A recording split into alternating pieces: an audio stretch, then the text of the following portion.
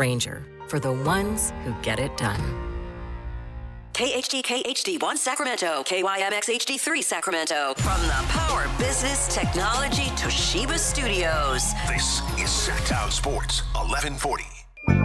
Feeding your passion for local sports in the afternoon. It's the Drive Guys with Kevin Gleason and Kyle Draper on your radio at 1140 a.m. Streaming audio at SactownSports.com and the Sactown Sports app. You can also watch the show on YouTube at Sactown Sports 1140. Here are the Drive Guys with Kevin Gleason and Kyle Draper. I've heard it said you should never trust someone with two first names. After yesterday, I'm starting to see maybe there's some wisdom in that. We do have Matt George back with us today. Woo! Welcome back, Matt. We appreciate it. Oh, it's a pleasure to be back here. I'm glad the door opened. Did they tell you that it was 4 hours today? Huh? Yeah. That's 2 more than I did last year, or yesterday. Yeah, I know. Wow. Doubling up today. Yeah. Oh, man. Mm-hmm. Hope you had lunch or something. Ooh. Yeah. Wow. And we have Jay Johnson here, and I know, we try to get along here, but it sounds like you have to go after Jay already about Jake Moody. I do? Or you had some things to say about Jake. Well, I have things to say about you. Well, it depends on what right. Jay says, because if Jay says something that I think that I'm seeing a lot of Niners fans saying, and I don't think is real, then I'll say something. How about your boy last night, Jay? Money Moody. Shouts out to him getting his W. Mad love to Moody, and Godspeed to the Bears. How about that? Yeah. Nothing more, nothing less. The Bears win, so they're trying to get back in that jumble bucket, and the Falcons win. They're trying to get in there. Maybe the Bills belong in that jumble bucket. I don't know. The more teams in the jumble bucket, the less room there is for the teams that are already in there. I'm just hoping the 49ers aren't one of the teams that tumbles out of that jumble bucket. Is if you're out of the jumble bucket, are you either you have to be really, really good or really, really bad to be out of the jumble bucket, right? Is there anybody that is really, really good that is outside of the jumble bucket? There was. The Eagles were outside the bucket going, ha, ha, ha, we looked down on you. And then next thing they knew, they lost 2 games in 5 days and then right in the middle of the jumble bucket. Are the Buccaneers in the bucket? Buccaneers? They're at the top. Oh, they're climbing out. Both. They got both they hands got a hook? on the. Yeah, they got one hook in one hand and they're pulling themselves out, but they're still in it. Yeah. Are the Raiders underneath the bucket getting squished? They're trying to get back in that jumble bucket. And you know how Raider fans are. They'll tell you, hey, if not for a blocked field goal, we're 3-3. Well, as a Raider fan, I disagree. It's a lot more than a blocked field goal. Without 6 interceptions from Geno Smith, maybe. Mm-hmm. I don't mean to be negative here when the 49ers have enough negativity to deal with, but that schedule just doesn't look as nerfy as it did. No. You know what I mean? It's coming back down to earth pretty quickly, and I mean, defensively. Well, I mean, we talked about this a little bit yesterday. The entire NFL is such a coin flip. It was very obvious, like, good and bad teams last season and the season before that. The usual suspects that you would expect to be good were very good over the last couple of years, and the Niners were in that conversation a couple of years ago. Now it's like anybody can win on any given Sunday. I know that's a cliche, but it really feels true this year. And with the Niners defense and the state that it's in and the offense trying to just get healthy at this point, you're looking at I can't go through the Niners schedule and point to any game with confidence anymore. Unlike before week 1, I was like, yep. I found 10 wins there in the playoffs. Yeah. Man, y'all need to stop. Come on, man. Y'all Jay, you got Atlanta. Tennessee? Y'all, you can't point to Tennessee. That's not a W. Oh, I can do that one. Okay, all right. That's one. I'm just saying there's a handful of them to me that look a little more challenging than they did. Atlanta this week looks to me a little more challenging. The Giants even looks a little more challenging than it did. Carolina looks a little more challenging. And then, the Colts, of course, it's like, all of a sudden it's like, well, you can't hope to beat the Colts. And then even the Bears. Jake Moody's revenge in week 17 is going to be wonderful. He's going to kick a 60-yarder. And I do agree with Jay, to Jay's point. I mean, there are still a couple games on there that you got to figure, all right, you got to win those games. Jay, are you really happy for Jake Moody? Yeah, I got no disdain for Jake Moody. I've always said, and I said this, and it's the truth. I said Jake Moody will probably go somewhere and be good. It's a reset. I think he's got a hell of a leg. I think San Francisco broke his confidence, not meaning the team. I just think the situation, the fans following the guy, it's hard to follow the guy, which is Robbie Gould. And so I continue to keep on saying I truly believe he's going to go somewhere into the NFL. He's going to be good. There are a lot of people that were tweeting how happy they were for Jake Moody last night after the tweet beforehand saying, if this goes down to a Jake Moody game winner, I'm sorry, Bears fans, or something like that. And we got to, the context of that kick from Jake Moody, I think is something that can't be overstated. It's not just to win the game for the Bears in your first game with them. Jake Moody was kicking for his career, I think. If he misses that, how do you come back? Your first Everything's game, back to where it was before he got there, It's worse than, because now it's your second chance. You get an opportunity right away, and you missed. Guess that's who you are. Exactly. Yeah. He kicked for his career last night, and he buried it. I already think being a kicker is, people call it the easiest job on the planet. I think it's one of the most miserable jobs on the planet because spotlight is totally on you. You're expected to have a 100% success rate, and anytime you miss, even if all your teammates come around you and are bopping you on the helmet, you let them down. It is you. You are by yourself on an island. And that's a extremely career-defining moment, and he made it. So I'm giving him love for that. What's the worst job in sports? Is it long snapper? That's easier than it used to be. Oh, nah, come on. Because, now that you can't take out the long snapper. That's bullpen catcher style stuff right there, man. That's an easy job. It's easier than it used to be. Yeah. It used to be you snap it and you get destroyed. You get eviscerated. Now they can't touch you. Holder's a difficult job in the sense that you never get any credit for doing your job. No. But if you screw up, it's like you're the worst human ever. That's why you're the backup quarterback most of the time when you're a holder. The toughest job in sports is a coach, manager. Yeah.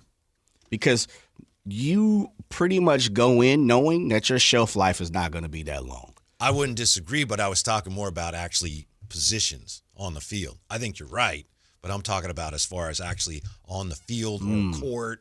I think the backup quarterback position is extremely difficult because you have to know the playbook like the back of your hand. You have to constantly stay ready, and it's such a psychological thing as well because you're not expected to do as well. You're just expected to essentially tread water.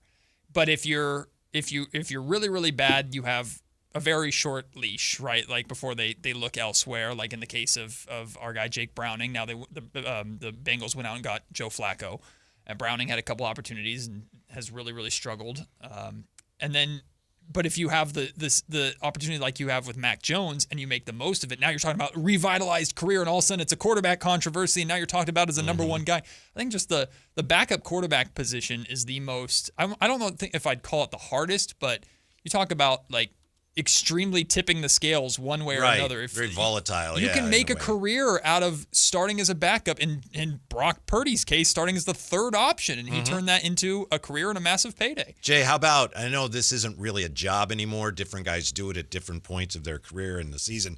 Pinch hitter. Being a pinch hitter. Very difficult. Very difficult. Especially the way guys throw now. Yeah, and you're relied on to come in and be a spark. You need to be. One thing about baseball is we already know that you're already in an uphill battle. As they say, you're hitting 300, you're a failure, and you're a Hall of Famer.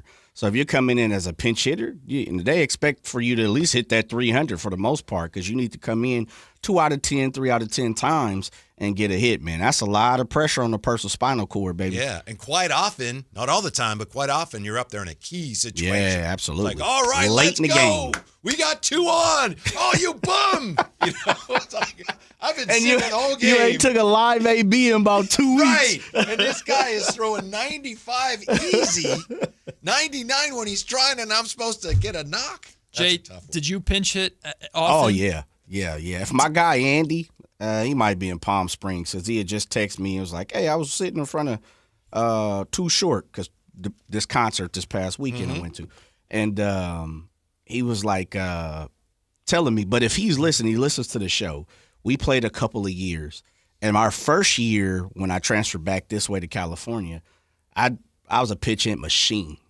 So I've heard an argument amongst pitch hitters, which is you always take the first pitch so you can see it, versus the first pitch is maybe going to be the best pitch you're going to get because the pitcher knows that you need to see one. So do you have a thought on that argument from your pinch hit perspective, Jay? No, because I'm more of a psychological game when it comes to hitting.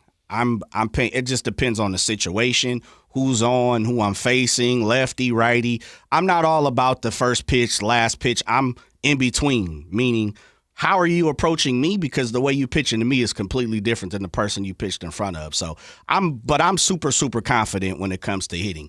I'm the type of person I believe you could put anybody on the mound and I'm going to hit it. I don't give a damn if it's right now. I still feel like I could get a hit, even though I'm probably out my mind. Yeah. So I approach the mound. I mean, I approach every situation in the form of if, specific to that situation. Yeah. Matt, I'm sorry, go ahead. I was just going to ask him because my wife was a softball player and she has a pitch in a location. She could hit anything, just like Jay's talking about. You have to have that confidence in the box. Absolutely, as a hitter, yeah. She was like, high inside fastball, I'm crushing that. Like, I'm looking for that every time. If you make the mistake of throwing that to me, I'm taking it. And she was a home run hitter at Jessup University in Rockland.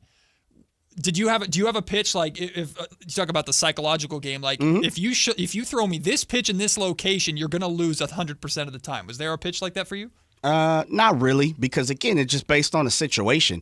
I was more of I focused on one spot to hit the ball, and anywhere that you went, I figured if I was gonna box you up, that's what I called it, which basically means up the middle, right? So Tony Gwynn was one of those guys that said every single swing, I'm always thinking about going to one spot. Now, no matter what you throw to me, that's the way I'm going to swing the bat. Now, obviously, if you throw something on the black and I'm figuring that I'm going to still hit up the middle, my swing will be adjusted naturally. But as I approach approach every single pitch with the same swing, I'm on the same balance. Like, he was a huge balance guy, meaning Tony Gwynn. You listen to Wade Boggs, you listen to George Brett, guys like that, like Pete Rose. It didn't really matter what you threw or where you threw it. My swing 9 times out of 10 was going to be the same. And I'll let you do the work for me. So if you throw the ball high, my swing is going to be the same. Well, naturally, it's going to come off the bat a different direction or different variation. So that's kind of how I went about it. But everybody's different. Again, I'm 5'8", man, 5'9", tops. I wasn't hitting the ball at the ballpark. Now, if I was 6'4", yeah, I'd probably think a little different. What I took from that, Whitey, is don't do the shift against Jay, because he'll. I'll tear that up. He'll find the hole. That ass We're up. gonna get in the big garage and play wiffle ball, and I've been looking at his stance, and I've been trying to find a hole, and he insists there isn't one. There's not one. Yeah, I'm intentionally walking him. There's not, because this is the thing. No matter, baseball is a cat and mouse game, and Whitey knows this quite. He's been watching baseball longer than I've been alive. No disrespect, Whitey. It's true. That's great. I aspire to be where you're at some point in time. And I like the yellow hoodie, baby. Thank you. I said the same thing. Solid, bro. I like Thanks. that. Yeah, Thanks. Step out the box with it. You know what I mean? But the way I look at it is this. Everybody has a deficiency, right? Doesn't matter who you are. There is a hole in your swing one way or another.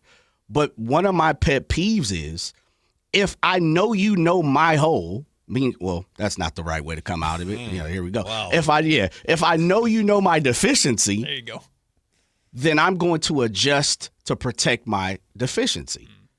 And that's where it kills me every single day as I watch guys.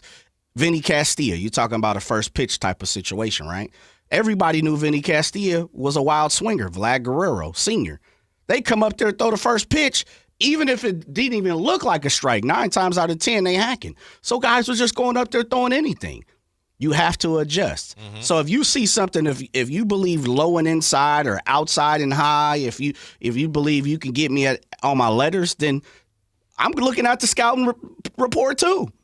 The scouting report says I'm hitting 226 on a high pitch. Well, guess what? The next 10 high pitches, it's going to either be a strike or I'm not swinging. And then that makes people adjust what your deficiency is. Yeah. People don't play the cat and mouse game in MLB no more. It's just because it's not taught anymore. Yeah, Matt, what you were talking about, I was thinking of that last night. It was in the Brewers rally in the 9th inning, and Sasaki was pitching, and he was laboring. And he was 3-0 on somebody. I think it was a left-handed hitter. And I was thinking, all right, 3-0 here. You can look for one pitch you're going to probably take, but there's one pitch you can look for. And if he throws it, you jump on it. Right. Because you're trying to win the game in the 9th inning. He took the pitch. It was a strike. Maybe he wasn't doing that, or maybe that wasn't the pitch that he was looking for. But it reminds me of the book Moneyball and Scott Hatterberg. I know you know Scott Hatterberg. He said that when he was with Boston, the first pitch in an at-bat, he would look for one pitch. If it was that one pitch, fastball, a certain area, he said he would swing and he would crush it. Anything else he would take. Right. So he only would swing at the first pitch if it was exactly what he was looking for. So then the Red Sox are looking at all his numbers and they call him in there and a hitting coach says, you need to swing at the first pitch more. Look at your batting average when you're swinging at the first pitch. You needed to swing at the first pitch all the time. And he's like, no, you don't understand. That's not how it works. Not how it works, If he swung at the first pitch all the time, he'd be striking out. Right. He only swung at the first pitch if it was exactly what he was looking for. Smart. Yeah. There's limitations to everything. Yeah. As much as I could sit up here and say, well, yeah, I did this, I did that. Again, I wasn't a home run hitter. Again, I'm only a certain size. Again, I'm only physically blessed to be this fast. So no matter what, even if my mind is there, doesn't mean I can still hit every single pitch. Doesn't mean that I can still get to every single base. We all got physical limitations. You know, some people are blessed like LeBron to be, 6'9" and be able to do certain things that he does. But and I always say this about baseball players is, and this is what I learned. You listen to the greatest hitters, you can only play into what your strengths are.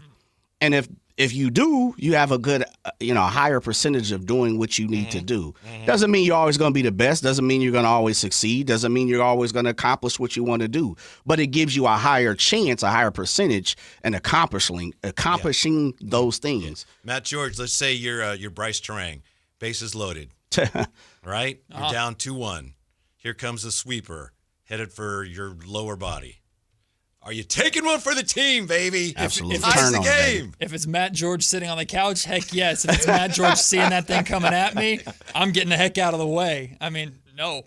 I mean, it's so easy to say take that, and some of these guys are like they got meaty shoulders or like coming around the legs, coming around left feet. Yeah. He had to kind of dance to get out of the way of it. A little bit spooky too. And I think he knew right away. He's like, if I let that hit me, we tie the game. And he said that afterwards. But in the moment, your brain just you react. Like, you don't want to get hit in the foot, and you don't have time to process really when you're. Yeah. Even 85 miles per hour. I know that's not the gas that everybody's throwing out of the bullpen normally, but even 85 miles per hour hurts and doesn't give you a lot of time to think about it. And my impulse is to get the heck out of the box. So I can't tell you to take the pitch, but you probably should have. But I'll hold the ice pack on your ankle. I could hear my mom when that happened. I could hear my mom saying, take one for the team. Man, please. It would be as a joke more than anything. For sure. Man, taking one for the team hurts. Yeah. No doubt about it. I got the only Take compliment. one for the team if you want to. The compliment I got in Little League, Jay, I know you'll appreciate this, is good eye. I always got good eye because cat-like. It's because I was too terrified to even consider swinging the bat. Yeah. So you shrink the strike zone out of pure fear. That a boy. It works though. Whatever gets you to. Well, I was going to say 90 feet, but it could be 75, could be 80, depending on the level that you played in. Yeah, do whatever it takes. You know, my uncle used to tell me, and this was the simplest thing I ever thought about growing up playing baseball. Your job is to get to first base. Yeah. And whatever happens after that is on the rest of the team. Just get to first base. Yeah. And that's want to score. That's it. Yeah. That's all I ever took. Because if I get to first base, I did my job. By hook or crook. Ricky Henderson is baseball's all-time leading scorer. You would never look at baseball that way. Nope. But that's the object, and he was better at it than anybody else. And on top of that, it showed he was the best at that, which meant he was one of the greatest to ever play. Yeah.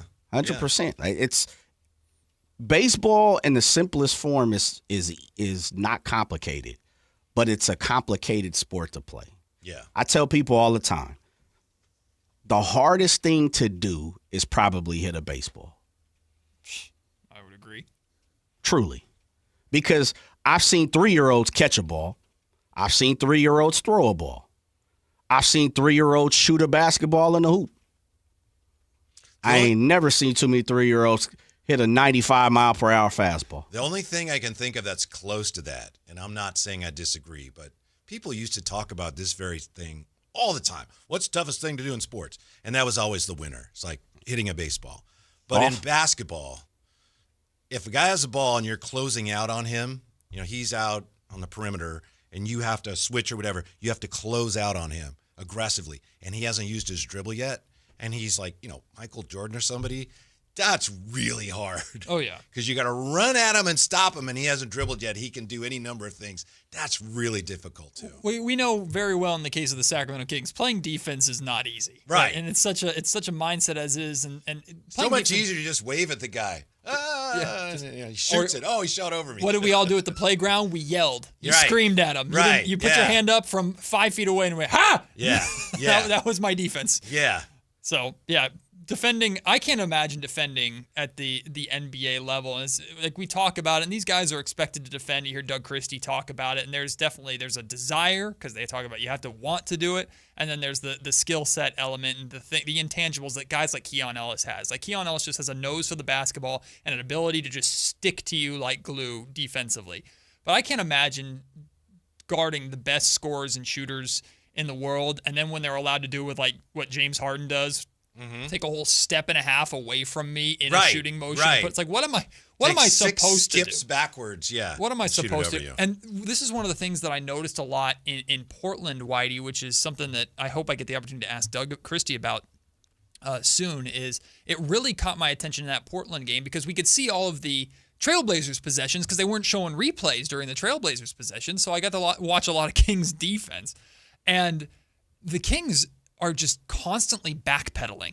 It's like they're on the back. There was a play in the second half where Jeremy Grant was attacking DeMar DeRozan, and he starts backpedaling, and he actually like falls down because you're so on the back foot. And I know you're supposed to teach to like angle your body, cut off, but there's so many rules protecting the offensive player. Like you can't just stand in their way because it's going to be a blocking foul almost 99% of the time. But I'm very interested to hear how Doug would talk about and teach how do you cut off those lanes and how do you beat guys to the spot without your first instinct being to back up? Because the Kings seem like they're on the back foot so much defensively, and they get exploited for it a lot. Matt, I'm sure you remember Mike Brown's second year, about halfway through, the Kings' defensive numbers started really picking up. Yeah. And I don't think it was a coincidence because that was about the time when the officials started allowing more defenders contact. to get more physical. Yes. And Mike would teach, like, you got to get up on a dribbler. You got to get up in him. And all of a sudden, that wasn't a foul anymore. Yeah, I mean, the second half of the season, we typically see things start to get laxed as we get closer to the playoffs. We saw in the playoff series against the Golden State Warriors how much more physical that game was, beyond Draymond Green stomping on the chest of Domantas Sabonis, of course. Like, we're talking about just the physicality of on-ball defenders, and that's what makes Steph so unbelievably incredible, is you have to chase him around and fight through 6 screens on any given possession just to try and keep up with him. And like, it's easy to say, Davion, stick with him, or Keon or Keegan, stick with him, but you're getting whacked on every single one of those screens, whether it's an illegal screen, a stick of the hip out or not. Like, you're getting clipped on every single one of those. And if you're 100%, every time you get hit, it drops it by a couple percentage markers, and you're going through a game like that. Defense it's unbelievable when you see players that are truly gifted at it, because you have to just appreciate how difficult that is. So it's easy for all of us to say, Kings, play better defense, but what does that look like? I think another thing that looks easy but is exceedingly difficult, and most of us would have no idea. Now, I played, Pop Warner, so I played quarterback at a high level. But seriously, playing quarterback at the NFL level, we see the guys, why did he throw it there? Why didn't he get rid of it? And there's so many things they have to look at before the ball is even snapped. What would terrify me, that would boil your brain if you had to do it once. That's what made Peyton Manning so unbelievable, is he'd use the 15 seconds to not just assess, but completely change a play. But what would spook me the most as a quarterback is you see these throws where they're completely timing based. And I know I have to release the ball when my receiver hasn't even broken his route yet. We saw that with Kendrick Bourne when he ran a different route than Mac Jones thought he was going to run. And they're not even looking at me. And I have to put a ball in this spot, and I'm completely reliant on my receiver knowing his route and being to the spot that I need to get him at. And that's where you see the greatest combos of quarterbacks, wide receivers. Those are unbelievable when receivers and quarterbacks are on the same page that way.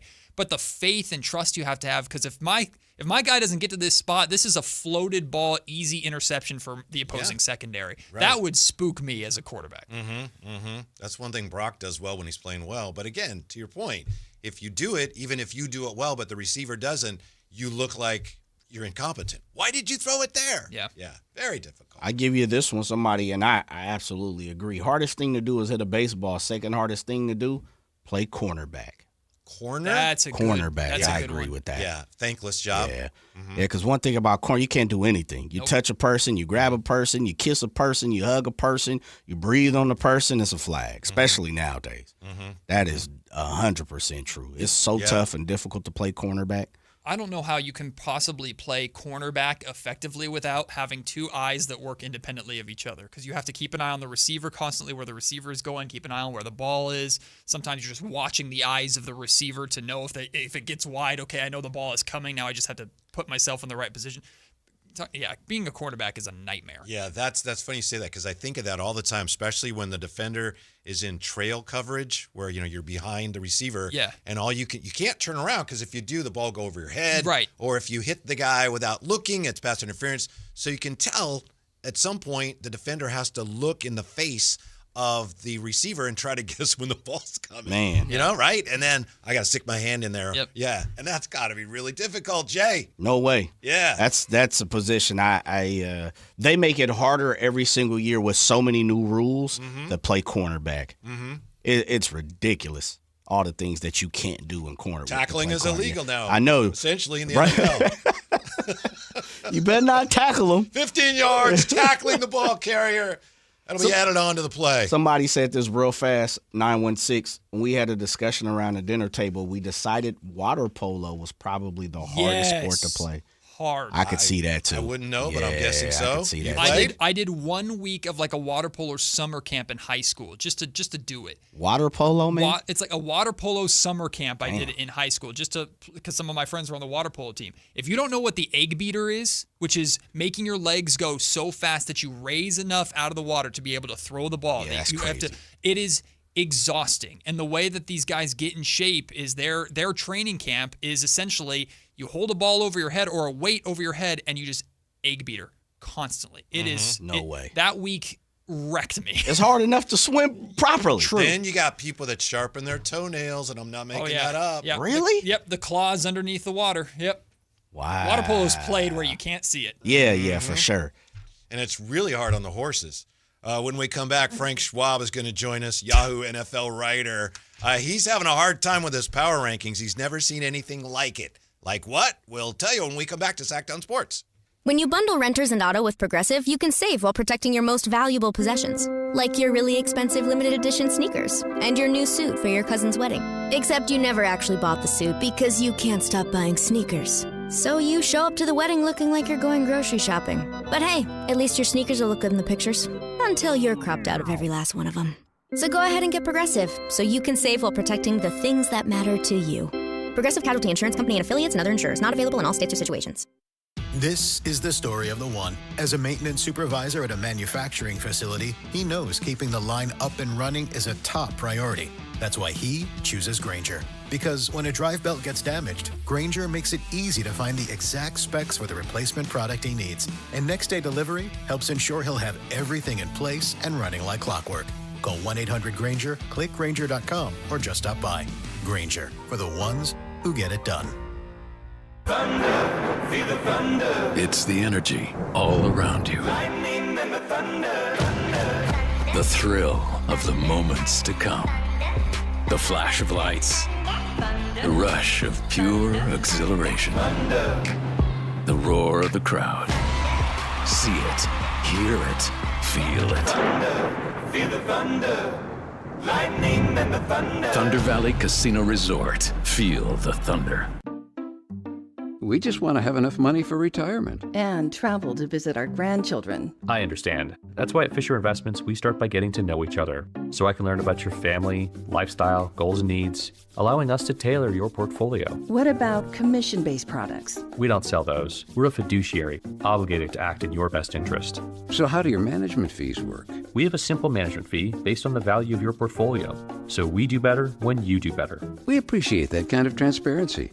We also check in with you regularly to keep you up to date on the markets and your portfolio. Well, what other services do you offer? As a client, you have access to resources on investing, financial planning, estate planning, Social Security, Medicare, and more. Wow, sounds like Fisher Investments has everything we need. At Fisher Investments, we're clearly different. Learn more at fisherinvestments.com. Investing in securities involves the risk of loss. Hey man, gaining weight, low energy, lost drive? It could be your testosterone. Revive Men's Health Sacramento helps men get their edge back. Meet Tyler, Revive Men's Health Director of Operations. When men start treatment, it's not just their labs that change. You see it in their posture, their energy, and how they walk into the room. That's why I do what I do. Call 916-619-3000 now to book your free testosterone test, exam, and consultation. That's 916-619-3000 or schedule anytime at revivemenshealth.com. Game night in Sacramento? Light up your night at Revival at the Sawyer. This rooftop hotspot is where the city comes alive. Elevated vibes, stylish crowd, and the perfect view of the Golden One Center. Celebrate the wins, escape the chaos, and be part of the scene before, during, and after every Kings game. Revival, the place to see and be seen. When the final buzzer sounds, the energy doesn't stop. It just moves upstairs. Join fellow fans, stay close to the action, and make every Kings night unforgettable. Book your game day reservation at revivalsacramento.com. For over 90 years, Hagen Oaks has partnered with the biggest brands in golf to bring cutting-edge technology to your game. Our one-of-a-kind total game fitting offers a level of experience and precision that is unmatched. From driver to putter, footwear to golf balls, our TrackMan-powered performance studios, 3D footwear scanner, and Ping's Ballnamic ball fitting kiosk ensure every piece of your gear is tailored to your swing. Trust the experts at the Hagen Oaks Golf Super Shop. Total game fitting starts here. The statewide special election is November 4th. All registered voters will receive their ballot in the mail. Check to make sure you're registered correctly at elections.saccounty.gov or call toll-free 800-762-8019.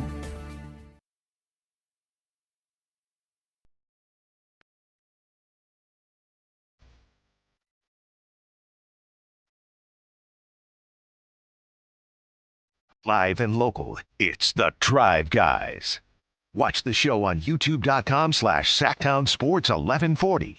Or listen on the Sactown Sports app. I must confess to you, Matt George, to you, Jay, to you, dear listener, longtime football fan, as crazy as this year has been in the NFL so far, I am approaching, not there yet, but I'm approaching the point at which I just lose faith in everything. You know, nothing's an upset anymore. It's like anything can happen. Nobody's any good. I hope I'm wrong about that. But with more, nice enough to join us, NFL writer for Yahoo. He's been with Yahoo since 2012. Frank Schwab joining us. How are you today, Frank? Doing well. How about you? Good, good, good. Thanks so much for your time. Yeah, I happened to see your most recent power rankings, and it looks like you kind of struggled with your number one team because this is the first time in the history of your rankings you felt like, I don't know if they're the best team, but somebody has to be number one. I mean, I'm sure it's happened before, actually, but it feels weird. It feels rare that I put the Buccaneers number one. But if you're asking me, do I really think the Buccaneers are the best team in the NFL? The answer is no. And look, I picked the Buccaneers to win the NFC this year. I picked them to go to the Super Bowl. I should be doing victory laps. I should be saying, oh, my goodness, look, the Buccaneers are the best record in the NFC. But if I'm being honest, I look at that team and I'm like, they've gotten really, really lucky in close games so far. And if they'd lost even one of those close games, would we be putting the Buccaneers number one? No. But who's at the circle of trust right now? Who do you absolutely trust? Who you would say, yep, that's the best team in football? The Lions, who 1/3 of their games they've lost by double digits, or the Eagles, who have lost 2 in a row, or the Bills, who gave up 335 yards in the first half last night and have lost 2 in a row. Like, there's not one team right now I trust. Not one. And the team I might trust the most is the Chiefs. They're 3-3. Mm-hmm. Like, it's just been a crazy first 6 weeks where I don't remember getting this deep into it in mid-October where I say, I don't see one elite team. Not one team I trust. I know there will be elite teams. There are some teams where if I squint and kind of, tell myself, oh, okay, well, this is going to happen. That's okay. I can see the path to them being elite. But nobody right now who I can sit here and tell you without any question that, this team is a Super Bowl contender. Like, it's just weird how the beginning of the season has gone. Frank, if you were a fly on the wall at a NFL executives meeting, the top brass of the NFL, and they're gathered around a table, do you think they're discussing the parity in the NFL right now with a sense of excitement? Like, we don't know who's going to win. This is great. Anything could happen on any given Sunday. Or do you think if they're forecasting to these number of potential Super Bowl matchups and maybe not the marquee markets being involved in them this year, or projecting the marquee markets to be involved in them, do you think they're a little concerned about what that forecasts for the playoffs and beyond? Right, and I think with the NFL, it's less about markets. I mean, this isn't Major League Baseball, which has covered like only 4 teams exist, right? Like the NFL is going to draw ratings for its playoffs. There could be there could be even a team in Green Bay, Wisconsin, that makes the Super Bowl, and everybody would tune in, right? Yeah. Like, it just doesn't matter that much. But I think the NFL is better when there's like elite teams, when a 15-2 Chiefs team makes the Super Bowl. I don't think there's a ton of buzz and excitement when 9 and 8 wildcard teams make the Super Bowl. Not that that's happened yet, but you know what I mean? Like, I just think there's more rooting interest when there's at least one elite team in the Super Bowl, where everybody's seeing if they get knocked off, get upset, whatever, or seeing, you know, how good they can be in that Super Bowl. Matchups matter, stars matter. You know, some of the brand names on the sport matter, you know, Mahomes and the Chiefs and all that. So, but I think overall, the league knows we're going to tune in to whoever plays in the Super Bowl. Whatever 2 teams play in the Super Bowl, we're going to tune in. We're going to tune in no matter who plays in the playoffs. It really doesn't matter. And having this many teams feel like, hey, our season isn't over, I think is ultimately what the league wants. I think the league wants to go into December with as many cities as possible saying, hey, I know my team right now is 7 and 8, but if we get on a roll, we win our last 2 games, the tiebreakers, we can make a wild card, and who knows? I think the NFL absolutely likes that. It's totally different than baseball. It's totally different than the NBA, where whoever gets in, they just don't care come playoff time. But it does matter for late in the season when, you know, some of these teams are just irrelevant. Mm-hmm. Frank Schwab with us, NFL writer for Yahoo. Frank, the way we've been talking about it is there's kind of a jumble bucket of teams. There's a bucket full of a lot of teams. The only teams not in the bucket are the really bad teams and then the really good teams. But right now, only the bad teams are out of it. Everybody, all the other teams are in this jumble bucket. I know you mentioned the Chiefs. Who do you think are the teams most likely to climb out of it and assert themselves as better teams down the stretch of this season? Yeah, obviously Chiefs won, like you said. I think the Lions are really good. I do. Look, they have lost 2 games by double digits, but I was at the Packers, who were ready to play in that game. That was the best performance all year, I think. It's going to be the best performance all year. And then at the Chiefs without half of their secondary. So I don't sit here and hold it much against the Lions that they lost those 2 games, but you really don't want to see it either. And a team I'll give you that, I don't know, I just watch this team every week.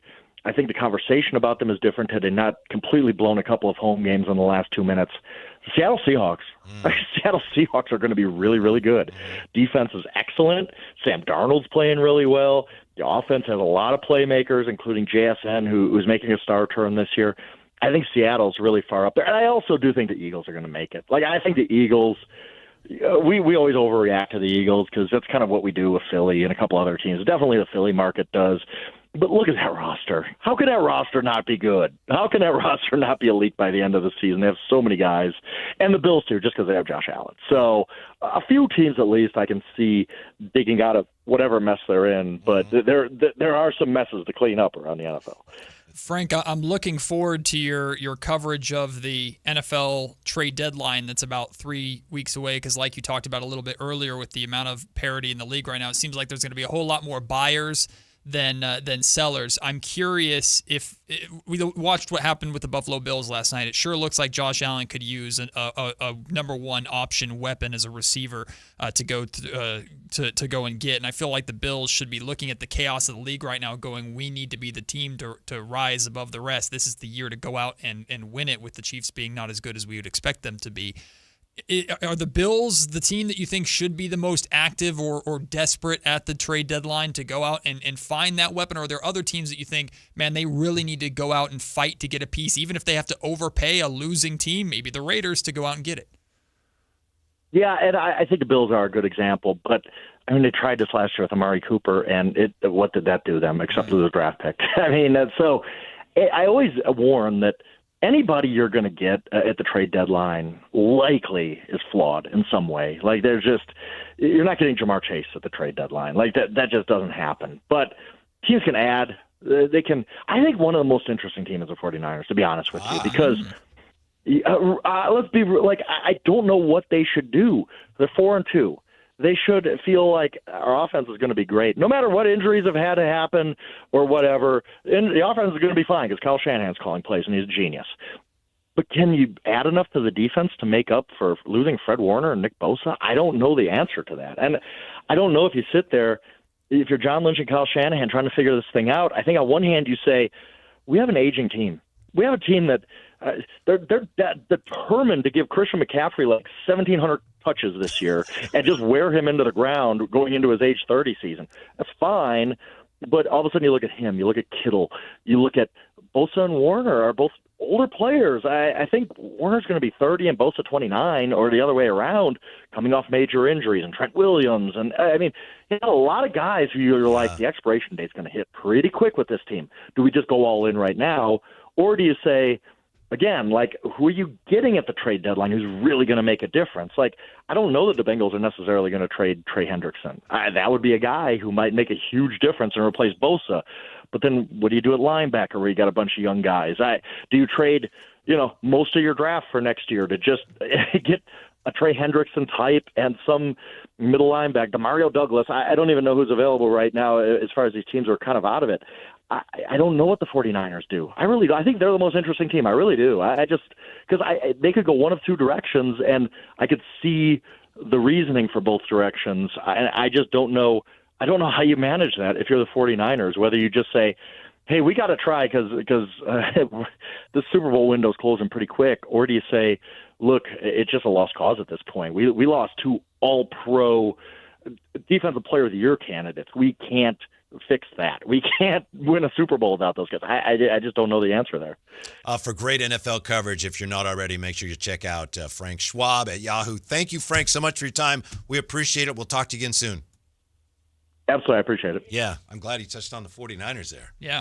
49ers aren't doing anything. You heard Kyle talking about it. Well, it's hard, and they're, you got to be careful. They're not going to do anything. Well, and that's what when I was asking Frank that question, I almost wanted to about the trade deadline. I almost wanted to pivot and change the question mid-sentence, because as much as there's going to be a bunch of buyers, that means there's really a lot of value in being a seller right now. And if the Niners decided to go that route, could they speed up a reset? And then I'm thinking from the Niners perspective, like, not that I want to or the Raiders perspective, not that I want to trade Max Crosby, but could you get a King's ransom for Max Crosby right now with the amount of teams that are trying to go for it? Speaking of the Kings, as you kind of were there, second-year NBA players to watch this season. There's a list. Is Devin Carter on that list? Next, Sactown Sports. You never know what you might hear when listening to a Sacramento Kings game. Out of Keegan, going for another triple. Man, is he feeling it. Keegan, can he do it? Yes, there's number 11, Keegan Murray. Keegan steps back. He just knocked down his 12th three-pointer, a Kings franchise record. He's got 45 points. Never miss a moment of Sacramento Kings basketball with Sactown Sports and the Sactown Sports app. Coverage varies by plan. View contracts and exclusions at endurancewarranty.com. Auto repair bills are through the roof. $3,000 to replace the transmission. $4,000 for a blown engine. And if your manufacturer's warranty is expired, you'll have to cover it all out of pocket. You need an Endurance Auto Protection Plan. No matter what the mileage, if your car is under 20 years old, Endurance can get you covered on the engine, electrical system, transmission, AC, drivetrain, and more. Endurance has plans for any budget. Repairs can be done at the certified mechanic of your choice, and they're paid directly with no middleman. Plans cover 24/7 roadside assistance, towing, battery jumps, fuel deliveries, tire changes, lockout services, and a 30-day money-back guarantee. Act now and get our elite benefits, including complete tire care and key fob replacement, a $2,000 value at no extra cost. With Endurance, you could never pay for covered auto repairs again, so call now for your free quote. Call 800-378-7241, 800-378-7241. Again, that's 800-378-7241.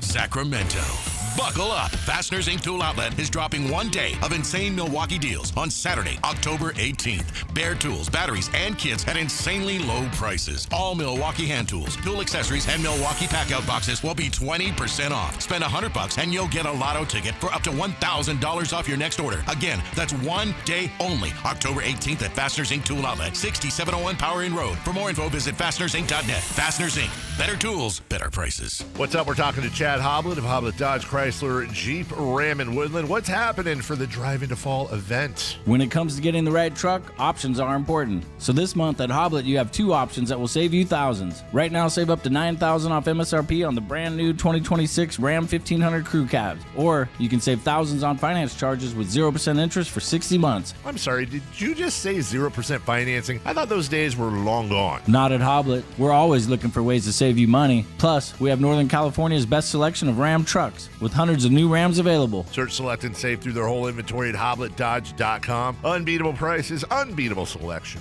Nobody beats Hoblet, period. $9,000 total net savings on select new 2026 Ram 1500 Laramie after $6,000 factory rebates and $3,500 dealer discounts. Rebates include $2,000 select inventory bonus cash, $500 on the job upfit, must show eligible upfit. Special 0% for 60-month financing in lieu of rebates. No down payment required on approved credit. Must have 700 plus FICO to qualify. 1666 per 1,000 borrowed. 5% savings. See dealer for details.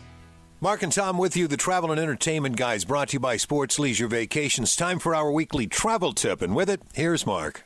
When renting an Airbnb property, it's not uncommon to be presented a short list of house rules either before or on arrival. Not a big deal. But increasingly, guests are finding rules from the host that seem to cross a line. Rules about what you cannot cook in the house, wearing shoes inside, using placemats on the table, no eating outside of the dining room, in some cases as many as 20 house rules. So what's reasonable? In my opinion, what's appropriate in a hotel should be, in most cases, where the line is drawn at an Airbnb. There can be a few reminders of things the host considers over the line, but if you're letting others into your home and being paid for it, you need to realize your guest presence will be felt.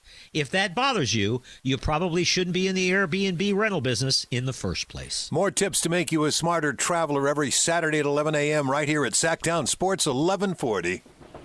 When I was a kid, I remember my dad, a lineman, leaving in the middle of the night. Families were depending on him to get their power back on to keep them safe and warm. Watching him taught me that this work isn't just about wires and circuits. It's about people and the trust they place in us when the lights go out. That's why I started Maverick Electric Heating and Air, to carry on that same promise of showing up, doing it right, and protecting families when they need us most.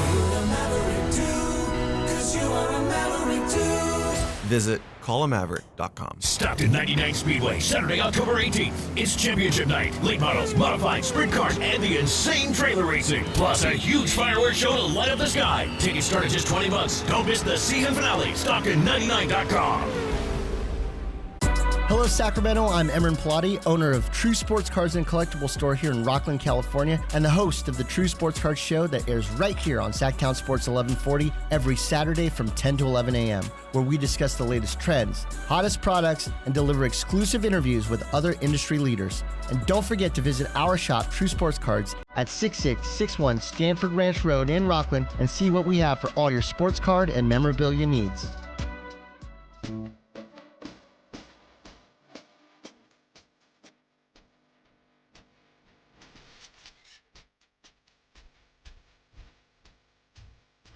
Your afternoon home for Kings talk and so much more. The Drive Guys on Sactown Sports. Matt George with us. Anyone ever call you Maddie? And I'm not gonna, but I'm just wondering. I've heard that. No, you can. That's what my mom calls me. Maddie? I was Maddie growing up. I told her in like high school, hey, stop it. But now I regret it because like that would have been, going by Maddie would have been way more cool in my adult life. But yes, Maddie was my name for all my family members and those closest to me growing up. Okay, like little Maddie. I give you permission. You can call me Maddie. The only Maddie I can think of, this goes way back. Maddie Alou was one of the Alou brothers. Who else? Have there been any other Maddies? I can't think. Isn't there an Uncle Maddie that does commercials every once in a while, or used to do? There is an Uncle Maddie that did commercials on this station a long time ago. Really? I don't remember what he did. All right. Before we get to the second-year NBA players to watch this season, we were just talking with Frank Schwab about 49ers and the trade deadline, and Frank Schwab, I'm sure a lot of 49er fans are thinking the same way he's thinking, which is, hey, they got a chance here, and obviously you've lost two tremendous defensive players, but you might need to do something at the deadline to stay in this thing. I just don't think they're going to, Maddie, because there's a lot of talk now of teams that are in position to make a run and teams that have needs. Like even the Eagles all of a sudden have needs at pass rusher because Zadarius Smith, I think, just retired. And you've got the Lions looking at, hey, we need help. The Bears looking at, hey, we could be good. We need help. So I think it's going to be a seller's market, and I can't see the 49ers getting in there and going, all right, we might have to overpay to get this guy, Jeffrey Simmons or whomever. I just don't think they're going to have the appetite for it. And there's not a one guy fix-all option out there when the Niners are destroyed by injuries, not just on the defensive side. I mean, you've lost your captain and linebacker, one of the best linebackers in the league, and Fred Warner, who kept everybody together. You're not going to go out and find someone who can just come in and suddenly lead the defense like he's been there for years. You lost your pass rush primarily in Nick Bosa. You can go out and get someone who's a pass rush, but you still got your linebacker problem. And then on offense, too, you've got so many guys that are just banged up and wounded that you're hoping to get back at some point, but how much of themselves are they going to be? There's not a one trade fixes all for the Niners. And even if there was, teams that are going to be sellers, the few of them, should be ransoming all of these, taking advantage of the desperation. You don't think every team is looking at the Niners and going, we know how wounded you are and how desperate you are. We're going to make sure you pay beyond top dollar for this talent. Now's not the right time for the Niners to go for it. I think they just ride it out. They got to be prudent, Jay. I know that's probably sensible. I just would like to see them do something maybe reckless to make this season more interesting. But that's not the way they roll. Same guy that wants to see Russell Westbrook to jump on the Kings and see how interesting it is. I'm with you. I'm with you on that. Just for the chaos. Yeah, chaos can be fun. Taking a quick look here, speaking of the NBA. Second-year NBA players to watch this season. This is according to NBA.com, and I bet you Jay knows this guy. I've talked to him, Steve Ashburner. So a couple of quick names, and we'll see if Devin Carter makes the list. In no particular order. Zachary Risachet, I got to watch this year. Let me know if you have any opinions one way or the other, Matt. And if you don't, that's fine. But Reed Shepherd, Rob Dillingham, Cody Williams. That's a guy that Jay and I were really high on before the draft. Matas Buzelis, Kellel Ware, Jared McCain. Sacramento Zone. Jalen Wells. Also Sacramento Zone. Just destroyed the Kings twice in Sacramento last season before getting hurt. Quentin Post. Ugh. Bronny James. Yeah, of course he's on the list. That's the list. Others to watch include Nikola Topic, Terrence Shannon, Tijan Salwan. I think that was Alan Stiles' guy. AJ Mitchell and Devin Carter. So he gets an honorable mention here. Devin Carter. So he makes the honorable mentions, but what are we watching Devin Carter for? Because I think this is written from the national perspective of just keep an eye on, but not specifically saying what we're keeping an eye on. Is it if he can live up to where he was selected as a late lottery pick? Is it if he can play a prominent role in whatever the heck the Sacramento Kings are trying to do? Because I have doubts with that significantly based off of just all the players that are in front of him. I don't know what we're watching Devin Carter for. Can he handle the point guard responsibility? That seems like it's his only logical route to playing time in Sacramento right now, and I don't think he or the Kings are too comfortable with that in any kind of extended period of time. I don't know, maybe it's teams keeping an eye on Devin Carter to see if they can get him for cheap at the trade deadline. Maybe that's what we're keeping an eye on for. I just don't, Devin Carter was against the 8 ball as it is coming into the league, didn't get a training camp because of the surgeries that he had to have all the complications last year. The front office that drafted him is gone. The first coach that he played for was fired midseason. I don't blame Devin Carter for any of that, but it might be kind of similar to Jake Moody. You might just need a fresh start elsewhere. Yeah. Trying to guess what the filter is that the Kings are viewing this season through.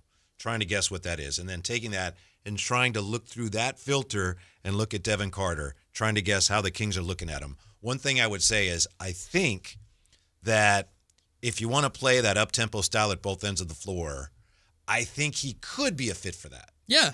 I think that's what I like about him from the Kings standpoint. He's got natural ability that fits Doug Christie's MO. Yes. The picking up 94 feet, that's Devin Carter's game, right? Being an intense on-ball defender, that's Devin Carter's game. The shot looks better. I don't know how much he's tweaked it this summer, but the shot does look better. He's in significantly better shape, according to Coach Christie and the coaching staff. And that also comes from having time after surgery now to get to work, put his head down. He apparently had a very rigorous training camp that he put himself through before Summer League with his dad just to get used to the point guard responsibilities. They almost like locked themselves in a warehouse for a couple of weeks and just got to work. So he's putting the work in. He's showing signs of improvement. I just don't know what the path is in Sacramento for him to showcase that improvement. But I also understand Kings fans. We kind of got a taste of the Kings traded Davion Mitchell for nothing, for pennies. And he's now with the Miami Heat. Got Jalen McDaniels. I don't know how you can say they got nothing. Who? Yeah, exactly. Like he's turned into something valuable. It's the Heat culture and the Heat system, but he turned into something valuable there. And it's like giving up on Devin Carter too early is probably not the biggest deal to this front office now. But I understand Kings fans who go, God, if I see him go somewhere else and just get time and opportunity and then become a good, solid player, yeah, that's going to hurt again. One of the keys is going to be, if not the absolute key for his NBA future, is going to be the shot. If he can become a reliable three-point shooter, he's going to have a role somewhere doing something. Well, the three-point shot has to be there so that you're not like empty calories on the offensive end. And then like defensively, that's how you really have to establish yourself. And Davion Mitchell, to his credit, did a good job in Sacramento in the limited time that we saw him here. He did a really good job of making those plays and having those full court pressure defensive moments that caused Golden One Center fans to rise to their feet and start clapping and cheering. Like, we recognize those moments. I don't remember a moment like that happening with Devin Carter yet. Hopefully that happens this season a number of times where we see the 94 feet and we see it take 8 seconds just to get the ball up the floor because Devin is harassing whoever the ball handler is. Because Kings fans are going to respond to that. That needs to be natural for him, especially because he's not going to be playing 20 minutes a night. Yeah. One similarity, those two guys are not the same player, but we do know that the player that went to the... Davion? Thank you. Davion ended up making himself a good shooter. Yes. Yeah. He hit some big shots for the Kings. He worked really hard. Davion worked really hard on his jump shot. People forget in the playoffs, he hit some huge corner threes for the Kings in the playoffs. So Davion's definitely worked on his shot. He's definitely worked on his game, but his bread and butter is defense, and he's always been undersized, and Devin Carter has the wingspan to be a pest defensively. Be that. Thank you, Matt George. Thanks for helping me remember Davion's name. With Keegan hurt, we don't know what the Kings will do at the 4 spot. Thanks to DeMar, we know what they tinkered with yesterday, and we'll look at that next on Sactown Sports. The Sacramento Kings play here. He's got the triple. Sacramento takes the lead. Get your Kings fix all season long right here on your home of the Sacramento Kings. Sactown Sports at SactownSports.com. This is the story of the one.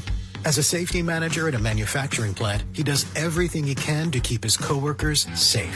From finding ways to reduce risks to keeping safety supplies in stock. And for that, he relies on Grainger. Grainger offers a broad range of quality products and next-day delivery, so he can always play it safe. Call 1-800-GRAINGER, click Grainger.com, or just stop by. Grainger, for the ones who get it done. Mike Rowe here with another random fact. Those cracks on your walls aren't just cosmetic. They could mean your home is sinking. Whether it's drywall cracks, exterior cracks, or sticking doors or windows, do yourself a favor. Call Groundworks. I spent some time working with these guys, and they're the real deal. Their people are trained and certified to stabilize your foundation. Groundworks, official foundation repair company of Cal Athletics. Licensed in all states where work is performed. See website for details. Just announced, Stockton Honda has been named #1 of California's best car dealers in 2025 by USA Today and Statista. This prestigious award is based on thousands of customer reviews and recommendations, ranking dealerships for service, value, and satisfaction. Out of hundreds evaluated, Stockton Honda is proud to be #1, recognized for all-around excellence and commitment to our customers. Visit Stockton Honda, where reputation meets the road. Anytime, anywhere, it's all here. StocktonHonda.com. Hey, it's Carmichael Dave here, talking to you about my good friends at American Energy Heating and Air. Now, they're upgrading their offerings to you to include plumbing, bringing that same expertise and experience into the plumbing space. They're no longer just heat and air.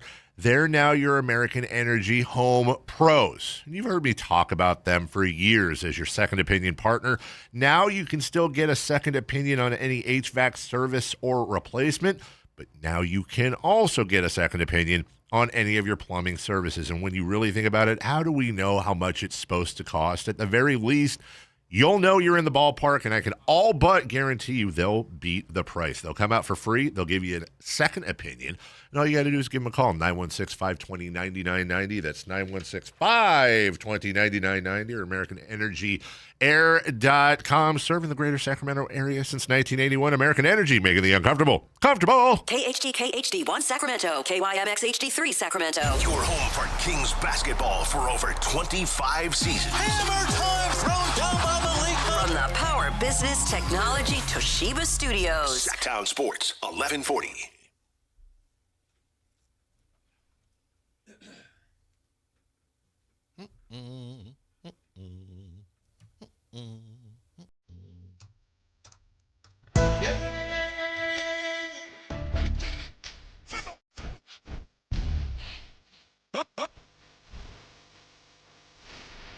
Live and local, it's the Drive Guys. Watch the show on youtube.com/Sactown Sports 1140. Or listen on the Sactown Sports app. Appreciate you being with us. Those of you watching on YouTube may be wondering, hey, who's that guy? Who dat? But everyone recognizes you around here, right? That's Mr. not TV true. star. And George. Star is very dim, but I'll take it. Locked on Kings Pod, celebrating 2,000 episodes. I'm very proud of that. Thank you to everybody who's listened to one episode, let alone all 2,000 of them. It started by our own Jason Ross. Really? Yep. I heard Jason talking about that today, and I saw what you posted. So I wasn't sure exactly. I thought maybe you and he did them together for a while No, or something? so J. Ross is a founding pod father of the Locked On Podcast Network. Okay. Started by David Locke, who's the radio voice of the Jazz. Hence the Locked On. Yep. And he asked J. Ross to be a part of the project when they first started it. So J. Ross got the show off the ground, did a few hundred episodes or something like that, and then passed it on to me, a hungry kid that was just looking for opportunity, and rest is history. About 1,700 episodes later, here we are. And you even survived an episode with me. That might have been my best episode ever, Whitey. I've been trying to get you back on. Your agent's not calling me back, and the talent fee's in the mail, but we'll get there. Well, we're glad you're with us today. We really appreciate it. Thank you. Pleasure to be here. Interesting comments here in the YouTube chat. Let's clean some of that up and see if we can't end up in a better place than where we are now. Ken Holm, he's talking about Devin Carter. He'll get no minutes. Monk, Ellis, Clifford are all ahead of him.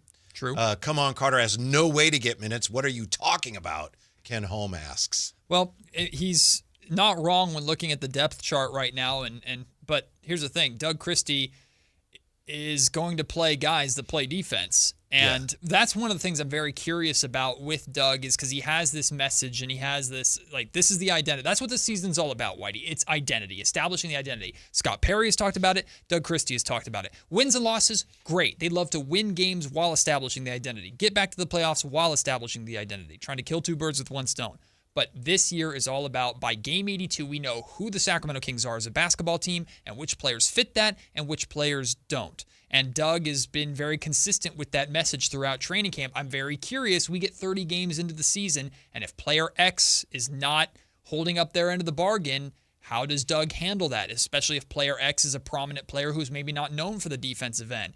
Doug has talked about he wants to have a 10-man rotation. He's been very consistent with that because the way he wants his guys to play is exhausting. So he thinks he needs 10 guys to be able to keep everybody as fresh as possible. As of right now, I look at Devin Carter as guy number 11. He is the guy that is the first one out, but the first guy who's going to get his name called if needed. So he just has to constantly stay ready. It's not an easy position to be in, but Devin can absolutely play his way into a better position when he gets that opportunity. Yeah, I agree. Ken, I think he will have an opportunity. By the way, to your point, I think that's the tell on what this season is. I agree with you. I think the fact that Doug is continually talking about the system that he wants to run. System is maybe an overused word, but the way they want to establish an identity. And I think he just talked about this yesterday, and he said we won't bulge on it. I think he meant we won't budge on it. Clearly, the Kings, I mentioned this last week when Henry was here, the Kings and Doug Christie are much more committed to playing that way than they are to the roster. The roster and the way Doug Christie wants to play, it's not necessarily a great fit. It's the same problem with Mike Brown. Yeah, but they're committed to playing that way, which tells me they're more committed to establishing an identity with younger players than they are to building their long-term future around some of the bigger names that are on the roster. But one of the key differences with that is this is the roster that Monte McNair built. Monte McNair's name was on this roster, and for years, he failed to adjust and adapt the roster to the way Mike Brown wanted to play. And there was such a conflict of message to where Mike Brown was telling us in every press conference opportunity, defense, defense, defense. We need to play defense. He never, mentioned Mike D'Antoni's name in any kind of negative way, but, those teams that score a boatload of points and have a very, very fun offense, they usually flame out in the playoffs, and that was a Mike D'Antoni issue for years in the NBA. But then anytime we talked to Monte McNair, which is typically 2 to 3 times a year, he brought up offense, offense, offense every single time. So there was an obvious disconnect, and we saw that with the construction of the roster. Now, the roster is primarily the same with some tweaks on the edges.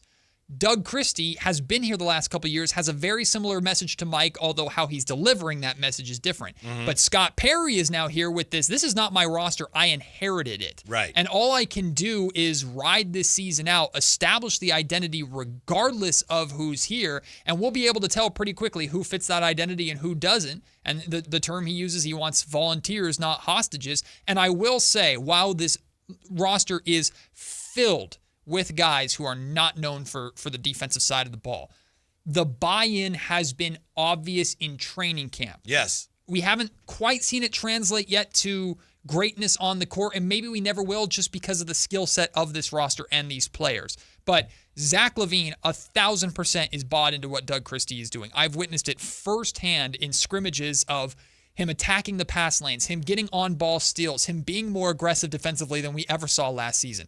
DeMar DeRozan, not known for his defense, going to be 37 years old, but you're seeing the buy-in. He's saying the right thing. So I don't believe we're ever going to get to a point this season that we got last season, which is there's such a big disconnect on the message that players are quitting on the coach or anything like that. If we even hear whispers of a player quitting on Doug Christie, then I know that player needs to get up out of here.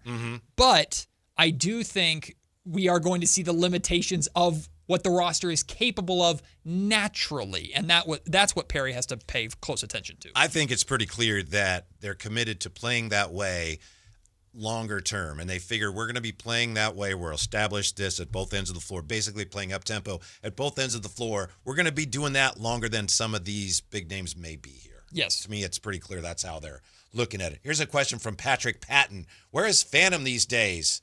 Doesn't live in Cali anymore? Just real quick, Patrick, I asked Phantom if he might want to, we've had a number of guests come in. We appreciate Matt George coming in. So I asked Phantom just recently, hey, there's some days coming up. Would you want to come in on this particular day? And I told Jay about this. Phantom said, love to, but I've got ARC soccer at 4 p.m. That's it, baby. Voice of the Beavers. Yes, that's right. He's doing ARC soccer on the internet, and that's why he's not going to be with us. Is he still doing this past weekend? I was talking to somebody at the ballpark, and somebody saw me. It's like, hey, Jay, talking to him or whatever. It's like, hey, where's Phantom at? And I'm like, he's still in Sacramento. He's in Lincoln. California. Is he still doing the Potters? And I was like, I don't think so. I think he told us he wasn't, right? He was, but their season's over. Yeah. Okay, so he was doing it. Okay. Yes. So I get that person wrong information. My apologies to that gentleman. Yeah. So he's around, but yeah, we asked him, hey, why don't you come on? We're having some people come on and fill in. I got ARC soccer. So maybe, come on now. ARC takes precedent. I guess so. And I can walk to ARC Here with we go. my dog. Phantom goes there and does games. He hasn't even suggested that maybe he would swing by my house, Matt. Not even driven by and hung on, how you doing? Nothing. I'd come and visit you after the ARC game. After, before, or I actually went over there to visit him once during the game, but he's busy. Didn't his grandchild just have a party? The grandchild's not here yet. But okay. Yes. I was up there, and it was a great that a party boy. that See they what I'm had. saying? Yeah, So he's still he's locked in with them. Yeah, he's alive and kicking. Yes. Yeah. What do you make, Matt George, dear listener, Jay, of what DeMar DeRozan had to say yesterday, talking about what the Kings are going to do at the 4 spot? He basically said the Kings experimented with Maxime at the 4 spot. I know yesterday, I believe it was Guerrero Groves was coming after us in the YouTube chat. Like, they got to play Maxime. What's wrong with you guys? That's the answer. And I think we both said, no, he's not ready yet. But DeMar says, they've been tinkering with him, Matt. Yeah, I think DeMar talked about Maxime, though I could be wrong. I wasn't there in practice, but I think he was directly asked about Maxime specifically, which is why DeMar is talking about this, because what I believe is going on is that Doug is experimenting with everybody, which is exactly what he should be doing. And we talked about this a little bit yesterday. Like tomorrow night's game, I'm very locked in to who starts and what the rotations look like, even though Doug Christie says, do not be. Sorry, Doug. Yeah. I'm going to be. And I'm Don't going to read anything into it. I'm going to read too far into it, and I'm going to overreact just like I always do on this program or Locked on Kings or wherever I'm at. But like, I think they absolutely should experiment with Maxime. They should experiment with Saric. They should experiment with maybe Cardwell. I don't know. They should experiment with Keon and going small, or my pick, Nick Clifford. They should give it a try. Like, try everything and see what works, see what doesn't, and don't be afraid to try different things at different times of games. And rotations are already so weird during the preseason, too, because it's not like Zach LaVine and DeMar DeRozan are going to be playing 32, 33, 34 minutes yet. So you have the time to try some different combinations. So I sincerely hope we get a look tomorrow night at what Max and Domas look like together. But we should also get a look at what Domas and Drew look like together, or what a smaller lineup looks like. We should be getting glimpses at all of this and be able to see with our own eyes, ooh, that didn't work, or, oh, there's something there. If Maxime Reynaud's on the floor with Domas, maybe it's really not that important. But isn't he the 5 and Domas the 4? Yes. Yeah. And in most of these scenarios, because of the way Domas plays, because Domas wants to play away from the basket. He talked about that a lot at Media Day and early on in training camp. It's less at the dunker spot and more back at the top of the key, which is what he was doing a lot Beam Team 1. A lot of DHOs, a lot of two-man game, which is good. They need to get back to that. They haven't been doing it enough in preseason. Whitey, I don't know why it's so difficult to establish a two-man game between Domas and DeMar DeRozan. It seems like naturally it should work, but for whatever reason, they just haven't gone to it very much. So Domas wants to play away from the rim, and he's got such a skill set that, in theory, offensively, it can naturally work at the 4. The question is, perpetually with this team, defensively, how does it work? And the concerns that I have with Maxime Reynaud, offensively, in theory, he should be able to space the floor and will likely get a lot of wide open looks because teams are just going to, all right, Rook, I dare you to beat us. Defensively, though, Max is not the shot blocker that you would expect a 7'1" guy to be. And everybody talks about Domas is not a 5 because he can't protect the rim.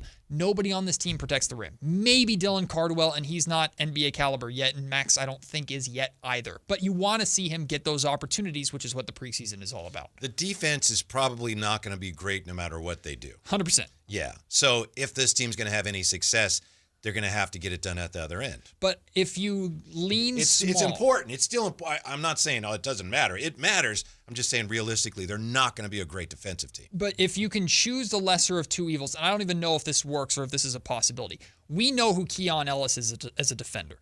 We believe Nick Clifford has high upside as a defender. Those two, I think I have more confidence in as a defender more than any of the bigs I just listed right now. Why would I not want to experiment with those two? I know exactly who Keon is, and I believe Dennis Schroeder is going to be a good on-ball defender based off of how everybody's talking about him to be.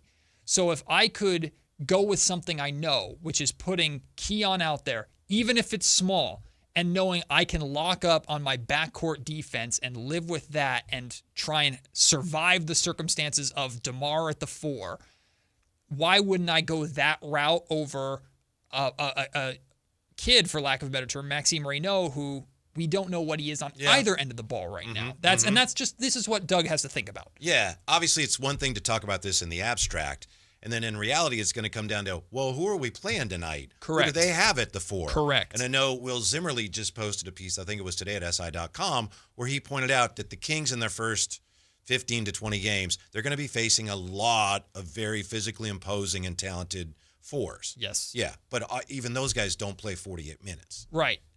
But even so, I would argue even healthy, you don't really have a guy to handle those guys right now, period. Like Keegan is at the 4 spot, but he was not the guy guarding the 4s. He was the guy guarding whoever the best player was. Right. And a lot of time that would be the guard, the 2 or the 3 who's who Keegan guard, even the point guard at times.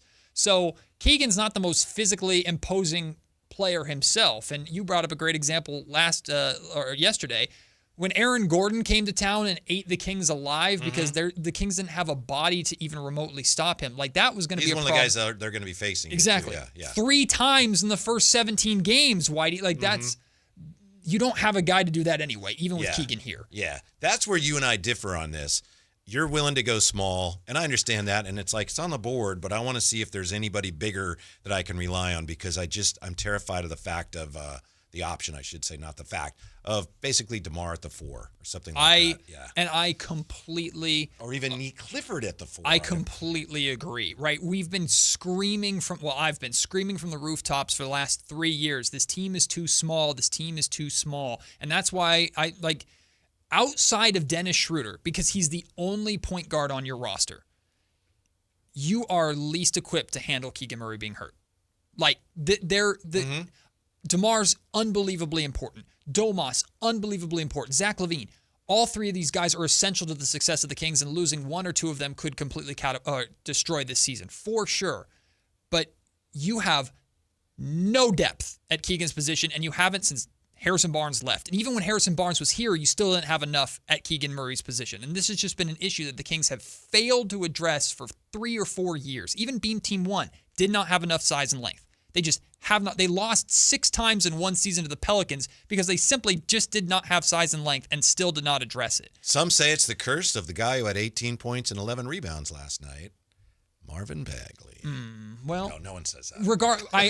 I'm 100%, he had a good game last night. I 100% understand where you're coming from in terms of size, and you've got 6'10 guys. Like Jay said yesterday, you got a 6'10 guy, use him. If he's an NBA player, if he's part of your plan, go out and use him. I just don't know if the Kings trust any of those 6'10 guys in any significant role, which being a starter is, versus Neek maybe can become that. So give him the opportunity right away. Or Keon has shown us over the last few years he can be that. Go to him and figure it out. How about Russell Westbrook? No, there are still... Can you play the 4? No, good point. I think some fans why not? Would Russell Westbrook help cement the Kings' identity, or would he disrupt it? Apparently, that's what bringing him in would be mostly about, right, is helping to cement that identity. I know that whenever I've heard people having this discussion on Russ coming here, I'm not the biggest fan of that, but I hear people talk about, he's a cancer. I've heard that. It's like, I don't think he is. No, he's not. No, that's not part of it. He's not a bad guy that's going to come in, me. I'm not in favor of bringing him in, but that has nothing to do with it. It's not a character issue. No, but who Russell Westbrook is as a competitor and who he is as a teammate is every reason why the Kings want him here. I understand from a basketball standpoint going, why in the world? To me, very simply, he takes too many bad shots. Yes, he's erratic, but Russ plays the game the same way every time he's on the floor, and he's done it his entire career regardless of his age. I would not disagree with that one iota. He plays the same way. There's good and there's bad to it, and you can talk that way about every single player. But the way Russ plays, the way Russ attacks playing the game is what Doug Christie and Scott Perry are talking about. Make no mistake, Doug doesn't want 12 Russell Westbrooks out there, but he wants the attitude and the aggressiveness. I disagree with that. You think he wants 12 Russell? Well, the attitude and the aggressiveness is what he wants. And he wants that in the locker room too. I'll be honest with you, and I've really enjoyed covering it. The Sacramento Kings have always had one of the nicest locker rooms in the league. Nice guys, great guys to talk to. They need to get a little meaner. Is that what you disagree with, Jay? I disagree with the fact that I think his intensity and what he brings to the game and his leadership, who he is, he shows up, he's responsible. Like Russell Westbrook, there's 3 sides to everybody, right? Like just like it's 3 sides to every story. The one thing about it is when it comes to Russell, we get to see what he does on the floor. Totally understand. That's why people are dejected and hearing Russell come to the Kings. It's about what we see on the floor. Totally understandable. Where I think, and this is where I truly believe, and this is just my opinion, I'm not speaking for Coach Christie or anybody else, but just in the fact of this, you have to weigh what he does off the floor and who he is and what he provides. And that's why I believe we still consistently are having this conversation.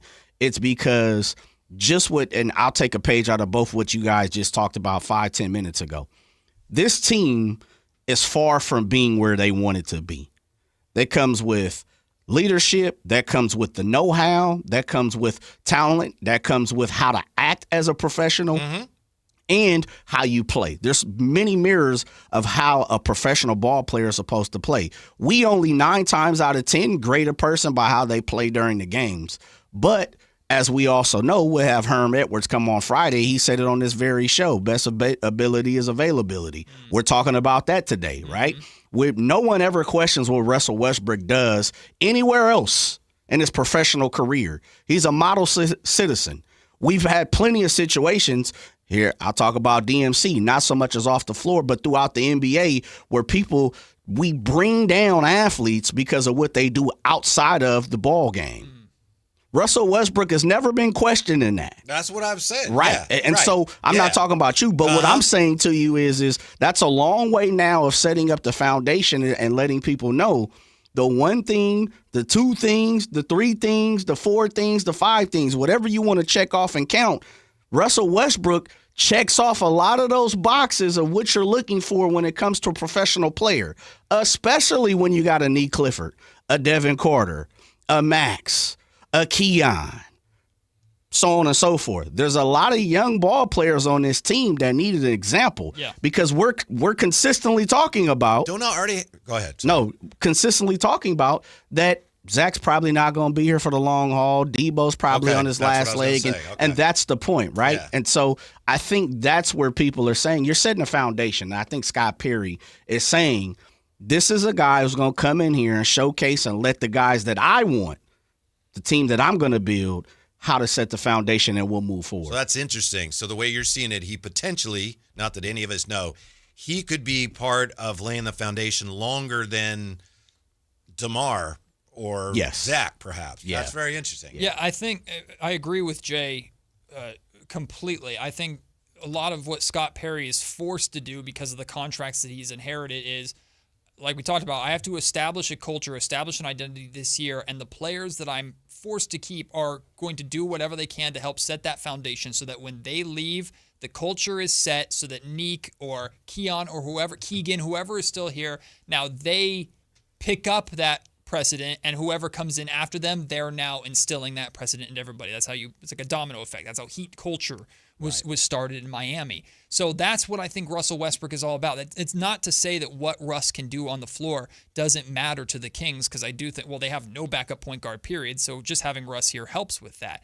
But who Russ is off the floor and the extension of Doug Christie. Doug is I don't want to change my plan after being punched. I want to throw the punch. I want to punch first. Russ is I punch first player. And sometimes I'll whiff. Yeah. And sometimes I'll look bad, and sometimes I'll get a combo counter to the chin in return. But Russ is about attacking first, and I think Russ would do more behind closed doors in terms of accountability and bringing this group together and buying into what Doug and Scott are trying to establish than anybody on this roster currently. Yeah. I'll say this real fast, Whitey, before you flip it. This is the thing, and this is the tough part about it, right? Now I'll go back to Allen Iverson. As a huge Allen Iverson fan, the one thing you consistently hear him talk about now, fellas, is this. I wish I could have handled the end of my career just a little bit better, which is people were phasing him out as the star, and now you're becoming the sixth man, but you're also becoming a veteran. He didn't want to do that. If you're talking to Russell Westbrook, you need to go in there, and this is part of having a strong foundation as a organization. Scott Perry, B.J. Armstrong, Paul, Doug Christie, assistant coaches. You have to go to Russell Westbrook and say, hey, check this out. We're going to keep it 100% and going to keep it thorough. You probably will be a spot guy.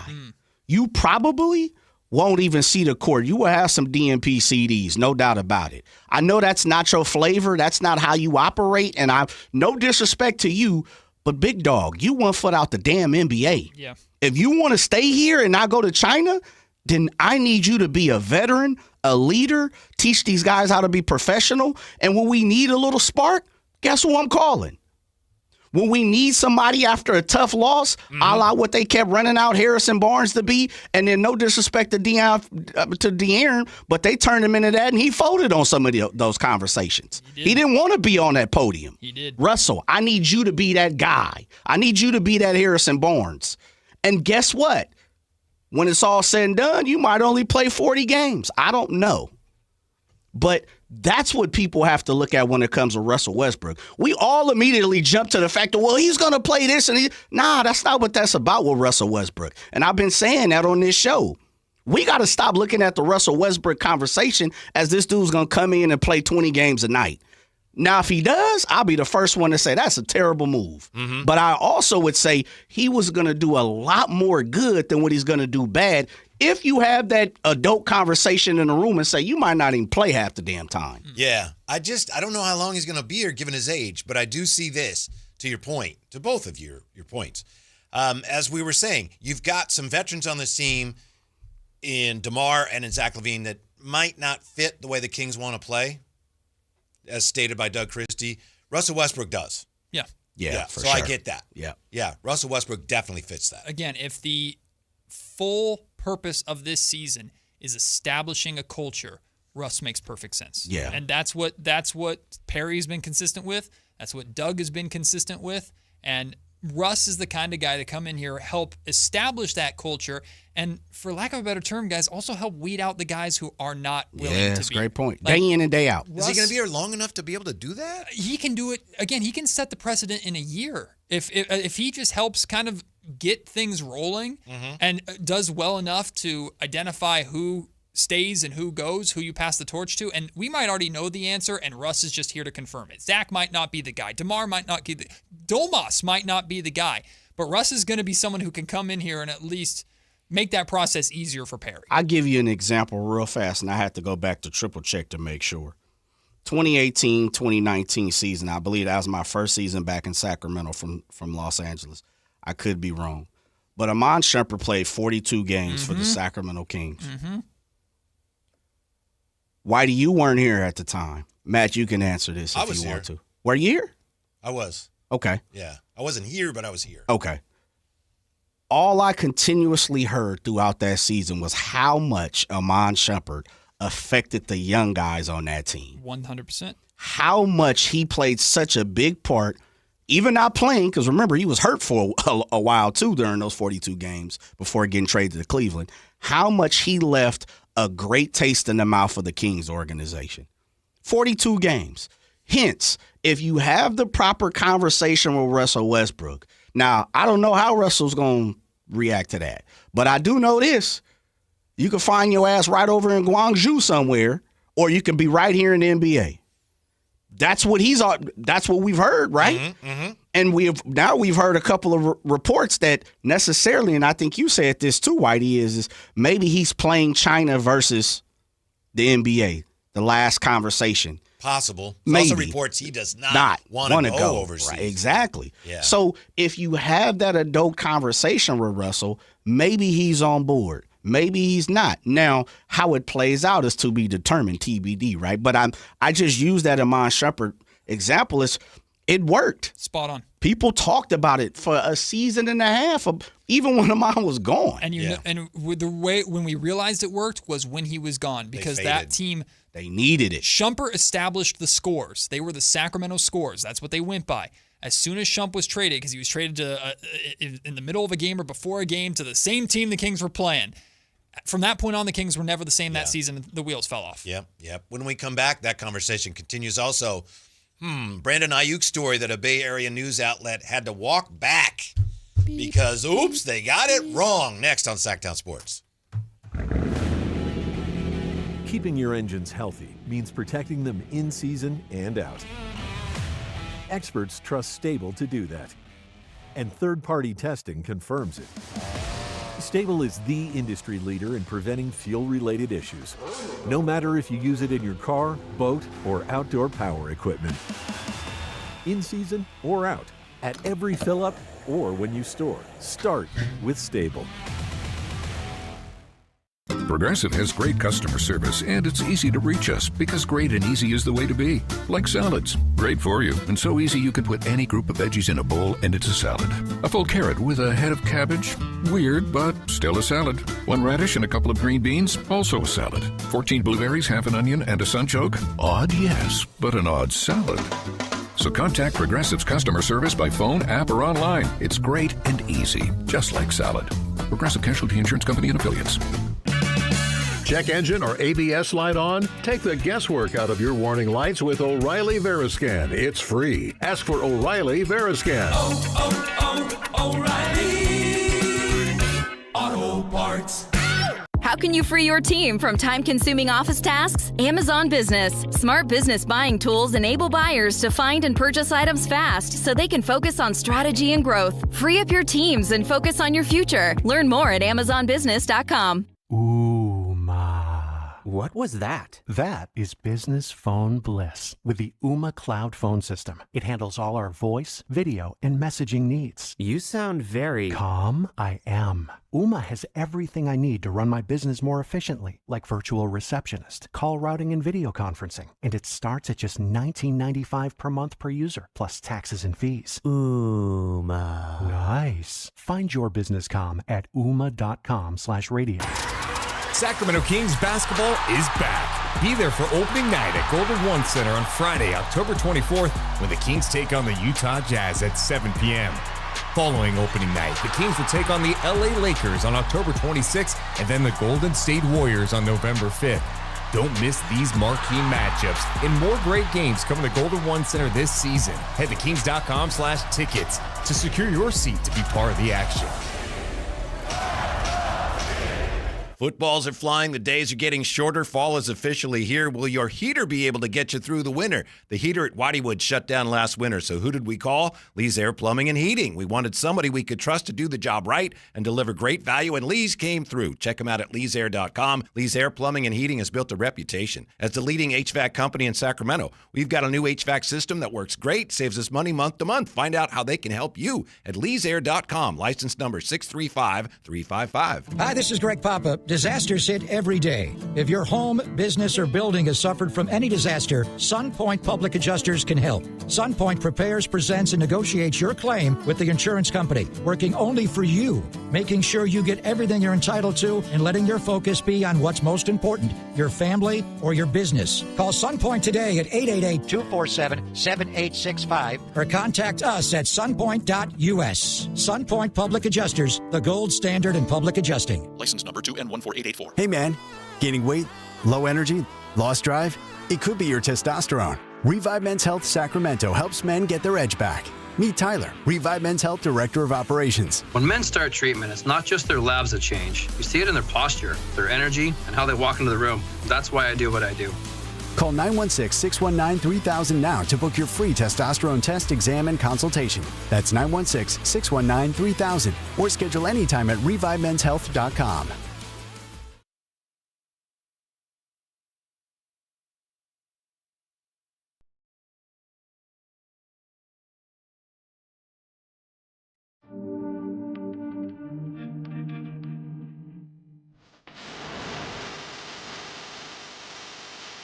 Your afternoon home for Kings Talk and so much more.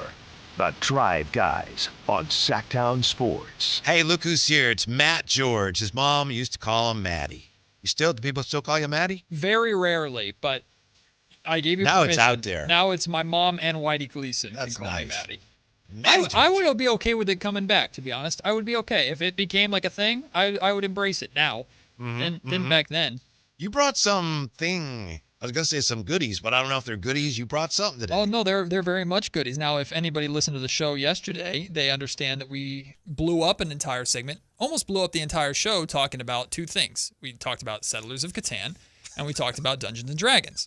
So what I brought here for the class is I brought the board game. There it is, Jay. Settlers of Catan, Jay. Here's the board game, and I'm happy to share it with you so you can see. But I have played a little bit. This is the game. You've played? I played that a little bit. Heidi, I'm disappointed. And then Jay. Not higher of you. One of my daughters and I played. Oh, well, She never showed me mind. how to I'll walk play. that back. Yeah, If you want to get a little reading done, Jay, here's the player's handbook for Dungeons and Dragons, right? So you can flip through. This is one of. Is that really a book? It's a book. It shows you everything about how combat works, all the different classes and races and how you build your characters and how all the rules work and Now, stuff do you like need that. that because you're like the league commissioner? No, well, every player should have the player's handbook, so you can Oh. look up different things and build But your you are the characters. league commissioner, right? It's called Dungeon Master, Yeah, and league commissioner. there is a Dungeon Master's book which I have. And Okay. then a book what's called a monster manual that has all the different monsters and creatures and like their stats and skills and stuff, so you can apply them. Then Sure. For the there's latest from King. Yeah. then there's a bunch of different books that are just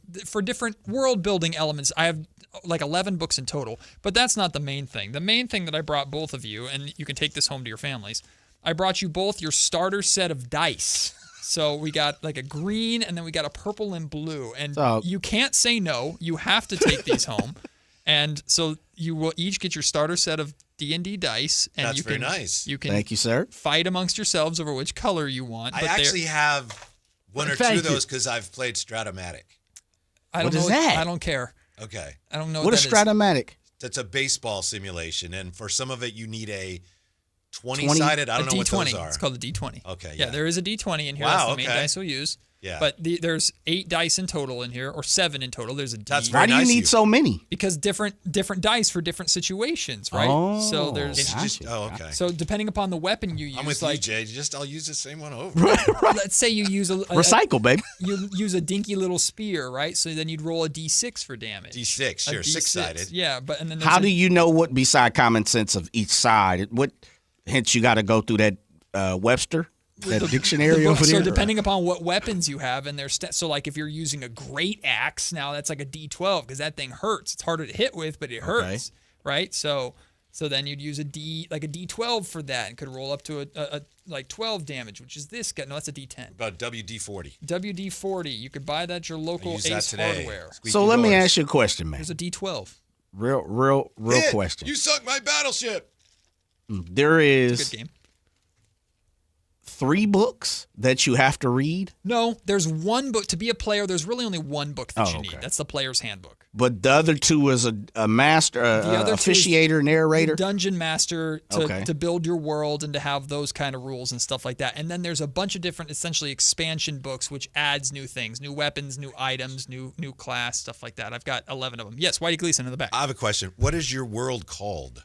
I am currently building a world, and I have not named it yet. Is this a forever world or is this a temporary No, world? so this is we're getting really in the weeds here, but like basically I have a continent that I'm working on right now. And What's it called? I know you have names for no. these things. You don't want to share them, but I know you have them. What you do is every good dungeon master goes onto Google and essentially looks up a name generator and then just hits that thing a few times until they find consonants and vowels that combine together to like that word sounds kind of cool.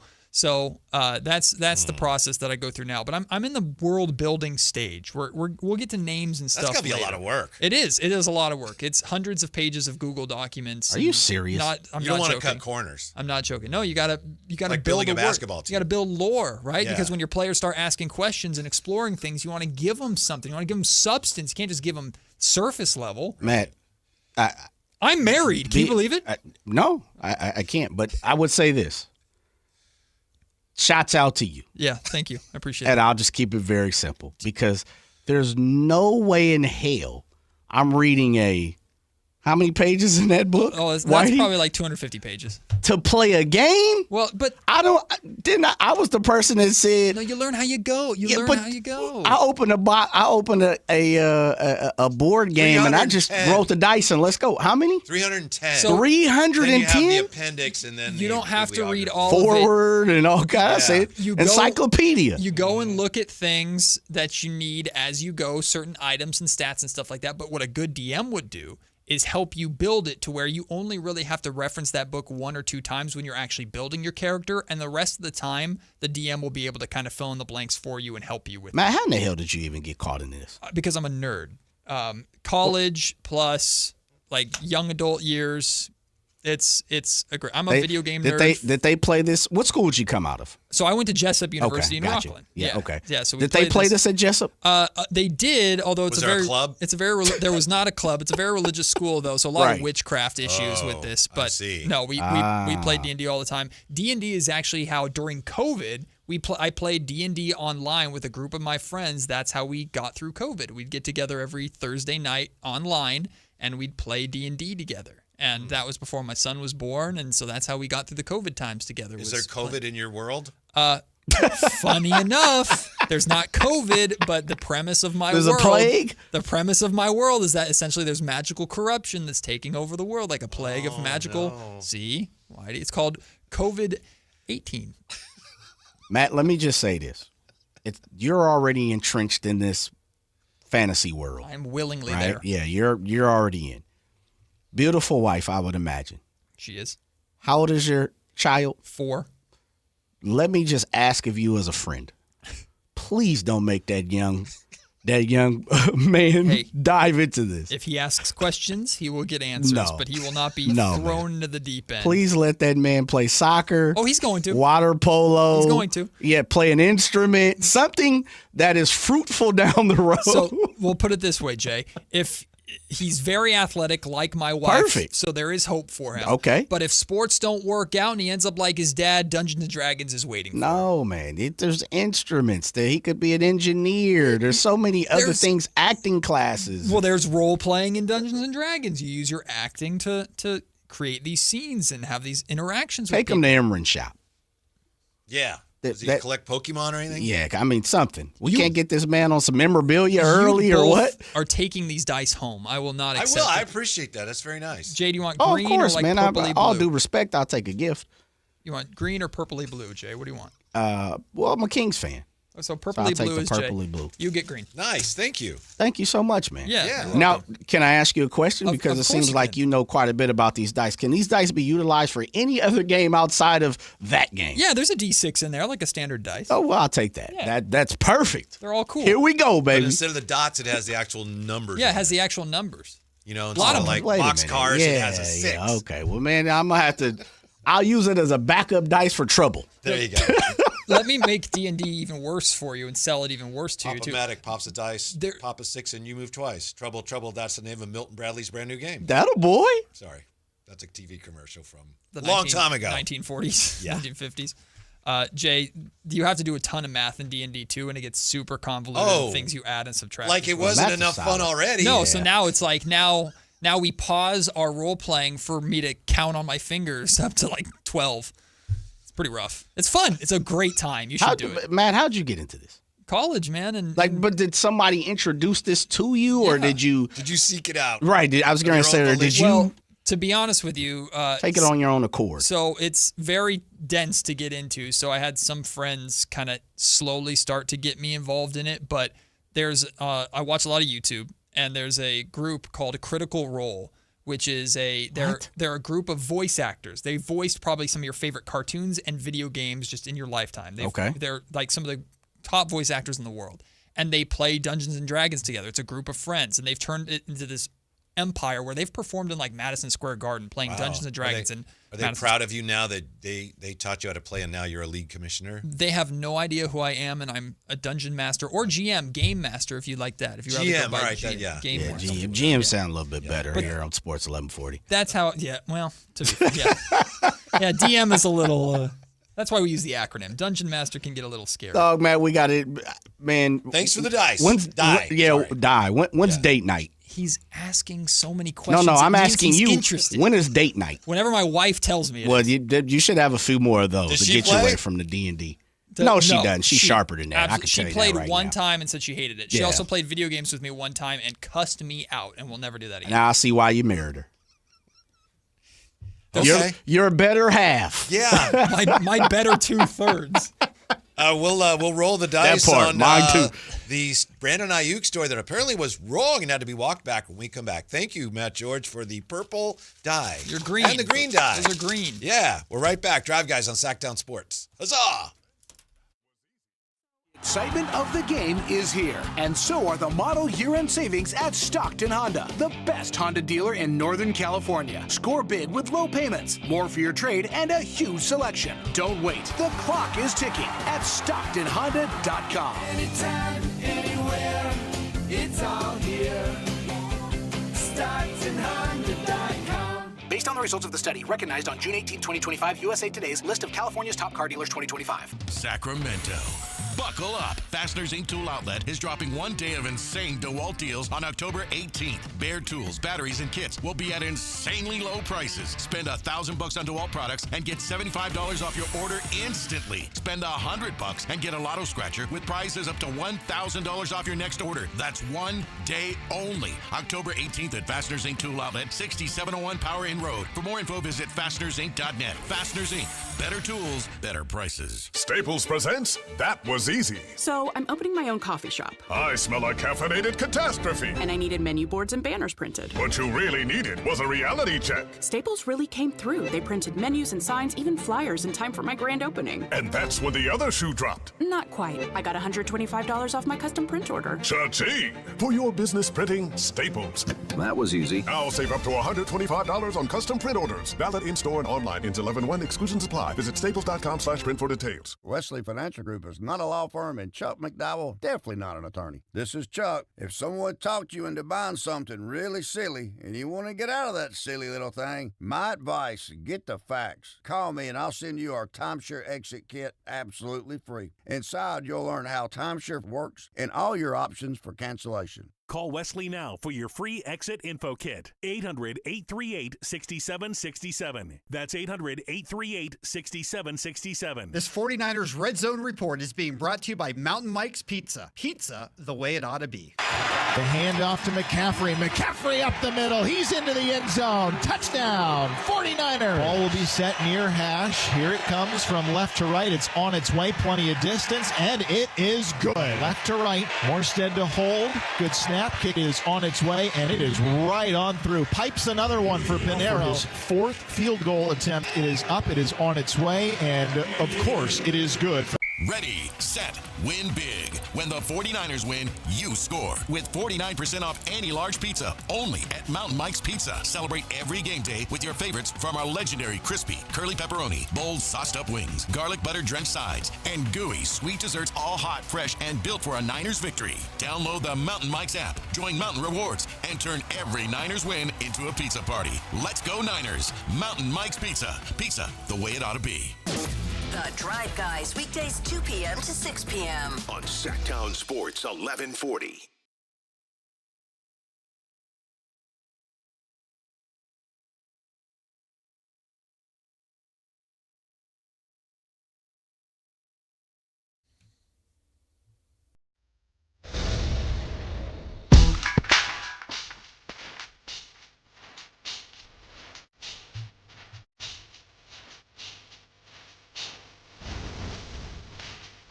The Drive Guys powering your afternoons Monday through Friday on Sactown Sports.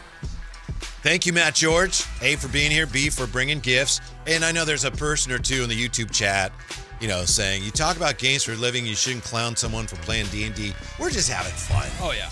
We're just having fun. Part of being a D&D player and talking about D&D to people that don't play D&D is embracing how ridiculous you are and you look. It's like you just lean into that. But D&D is way more mainstream now than it was before, because it used to be like people were like calling it witchcraft and the nerdiest of nerdy people did it. Now it's a lot more mainstream and accessible to people. And stand in your truth, Matt. Hey, stand in your truth, brother. I enjoy talking about it with people who have no idea what I'm talking about, because just to see their reactions is hilarious, because it's not that as complicated as it sounds when you play it, but on the surface level, it sounds like the most convoluted, horrible thing ever.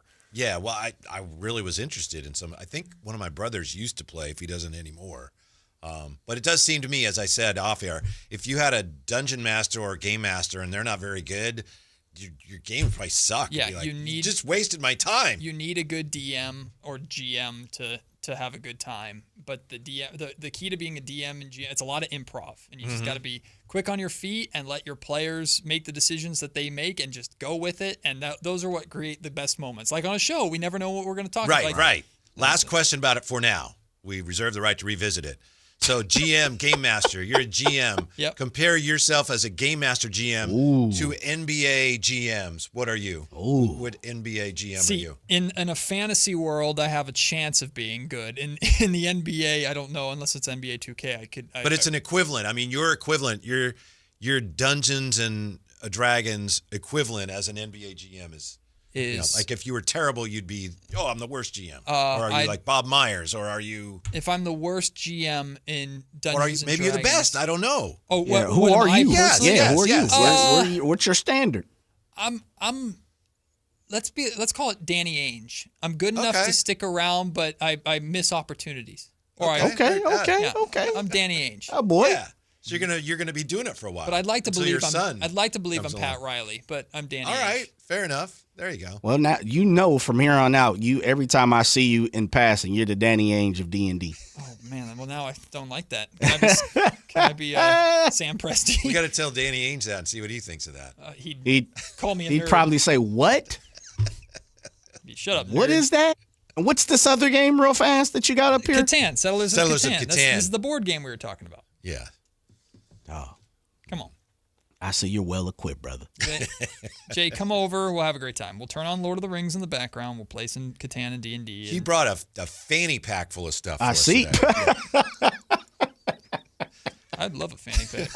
I like how you threw that in there. The fanny pack, huh? Not the backpack, not the duffel. It's actually a bag. The fanny pack. Grocery store bag.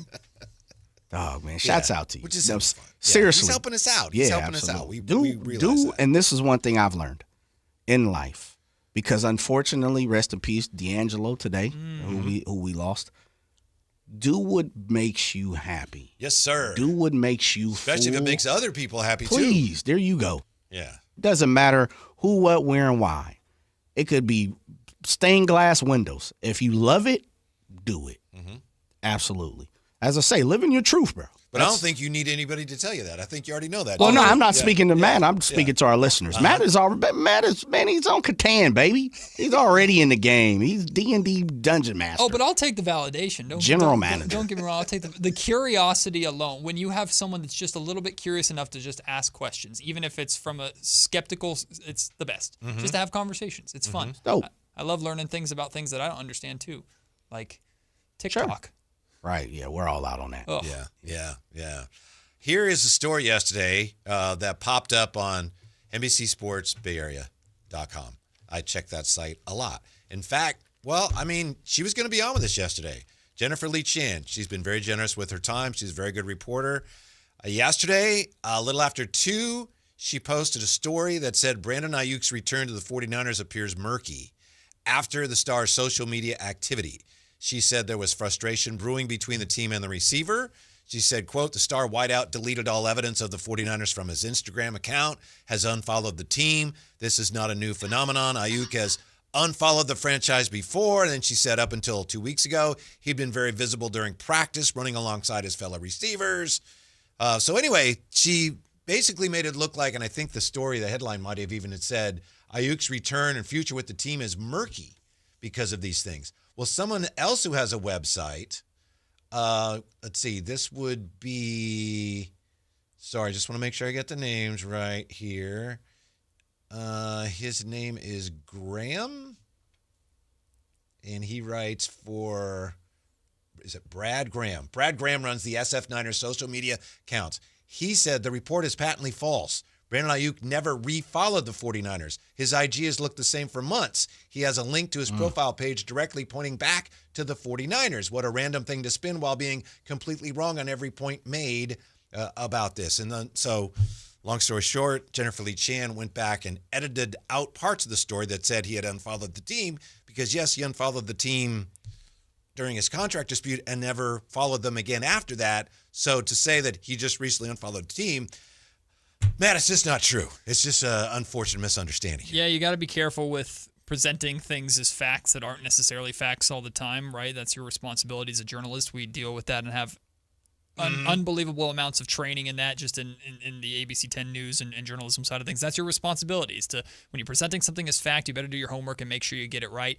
I've never cared for stories or sleuths who look at social media accounts and who's following what. I'm telling you, man. Thank you. It sells, though. I mean, drama sells. In any circumstance, drama sells. And believe me, I know that full well with even talking about the Sacramento Kings, and there's a vocal minority of Sacramento Kings fans on social media that are the ones reacting to this content and giving you those clicks and those views, who feel such a certain type of way about the direction of the Kings right now, where anything that feeds into that, they latch on to like wildfire. And I understand there's probably a large fan base in San Francisco with the Niners right now with everything that's going on that's just looking for the chaos to pour themselves into. So it doesn't surprise me that a story like this catches fire. Yeah. She also wrote that he had not been doing as much at practice, when apparently, by her own admission, she says we don't get to see all of practice. And I guess he's still been doing things at practice, just not when the media's there. So she came back on X and said, thank you for the heads up. I admit I was incorrect about the timeline. It was adjusted, not deleted. One thing about the 49ers the last 2 years, there's been no shortage of drama, even when in a case like this, it's not warranted. And it sells. Yeah. It sells. You know, Matt, you weren't here obviously for that, but why do you remember this conversation? And I can't remember who unfollowed who. And we were talking about this, and I was like, I never can understand. And I'm taking a page out of what you're talking about, Matt. Was it the De'Aaron and Domas Domas Oh, stuff? that might have been that. Yeah. And I was like, what? Who cares? Yep. Like, who really cares? And you and Draper were like, no, it's a big deal. And Draper was like, no, follows are a big deal. And unfollowing, that means you literally specifically went to that person's page and unfollowed them. I'm like, man, if that's how I understand, it's the way of the world. It's the way we live. It's how people, the perception is reality. I totally understand it. I get it. But what if someone's checking out? What if they're saying, look, I need a little more space? We talk about mental health nowadays. What if you want to remove yourself? Timeline. Yeah, I'm just trying to, tighten my game up a little bit. It's such a big deal, though. It truly is. And for whatever reason, my mind can't take me to fathom why it is. But I understand it is. Because some people have used it to send a message. Not everyone who unfollows someone does, but some athletes have used that to send up a flare like, I ain't happy. Debo. Yeah. Samuel. Doesn't mean that you can assume that everybody who does that is unhappy, but that's why people are interested, right? Well, I think it's because in modern sports and sports coverage, the line is extremely blurred between what is business and what is personal. Like, a lot of people cannot fathom a business decision being just that. Like, if a player gets traded, you and I might take it a certain type of way of, you're moving me across the country, you don't want me anymore, versus a player who goes, no, this is a business and they made a trade and this is an opportunity for me. And like, there's the personal, each player or coach or whoever handles it a different way, and most of the time it's behind a closed door to where it's in an element that we'll never know.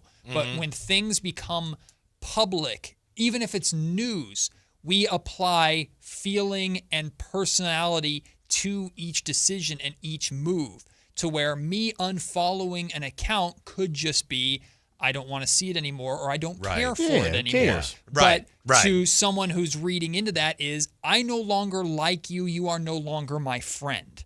And that's how social media has taken. You remember Facebook official? You remember that was a thing? That was the thing when I was in high school.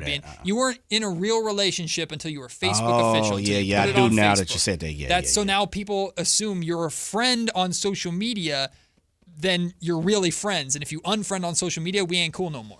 Have you ever, anytime, I'm trying to think if I ever heard any of this, because I've seen this on the entertainment side that I've worked on. I've seen this in the music side. And I'll just give a quick example. Like if someone books an artist, right? One of the things that is written up in the contract is drops and making sure that you repost and or post that you're going to be in that city for that, performing these songs or whatever it is, right?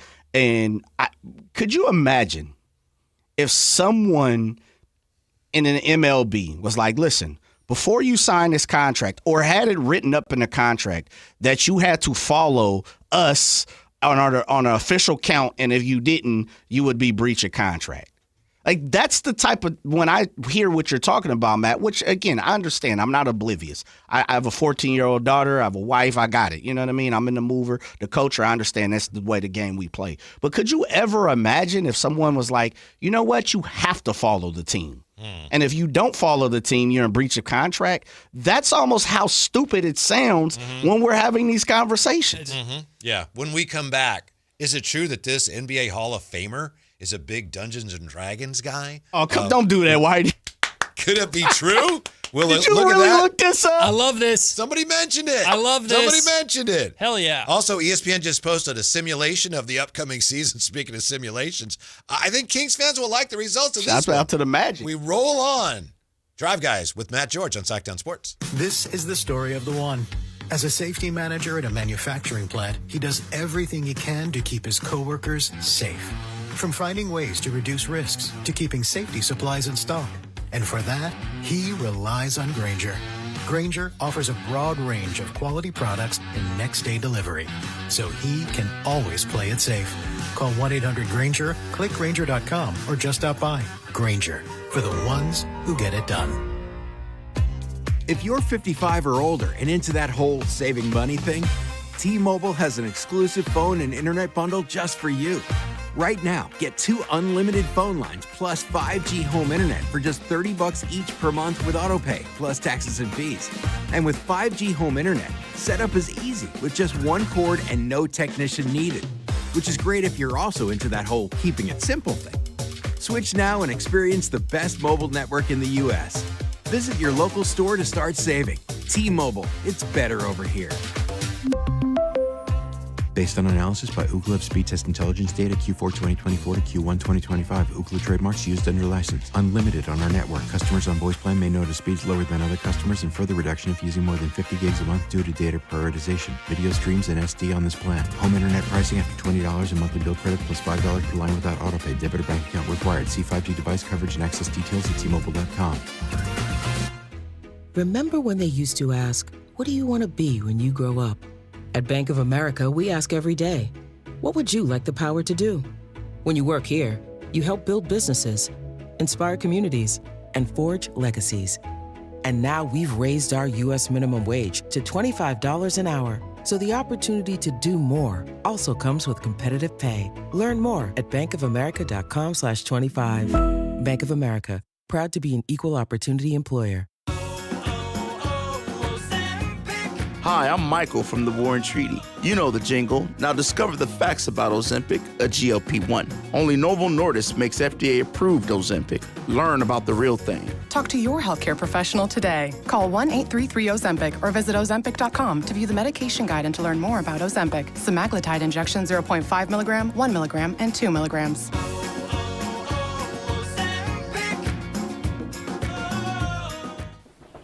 When I was a kid, I remember my dad, a lineman, leaving in the middle of the night. Families were depending on him to get their power back on to keep them safe and warm. Watching him taught me that this work isn't just about wires and circuits. It's about people and the trust they place in us when the lights go out. That's why I started Maverick Electric Heating and Air, to carry on that same promise of showing up, doing it right, and protecting families when they need us most.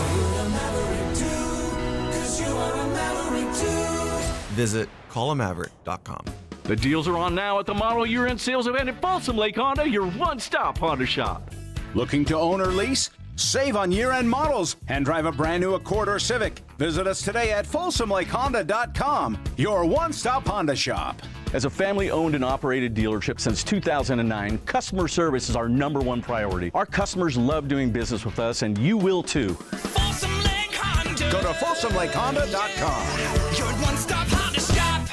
For over 90 years, Hagen Oaks has partnered with the biggest brands in golf to bring cutting-edge technology to your game. Our one-of-a-kind total game fitting offers a level of experience and precision that is unmatched. From driver to putter, footwear to golf balls, our TrackMan-powered performance studios, 3D footwear scanner, and Ping's Ballnamic ball fitting kiosk ensure every piece of your gear is tailored to your swing. Trust the experts at the Hagen Oaks Golf Super Shop. Total game fitting starts here. KHD1 Sacramento, KYMX HD3 Sacramento.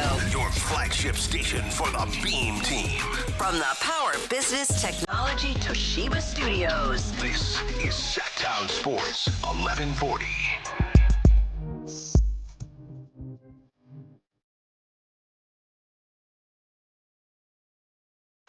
Yeah.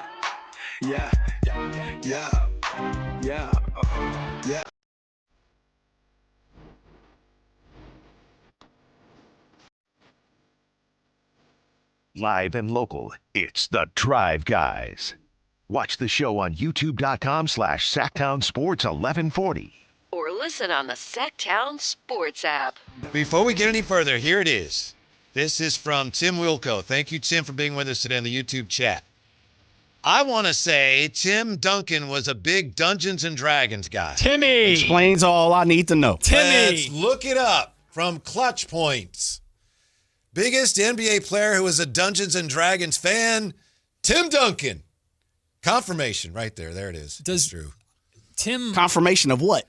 He's a big Dungeons & Dragons player. Would we be like stunned if in Dungeons & Dragons is when Tim is talkative? Because that is a game that is completely vocal. Like you have to communicate. Everything is word of mouth. So watch Tim be like a chatterbox in Dungeons & Dragons. Just where you're comfortable. Timmy also, according to Clutch Points, collected knives and swords. Nothing compared to his love for Dungeons & Dragons. So that explains a lot. I love Timmy. He paved the way for giants who love fantasy like Jared Allen or gaming like Karl Anthony Towns. Love it. Explain. You said Karl Anthony Towns, Tim Duncan, and who? Jared Allen loves fantasy, according to I love it. He's an outlier, but the other two, it explains a lot. Mike Brown plays D&D. Explains even more. Come on. These are my people. I got to play D&D with athletes. I would run a game. Have you not? No. I've played like with athlete friends. I would run a game for, if I could get 4 Kings players in a room or Kings staff members in a room to play D&D, I would run a game and record that. And I think that would be phenomenal content. Who do you think are the 4 that would play? In the King? Yeah. With the Kings? Oh, this is going to be stereotype city. Doug McDermott. I think Doug McDermott 100% would play D&D. Maxime Reynaud might play D&D, although he might be too cool. If he does, he wouldn't tell you. I would want to play D&D with Malik Monk just for him to crap on it the entire time, but also have fun with it. I think Malik would have fun with it. 4th one. Let me find a 4th one.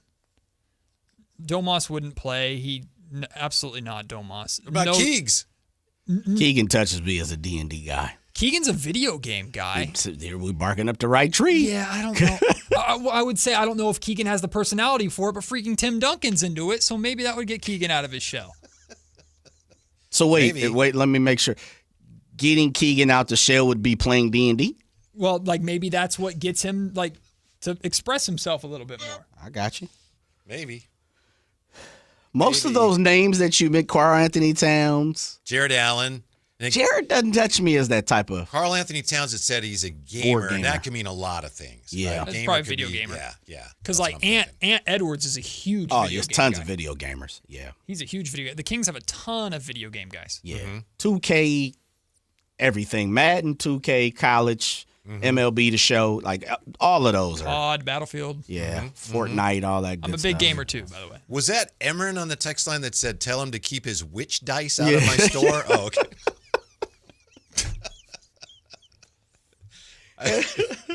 So they're not witch dice. They're just colorful, multi-sided dice. Just get concerned if I show up in a robe and start drawing circles on the ground. Are you a Comic-Con guy? I'm not really. Into that. I would go to Comic-Con has gone really mainstream. It has. It truly has. I would go to Comic-Con to see certain people. Like if Lord of the Rings, like Sean Astin is actually in town for some kind of convention. He plays Sam in Lord of the Rings. Like I would go to see people that were in movies and stuff that I liked, but I've never been like a cosplay person or dress-up person, and I'm not really like an anime person. So that's not really my scene. You've never thought of dressing up like a wizard when Oh, you no, that's not. Well, yeah, I'd do that, like to put a cloak on. I'd put like a little cloak on. Gandalf Why are you laughing? style? Gandalf style. It was just funny because you said, I wouldn't do that. Yeah, I'm never but- that type but of cat. Yeah. Have you seen the costumes and outfits that these people put together for Comic-Con? It's Sure. insane. Oh, yeah, sure. Like, to me, putting a cloak on or a wizard outfit on, that's like Halloween. There's levels to this, You Whitey. don't have to justify it. No, I think I do. rationalize. No, Matt. Whitey's bullying me. Nah, just I'm not. live in your truth, brother. As we It was always just funny say. because you're like, Yeah. I don't, Nah, cosplay I'm not and a stuff. Comic-Con guy. You ever want to wear a wizard's robe? Oh, yeah. That's it was easy. funny. You flip the switch, brother. That's easy. He's speaking my language. Somebody, Rob M, who loyal listener, he said, "Do you guys text line anymore?" Of course we do, but 2 days prior to that, I didn't see her. Yesterday, I should say, not 2 days. He said, "Jay, can watch the movie Dungeons and Dragons. It's good, It's and a you great don't movie. need to know D&D. It's fun. It's really fun movie. Really fun movie. Is it people that play it and then they're What's the like premise? transported to Yeah. I don't want to give anything away. I haven't seen it. They're transported to a real Like fantasy Joe- world. who's Or, that, No, I and think Tim Duncan's there. it's more it's a fantasy movie that has D&D chaos scenarios, because like the best part about D&D is when everybody just breaks from laughing and dumps stuff out, and everything relies on a dice. So I can describe, hey, I want to do this cool thing, and the dice says LOL, no, F you. Gotcha. You're not going to do anything cool, and then Mm. you describe how it happens, and certain spells do certain ridiculous things. Movie's great. Highly Okay, recommend. that's a good idea. I'm gonna have to watch that myself. Chris Pine, I think, stars in it. Oh, okay. I think he's the star. Who is he again? He's not Thor. No, he was in Wonder Woman. Yeah. He's in Wonder Woman. Right. Isn't he in the Star Trek movies, the new Star Trek Yep. movies? Yeah. I think he was. This is not a game, but it's a simulation from Kevin Pelton. He simulated the NBA season. Of course, they did this, and I don't know, this has nothing to do with Dungeons & Dragons, Matt, but I know you're a very smart guy. Maybe you do these types of things, simulations. But I he does do. many, okay. Yeah, in fact, I think you have some of NBA that to show 2K. us. Yes. So he did many simulations and just took one of them out, a simulation of the whole season, said, this one's interesting. Let's look at this. So this is Kevin Pelton, one of the simulations he had for the upcoming NBA season. In all fairness, I do think this was before Keegan got hurt. But let's just take a look at it. A couple of the highlights. NBA standings through December 25th, according to Kevin Pelton's simulation. In the West, the Warriors 20-7, OKC 19-7, Minnesota 16-10, Portland 16-10, Memphis 15-11, blah, blah, blah. Sacramento's 12-14. So they're early on here in the Western Conference. They win 12 of their first 26, which wouldn't be terrible, right, with that schedule? That'd be pretty good. Yeah, you fast forward to February 15th, and the Kings at that point, 28-28 in this simulation. 500. Mm-hmm. NBA standings entering April of 2026. Okay, we're home stretch. 38-38 are the Kings. Okay. Vying for a play-in spot. Yeah, mid. Final standings, according to this simulation, Kings, they hit a little skid there, 38-44, but good enough to be the 10 seed. Yep, 10th, of course. The simulation continues, yes? So mid. Mm-hmm. Exactly where we expect them to be, just mid. Western Conference play-in tournament. Number 10, Sacramento over number 9, Phoenix. Okay. Number 10, Sacramento over number 7, Minnesota. Okay. Sacramento clinches the playoffs to face number 1, Warriors. Oh, no, not again. I would love that. You would? Oh, yeah. Ugh. Come on, man. This city was on. Oh, it was. I would love them making the going up on playoffs. 20. I don't need the Warriors to beat us again. Western Conference Don't be round negative, 1. Matt. Golden State over Sacramento, 4-1. Oh, yeah. Oh, that simulation is terrible. Yeah. That simulation is terrible. Which one did we get? Did they tell us which one we got? It might be in here somewhere. Game 3 in Sacramento. Come Let's on. go with Roll that. the dice. Let's see what happens. Good play. You got the dice. Roll it. Natural 20, the Kings win the series. Uh-huh. So I have to think that if that happened, the NBA champion, by the way, the Orlando Magic over the Warriors in 7 games. Saw that. Nice. Hello. Yeah. So I did an NBA 2K simulation of the Kings season about a month ago for Locked On Kings content. Question, seriously. Yes. You can do that without you playing it? Correct. So you Okay, just all right. create the league and create all the settings, and then basically I just simulated it, and I stopped at certain points to see what would happen, like who would be moved and trade deadline moves and free agency signings and injuries and stuff like that. And so I did 2 sims. I did one, this was before the Kuminga stuff had figured itself out. So I did one with the roster as is, and I did one with, I put Russell Westbrook and Jonathan Kuminga on the roster. And in order to do that, I took like Malik Monk off like as part of the Kuminga deal, and I took, I think, Devin Carter off as part of the Kuminga deal, just to make it a little bit realistic. When you did this, were you wearing your Wizards clothes? No, Whitey. Okay, I'm just wondering. I was wearing pajamas. Okay. That's a fair question, Jay. It is a fair question.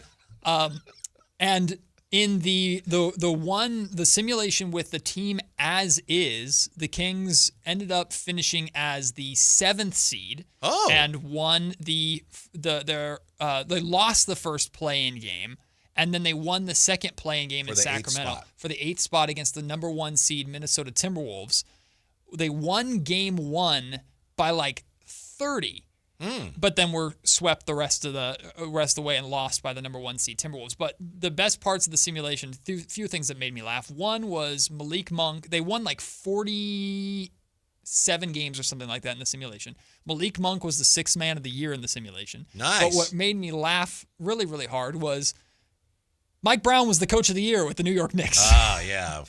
Could happen. It's going to be tough for him, though, because the bar's so high there. But when I did the Kuminga and Russell Westbrook sim, way worse. They Worse? finished like 13th and won like 32 games with Kuminga and Russ. Still with DeMar and still with Zach LaVine and Domas. But way worse with them versus the simulation with just the roster as is. So Now, 2K thinks the Kings are better now than they would be with Kuminga and Russ. No, I'm not picking on our buddy Carmichael Dave because he is our friend. And I know he wasn't feeling well today because he said he played golf yesterday and he hurt his back and whatever. That's excuses. Yeah. But he did say yesterday, he said, look, there's no hope. The best the Kings could do would be to get in the play-in and then get in the first round and lose. If that's true, and if that happened, what Kevin Pelton says will happen, how do you think Kings fans would feel about the season if they made their way out of the play-in and then they lost the first round of the Warriors? I think the context of how they made it is extremely important. Does Keegan Murray make a jump, and is he re-signed to a new contract? Then I think fans feel better if Keon Ellis is extended because he's eligible, I think, in February. So let's say they get a new deal done with Keon. Okay, I think fans are feeling better. If it's completely based off of DeMar DeRozan and Zach LaVine, let's say, carrying the team to get to that point, and then they just flame out in the playoffs like you would expect, I think fans feel a lot worse than in the same exact scenario with Beam Team 1, because what's the direction? Where are you going? But if the Kings made the playoffs, lost in the first round, but Keegan makes a step forward as an offensive and defensive player. Nick Clifford looks fantastic and part of the future, and Keon is extended. And Maxime Reynaud ends up looking like he's a player. Great. Yeah. And then maybe you felt better about it. Or regardless of if they make the playoffs or not, lose in the first round or not, by game 82, if this season is a success, that means we have a clear understanding of what the identity is in Sacramento, who fits it and who doesn't. Yeah. That should not, when we are in next offseason, that should not be a question anymore. If it still is, regardless of if they make the playoffs or miss the playoffs, if that's still the question, then there was a failure of a year. I see that. But, Jay, I know that the middle is the worst place to be in the NBA. And I know a lot of people look at that and say, if the Kings end up there, squeaking into the playoffs out in the first round, you're in the middle. I just think if it did unfold that way, which is probably unlikely, but if it did, I think a lot of fans would be very excited by that. I was just going to say, Matt, I understand everything you said. And you may be right. Great observation. Yeah. But I was going to simplify it, and I think you just did it. If the Kings made the playoffs with this roster and the way it looks, and because I think the perception of this team moving into this season, oh, man, please, this thing will be rocking. Well, make no mistake about it. The Golden One Center for Game 3 and Game 4, even if they lost in 4 games, would be awesome. And the city would be alive. Like, I mean, it was for the play-in games. Like, I don't have no doubt the city and the fan base would enjoy it, and how we haven't gotten to experience that a lot over the last 20 years. So the city would definitely be bumping for it, and it would be exciting. It's just the where do we go from here I understand that I think everybody's hung up on. Well, I would say this. The expectations aren't as high. True. As they have been in the last 3 years, right? True. Yeah. Right? So I guess if this team was to make it to the playoffs, I think some of those questions would have to be answered anyway, naturally, organically. So as you alluded to, you played it out. Look, Max would play this and Neek would be that, and I think part of those things would obviously be true, but the other part of it too is organically and naturally, we have to figure out what's going to happen with Keon. Naturally, we have to figure out what's going to happen with Keegan Murray. Naturally, I think we all believe DeMar DeRozan's probably out of here after this year organically, right? And so on and so forth, we know Zach LaVine would have one more year on his deal. I think organically, there's some things that this team is going to go transition to anyway, because we're looking at deals and contracts. So if you could put the playoffs on top of that, meaning a little sugar on top, and also know, well, we got Keegan and we got Keon and we have things figured out, I think it'd be a win-win. Like, that would be almost the best result that you probably could get this season. Yeah, for so long, as we all know all too painfully well, just getting back into the playoffs was the thing after that long drought. So I still think that would make it a successful season if the Kings got into the playoffs. But to your point, Matt, I don't know for a fact how fans would feel. Let's say they did get into the playoffs this year and they're out quickly. You know, there was a time in Sacramento where that alone would be reason for a parade almost. Right. I was in a parade one year when the Kings made the playoffs. Literally. Were you? Yes. On the float? In 19. In the car? No. You know Jake downstairs? Nope. The salesman? Yeah, Nope. you do. Jake? Yeah. No, I don't know Jake. Yeah. He had an orange Cougar that we had at the end of the parade. Oh, that's the one that wouldn't start? Yeah, well, it kept dying in the middle of the parade. Oh, no. Yeah. So anyway, my point is, yes, making the playoffs still a big thing here. I would think that it would still be a big thing, but maybe you're right. Maybe expectations have shifted to the point, and maybe people are more savvy, and maybe they want more than just, yeah, they made the playoffs, but that ain't it anymore. I don't think that'd be the case, but maybe it would. See, I hear that completely. And to Jay's point, the one, if I were arguing with myself, which is what I do a lot as a solo host on a podcast, it would be like there's no scenario where more experience for young players is ever a bad thing. There's no scenario where, yes, Whitey Gleason in the back. Have you ever worn the cloak during your podcast? Leave me alone. Yes, I have, and a Wizards hat, and a Kings robe. Okay. I definitely have. I applaud it. I'll show you a picture.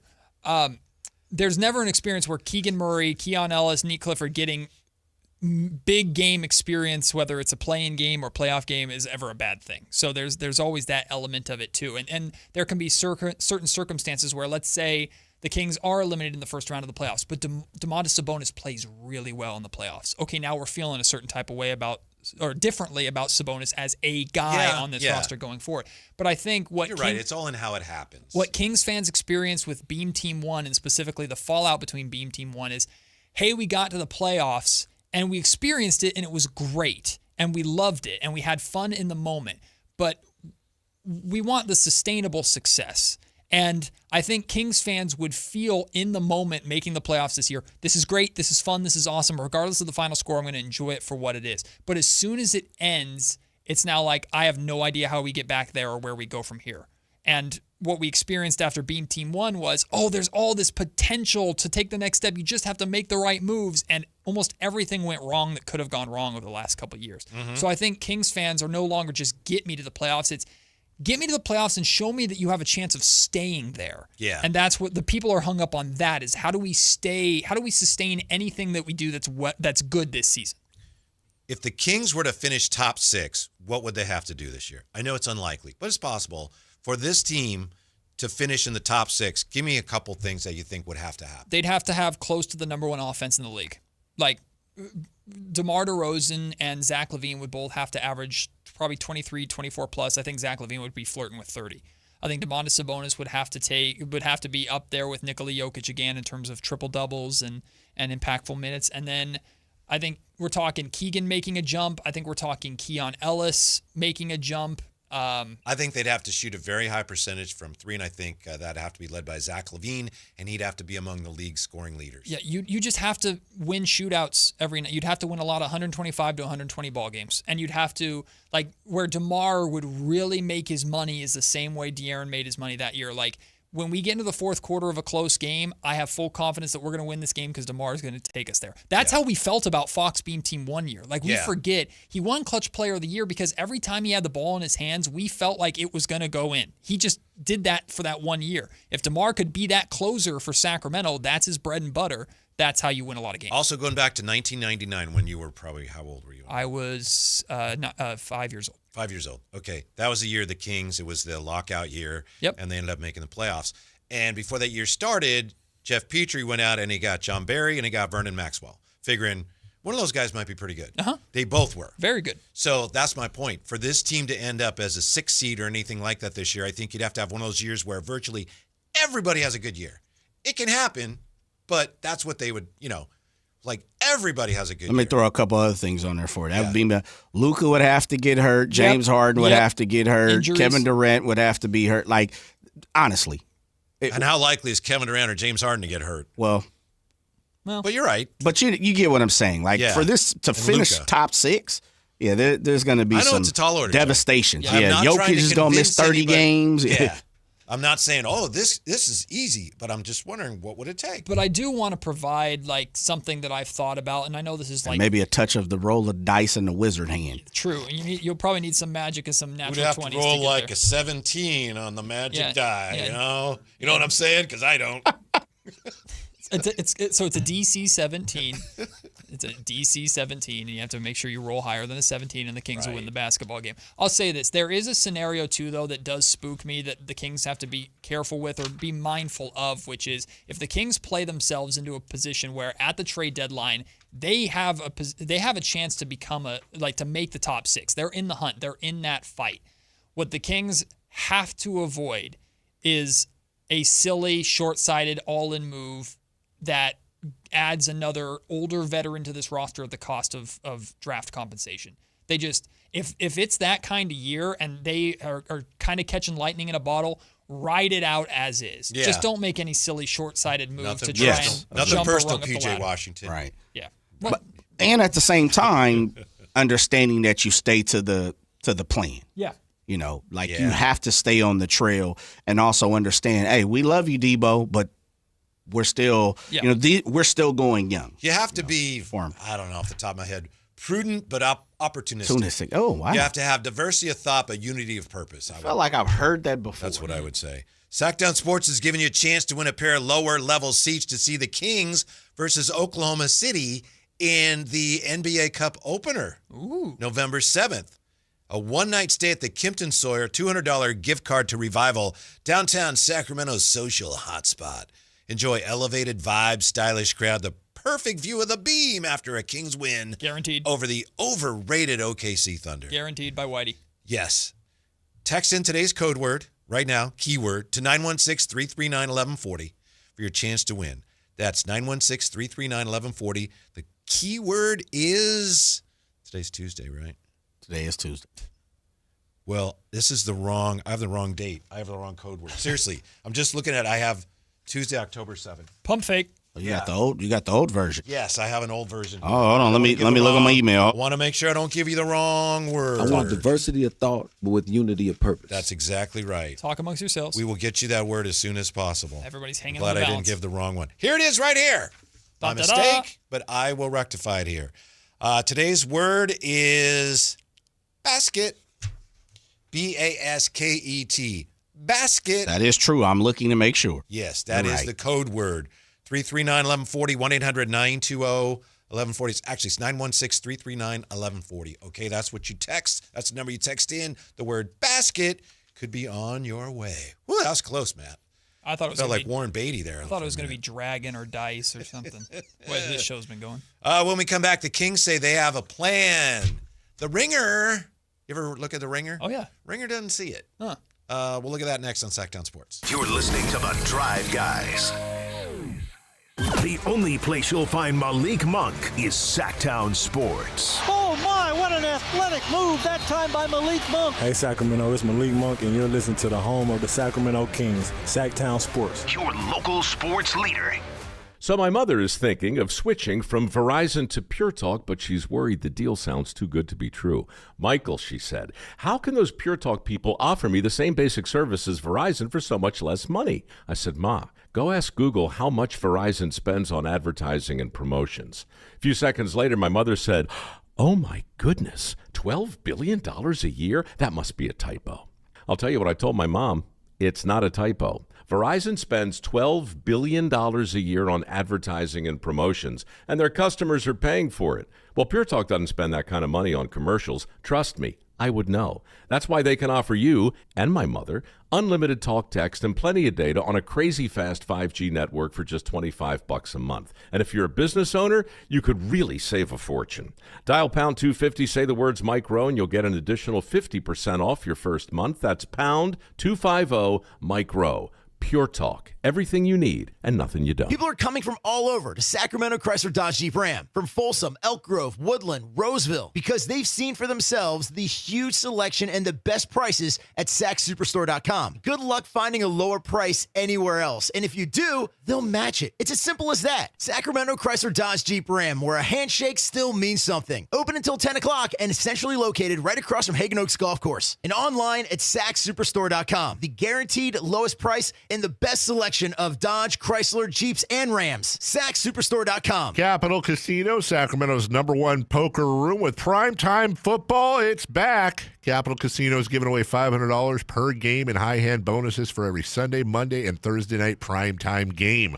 Offering the best food, best service, and the best action with the most variety of games in the region and conveniently located at 411 North 16th Street in downtown Sacramento. For more information, log on to capital-casino.com and please gamble responsibly.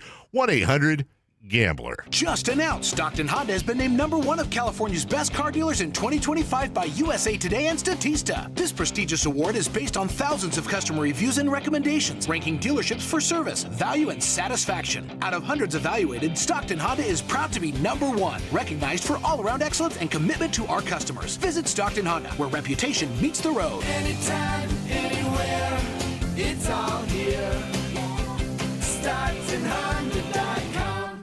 For 77 years, the Keys family from Naturewood Home Furnishings has been serving families just like yours and mine. Hi, I'm Frank LaRosa with Golf to Go.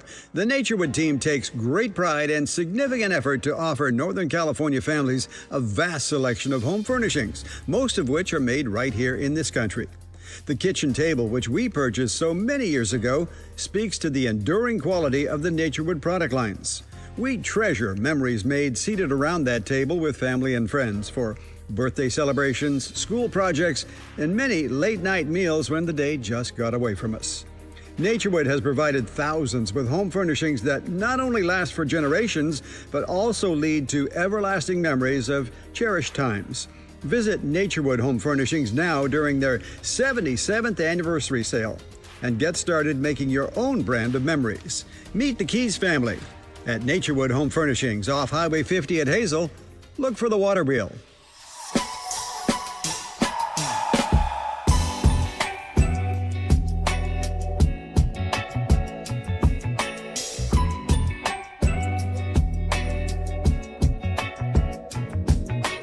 Your afternoon home for Kings talk and so much more. The Drive Guys on Sactown Sports. So much more, especially the last couple of days, was our special guest, Matt George. It's been fun, man. I'm having way too much fun. Somebody wants to know here, Campy, in fact, is Matty going to drop some bars in the next segment? I don't know what he's referring to.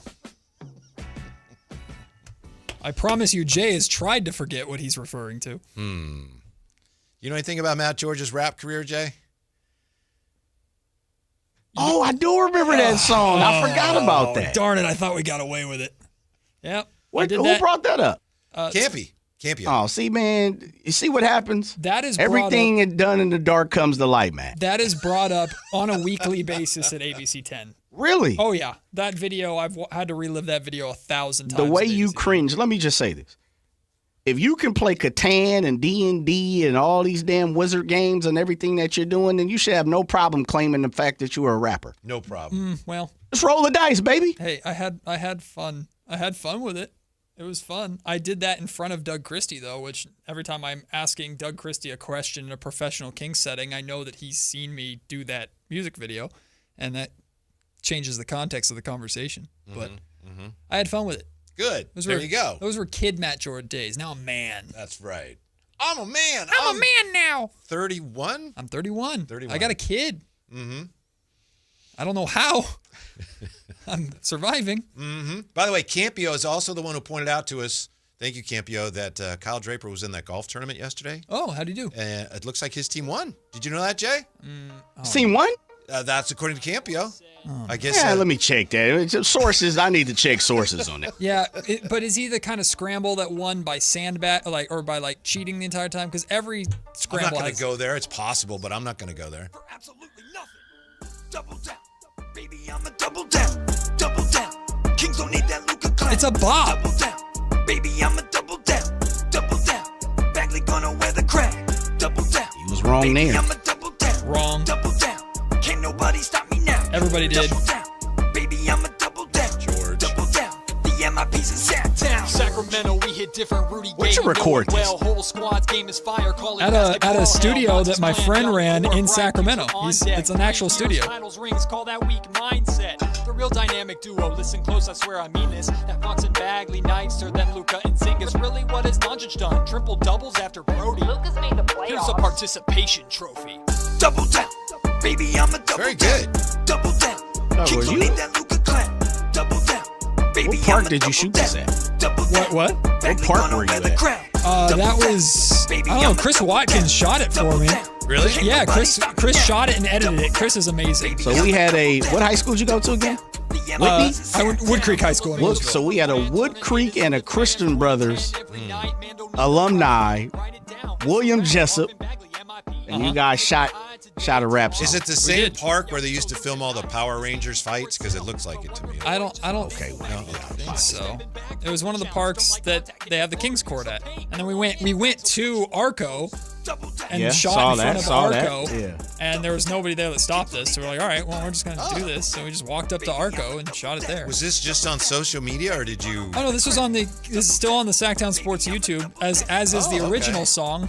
So this is a response to I made a song which was in response to The Ringer actually did a song called Hallelujah, which in that song they took a Hallelujah. Exactly. Okay. And they did that song, and in that song they took a shot at there's a line that says the baffling Kings took Bagley over Luka. So here I am, snot-nosed kid at Sactown Sports 1140, like, okay, I can make content out of this. So I did my own version of Hallelujah called Don't Need Luka. And the song clearly stands the test of time so well, has aged perfectly, to where about 2 years later or so, people were saying, Matt, you have to do like another song, an apology song. So Double Down was born. I see. Because I doubled down on what I said. It reminds me of I'm trying to think of the rapper it reminds me of. There shouldn't on the tip be of my one. tongue. Weird Al Yankovic? Bullwinkle the Moose. Oh. Yeah. I don't know if do you know Bullwinkle the Moose? Yeah. Nothing up the sleeve, but do. That's what you heard when a little bit on that. Yeah. Oh. A little bit. That's a compliment. Huh. Speaking of The Ringer, The Ringer has just issued today their Clarity Index, the 2025-26 NBA Clarity Index. It's put together by Howard Beck, friend of the show. This is the second year they've done this, and this is based on tiers. And, we talk a lot about the Kings and their plan and their identity. How clear is it what they're doing? Tier 1, the teams that are in the Everclear tier. These teams know exactly what they're trying to do, and so do we, says The Ringer. Cleveland, Denver, Knicks, Thunder, Magic, Wizards. Doesn't mean what they're doing is great. Doesn't mean they're great teams, but we know what they're doing, according to The Ringer. Tier 2, the side view mirror. Objects and obstacles closer than they appear. Brooklyn, Warriors, Rockets, Bucks, and Timberwolves. Tier 3, the frosted glass tier. Well, that's clever. There's a plan here, but it's hazy. Atlanta, Detroit, Boston, Indiana, Philadelphia, San Antonio. Tier 4, the kaleidoscope tier, according to The Ringer. Colorful and compelling, but a bit unsettled. Dallas, Clippers, Lakers, Memphis, Heat. And then we have the stained glass tier, Tier 5. Kings got to be in Tier 5, right? Attractive at a glance, headache-inducing if you stare too long. Charlotte, Phoenix, Portland, Utah. Oh, my goodness. Tier 6, the Funhouse Mirror tier. Confusing, freaky, and occasionally entertaining. Chicago, New Orleans, Toronto, and your Sacramento Kings. Huh. The Bulls and Kings in the same tier? Uh-huh. Shocking. It's like they had the same team. Mm-hmm. We're tempted to rename this the Bulls tier because no NBA franchise is as consistently baffling and maddeningly complacent. We'd credit them for finally moving on from the DeMar DeRozan, Zach LaVine era, but they're still clinging to Nikola Vucevic and still showing no indication that they have any particular aspirations. That, of course, is the Bulls. As for the Kings, remember that clunky DeRozan-LaVine combo that kept the Bulls in perpetual mediocrity? It now resides in Sacramento. And they go on to point out, or Howard Beck does, that Monty's not there and Mike Brown's not there and De'Aaron Fox isn't there. And it seems like only a matter of time before Domas asks out of this mess. Prediction, the Kangs are going to be in this tier for many years to come. End quote. Howard Beck's a good guy and a good writer. But this is low-hanging fruit. It's hard to argue with. Is it really? Yeah. Even with Scott Perry here, the Kings are going to be in this tier for many years to come? I mean, because what's the way out? That's the thing. We just don't see the way out yet, right? And that's what Scott has to try and figure out is how he finds a way out that doesn't completely bottom this franchise out, because there's no interest whatsoever from this organization with tanking and being perpetually horrible for 2-3 seasons in order to put yourself back. Like, that's not happening. I can tell you, from ownership to Doug Christie to Scott Perry, it is not happening. A full tank is just not going to happen. It's not in the cards. But by the way, Matt, not to derail you, I apologize, but I wanted you to see this. You see in the YouTube chat all the fire emojis. That's for your song. No, that's seriously. You see all those? That's them trying to burn down the stream so they don't have to hear it anymore. Now, a lot of them are from one guy. Yeah. But still, they're not all from one guy. And those are all for you. Thanks, Mom. Yeah. Appreciate you. It's Jerry Trap House. Yeah, that's my mom's online personality. Jerry Trap House. No, it's hard to see the direction of the Sacramento Kings, but I will say this. DeMar DeRozan and Zach LaVine, but DeRozan in particular, is aware of this narrative. And he shared with us at Media Day, like, it pisses him off. Like, they're aware of this, and they're aware of LaVine and DeRozan in particular are aware of being like mediocre and the kind of the poster duo of mediocrity in the NBA. And I asked them that maybe you were there. They were both on the podium after a game, and I asked them, do you guys feel as a combo, individually you've done great things, do you feel as a duo you have something to prove? And Zach didn't say anything, but DeMar said, oh, yeah, absolutely. Yeah. So I know it bothers them. They feel a certain type of way about it. If that can be fuel for them to change the narrative, that'd be fantastic. Remember, nobody was high on the Sacramento Kings Beam Team 1 year. But the difference is Beam Team 1 had a lot of guys that we didn't know what they were. And this version of the Kings is guys that the entire league is pretty sure they know exactly who they are. That team, to your point, caught the league by surprise. Maybe, right? Yeah. Maybe DeMar and Zach LaVine, maybe a nickname for them like double down, right? They're the double down, maybe. Whitey Gleason has bullied me this entire show, from my rap career to Dungeons and Dragons, and I actually like it. Rome wasn't built in a day. The road is going to be hella bumpy, though, from Amadrock. I think the problem with identifying the Kings' direction is right now they plan to do this. They're going two different ways. Yeah, they need to pick a direction, and they're trying to, but this was a problem that a decision was made on a lack of direction last year.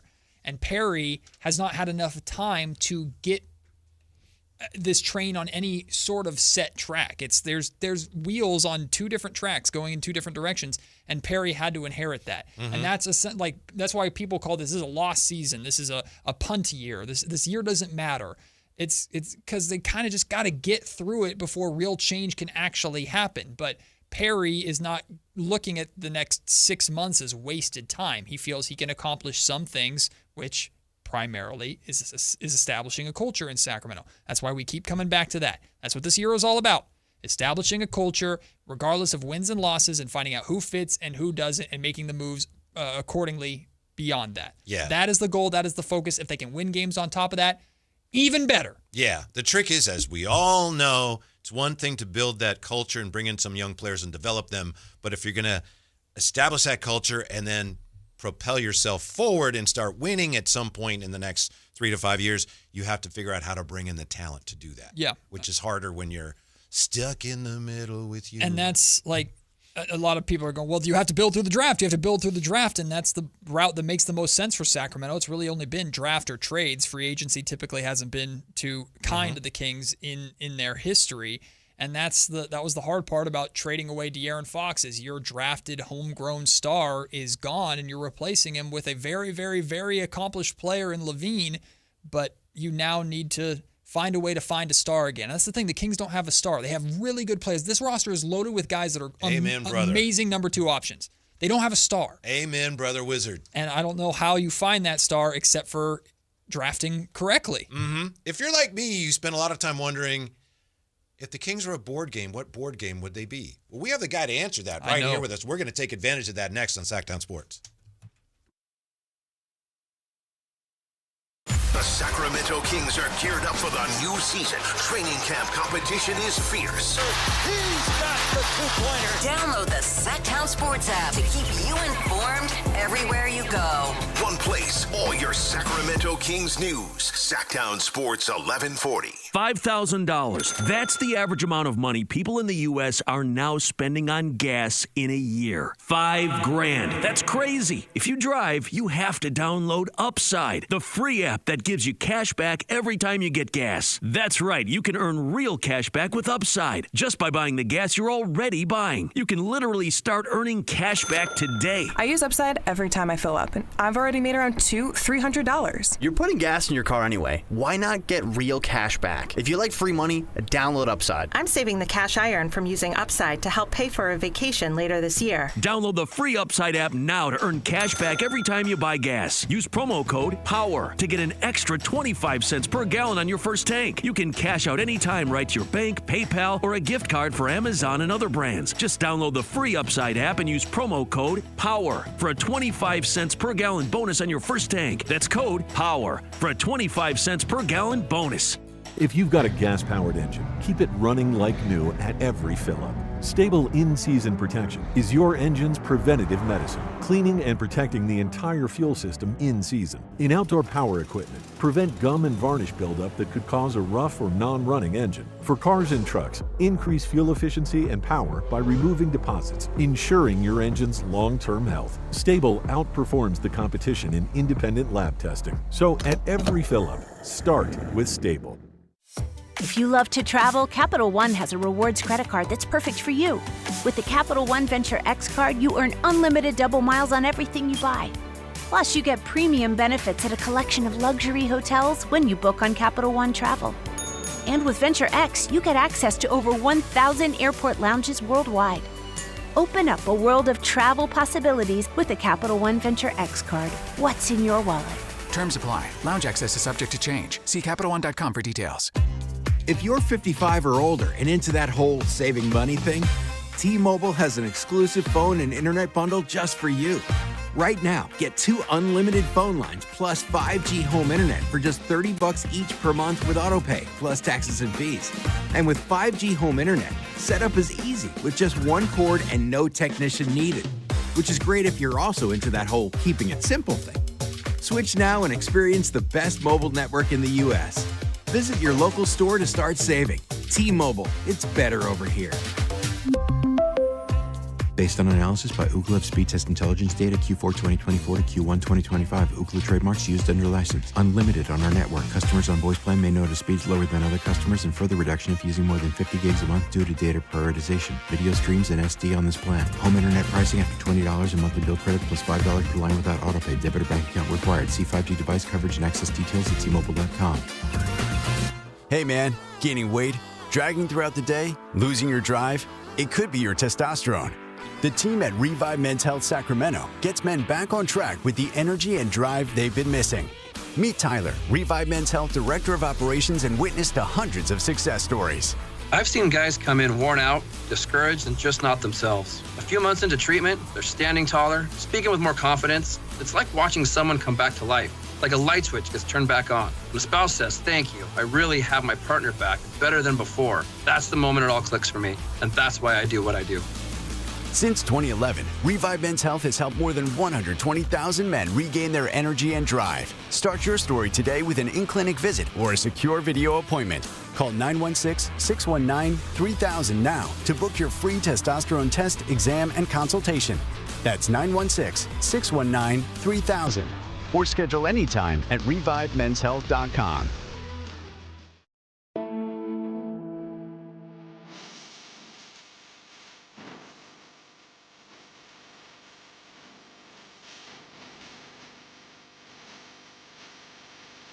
Your afternoon home for Kings talk and so much more. The Drive Guys on Sactown Sports. You want some Kings talk? We got Matt George with us today. Some comments here in the YouTube chat. And yes, as Jay pointed out, we still have the text line going as well. 339-1140, 1-800-920-1140. Jim Garfinkel says, surely Trey Lyles has something in his contract in Spain that we can utilize to get him back to cover for Keegan. Matt? I don't think Trey would want that even if he did. I think he's probably making better money internationally than he would make here anyway. That would be my guess. There's a lot of money out there internationally for these guys, but we talked about this a little bit yesterday. I think Trey, if Trey were given the option, unless it was a fat payday, I don't think Trey would choose to come back. Campio again says the Kings need to play their young players. How do you slice that? I agree to some extent. Like, you're not full blown. You can't tell Zach LaVine, who again you traded De'Aaron Fox for last year, even if Perry didn't do it. You can't, if you're Doug Christie in good faith, say, Zach LaVine, you're going to sit on the bench. You're only going to play 25 minutes a night so I can get Nate Clifford this rep. Domantas Sabonis, you're only going to play a handful of minutes so I can get Maxime Reynaud out there. Like, you can't sell that to anybody. And you know who you can't sell that to? As much as fans say, I would rather watch, and I've heard Carmichael Davis say this in the morning, and I completely get it. I would rather watch the kids fight hard every single night and lose than, yeah, but would you pay to go and see it in the Golden One Center? Because the Golden One Center would be half full every single night because like the reality is this is a business too and prices have gone up. I know I've heard from a lot of season ticket holders that say my tickets have gotten more expensive and it was a very tough decision this year and I don't know if I should do it or if I shouldn't do it. By now they've probably made that decision, but a youth movement sounds good when we're talking about it when we could hit the fast forward button on life and get to April and see how did it play out. But from now through March when we're going through it every single day, like, you might have the benefit at home of turning the TV off and not watching if it's ugly. The Kings can't get out of it. They're in it. I think it's a great point. You know, sometimes teams are just wrong about their young players. Sometimes they don't play them enough. Sometimes they play them too often. But I think fans, having been a fan myself for these last 70, 80 years, whatever, sometimes we're wrong when it comes to young players. The whole notion, and I'm not coming after you, Campy, or anybody in particular, but the notion that teams, you got to play your young players. Maybe not. I remember, let's see, the year that we had the COVID year for the Giants, and Gabe Kapler was the manager. And a lot of people in San Francisco at the time were saying, you got to play the young guys. Why not play the young guys? Get rid of Brandon Belt and like Crawford. Those guys are done. Just play Joey Bart. Well, Joey Bart wasn't ready at that time. And it wouldn't have done him or the team any good to have played him. And then, by the way, the next year, they came back with the old players, and they won 107 games. So just the notion that you just got to play them. The young players, they're there for a reason, play them.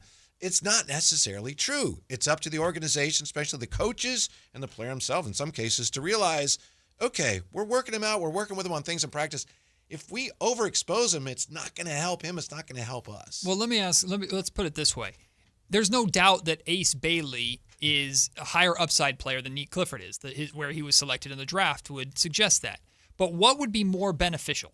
Ace Bailey putting up, he's going to get a lot of opportunity to put up numbers in Utah, and that team's going to be terrible. They're not going to be good. And Ace is going to have as much of a green light as possible to try things and whatever, and it might work out for him. Versus Nate Clifford getting playing time, important rotational minutes in a team that's fighting for a playoff spot and may even have some sort of postseason, even if it's just a play-in. Like, think back to, you could even apply this to the conversation of Keegan Murray and Jaden Ivey. Now, Jaden Ivey, before he got hurt last season, was really finally starting to come into his own and turn a corner. He hasn't signed his extension yet either. Right. Keegan got opportunity right out the gate as a starter on a team that went to the playoffs, and Keegan has grown exponentially as a rebounder and as a defender. Now, I know people are still waiting for the offensive bag to catch up, and the three-point shot has not been the same since that first year. This is all stuff he's working on, trying to figure out as he goes into his second contract in the NBA. But Jaden Ivey has taken years to kind of get to the point in terms of importance to the Detroit Pistons, who are now a playoff team, or they want to be an established playoff team, that Keegan was right away for the Kings. So circumstance really matters in development. Neek is going to play, right? Neek is going to play. Yeah. Maxime hopefully will play, but you don't just play him. Well, he needs to play. Maybe not yet. I don't think it would be beneficial for Nate Clifford at all to get to shoot the ball 15 times on a 20-win team in Sacramento that's losing by 15 every night. I don't think that would be beneficial for Neek at all. For the type of player that Neek is supposed to be, as a role player, as a, for lack of a better term, kind of 3-and-D wing type player who might have a little more to offer in terms of a ball handler than we give him credit for right now. playing next to vets and valuable minutes in the rotation at 15 minutes a night is way more important to me than 30 minutes of Chuck. I agree. But I understand the concept. Yeah, in a perfect world, those young players earn the minutes and play a lot. But we'll see. Jay, have you ever wondered if the Kings were a board game, what board game they would be? Sure. I think I've done that once or twice, yeah, maybe. Me too. The 49ers, of course, would be Operation. Okay. And remove You're ACL. right. That's a good one. Yeah. But what about the Kings, man? We have the game board master himself Wow. Yes. here today. So I put way too much thought into this than I should, which is what makes it good and compelling. I came up with chutes and ladders. Really? You're climbing, then you hit the slide and you go all the way back down. The Kings are chutes and ladders right now. They've been trying to climb for years, and every time it seems like they're making progress. The Beam Team won. They got as close to the top of the board as they've ever gotten, and they hit that big slide that takes you all the way back down. Mm-hmm. The Kings are chutes and ladders. That's what I came up with. Okay. To me, the Kings are aggravation. Do you know that game? No. Okay. Aggravation, basically, I think it's you have like 4 marbles and you got to get them all the way around the board, but you're racing other teams doing the same thing. They're also racing all the way around the board. You got to get all 4 pieces around. But if someone lands on your marble, your piece, bloop, all the way back. So it's aggravating because you think you're making progress and then someone catches you. Oh, you got to start over. So to me, that's kind of where the Kings are. If we were just aggravating. If we were doing just based off of game names, I'd say they're either trouble or sorry. Yeah. Mm-hmm. Self-explanatory. Do either of those games make? I don't know if we have any music for this, Jay. I should have warned you because this is huge. And it's a Sactown Sports exclusive. Okay, exclusive. Yes, Matt George's top 5 board games of all time. What? I've written this down. And I'm going to guess that Jay Johnson has played 1 of these 5 games. I'm going to guess 1. We'll put the over-under at 1.5. You really worked on that. I did. I told you before the show I put way too much thought into this. As soon as you texted me saying, come up with this, and I said, I'm not sleeping. Number 5, Stratego. Have you ever heard of Stratego? I have. Yeah, Stratego is a very chess-like game, but there we go. Cue the music. Stratego, number 5. It's like there's a war strategy thing, it's, right? Never heard of it. It's very much shocking, I say. It's very much like chess. You turn all your pieces like backwards and you move up the board and you attack a piece and your piece has a number on it. And if your number is higher than the piece that you attacked, you win and you kill that piece. If their number is higher, they win and kill your piece. So you have to kind of memorize and remember where their people are, and the object is to get to the flag. Now, that literally was their song. They used to have a commercial for Stratego, and that was the song, was Stratego. I have both a Lord of the Rings and Star Wars Stratego at home. Okay. Number 4, an old classic, Monopoly.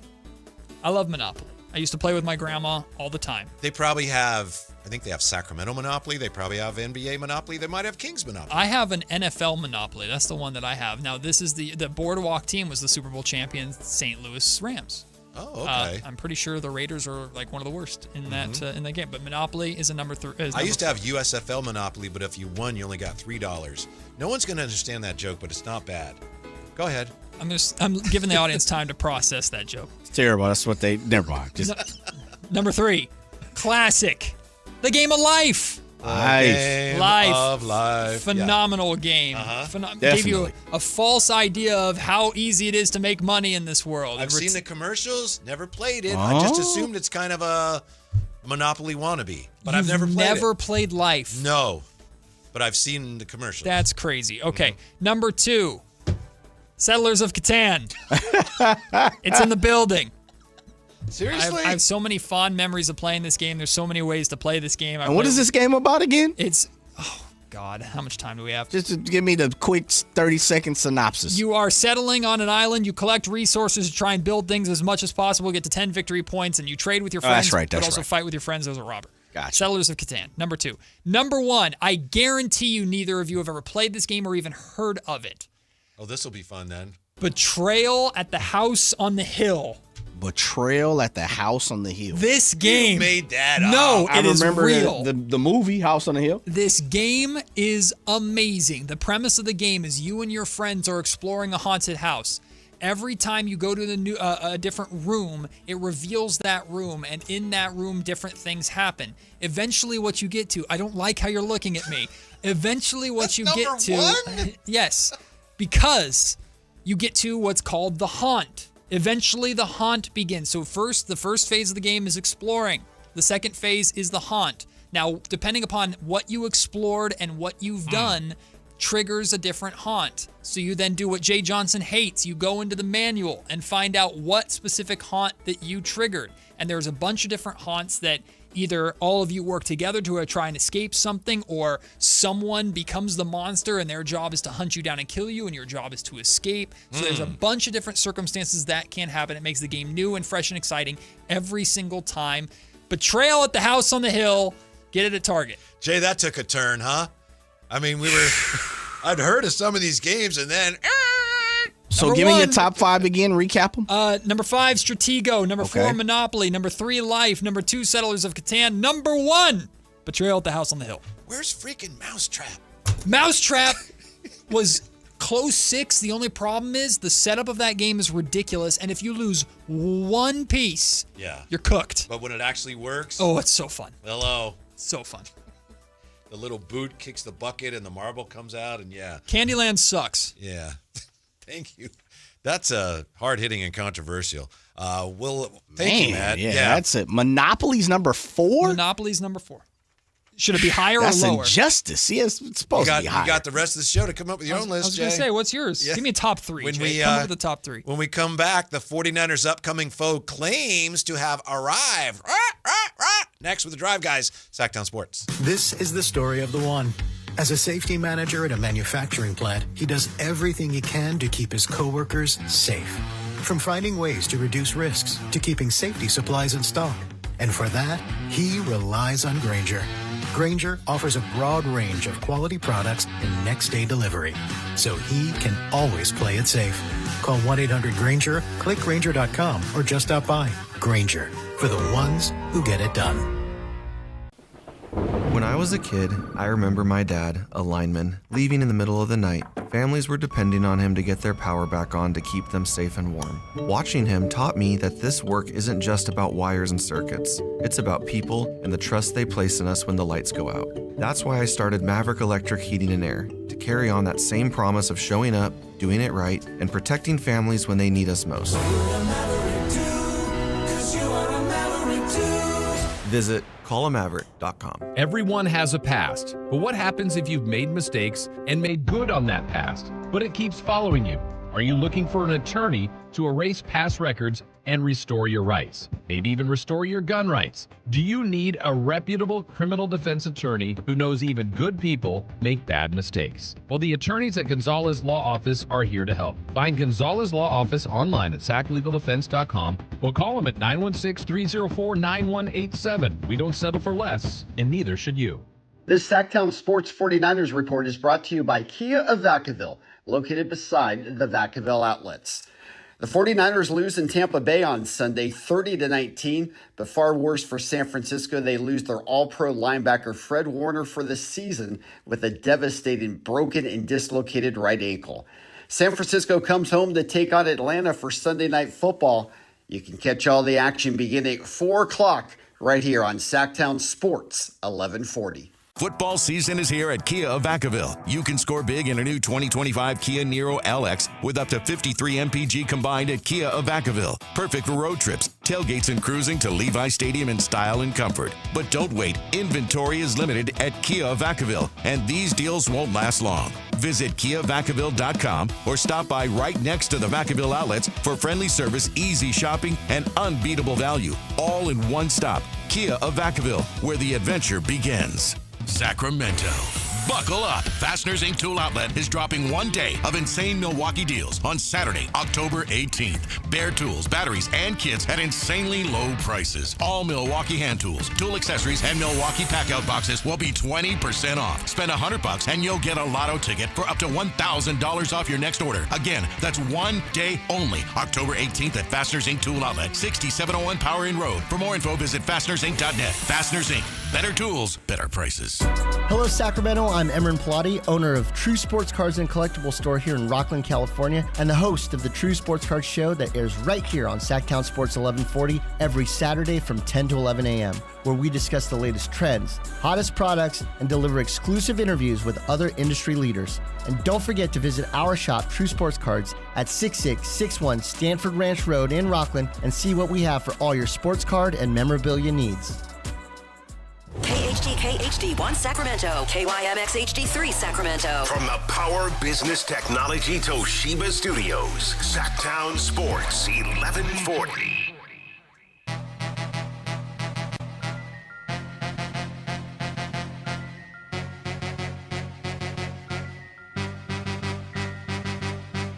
Live and local, it's The Drive Guys. Watch the show on youtube.com/Sactown Sports 1140. Or listen on the Sactown Sports app. We're getting ready for Game 2 of the National League Championship Series, the Brewers and the Dodgers. I know it's only one game in, the Dodgers with the lead, but I think it's fair to say that as of right now, things are trending towards the Dodgers and the Mariners in the World Series. Long ways to go. Things can change. Mariners have never been to the World Series, Matt George. The Mariners have never even been to the World Series. We are always keeping a little bit of a close eye on the Mariners because that's, of course, Doug Christie's team, Coach Christie. Now, Coach Christie doesn't get a whole lot of free time to do anything but coach the team. So I don't know how closely he's paying attention to his Mariners, but if you want a rooting interest for the Mariners, it'll make your head coach happy here in Sacramento. Yeah, they came back, won the first game, of course, not only after that long 15-inning game Friday, but they also had a long delay. Season for the A's was A's versus Mariners. And it was every single year A's versus Felix Hernandez on opening night. Every year. And the amount of times I went to the Coliseum and watched Felix Hernandez 2 or 3 hit the A's. And it was always on like a really cold Tuesday night, right? A cold Tuesday night. Yeah. And it was a pitcher's duel because they'd have the A's would have like Sonny Gray or somebody out there just trying to tread water against Felix Hernandez. And the final score, because the Mariners also didn't really score unless Nelson Cruz hit a home run. Like it was, every game was 1-0, and Felix Hernandez would go 8 2/3 and win the game. And I'm like, God, I hated it. So the Mariners make me cringe just from those memories. Sure. Jay, I take it you're a big Brewer fan in this series because you know I'm riding out the Dodgers. Matter of fact, I'm about to get my bratwurst tonight. I got my beer lined up, a blonde. Come on, brother. And I got my Bob Uecker hat ready to go. Yeah, absolutely. They better win this game tonight. Yeah, they need to. Yeah, Snellzilla shut them down last night. He did. And they held on in the bullpen and got the job done. Everyone, of course, talking about that crazy double play, which was crazy just because you couldn't see that the ball came out of the outfielder's glove and then hit the wall. If you're a base runner, you couldn't tell what happened. But then Teoscar Hernandez made a really dumb play. Anyway, it was just an oddity. It was an odd play. I love baseball playoffs. They're so chaotic. It's so fun. Chaotic, hanging on every pitch the way you do in a baseball playoff game. The last A's game actually I went to as a fan was the wild card game against the Tampa Bay Rays. And the game ended up being very, very ugly. I was still working here at the time.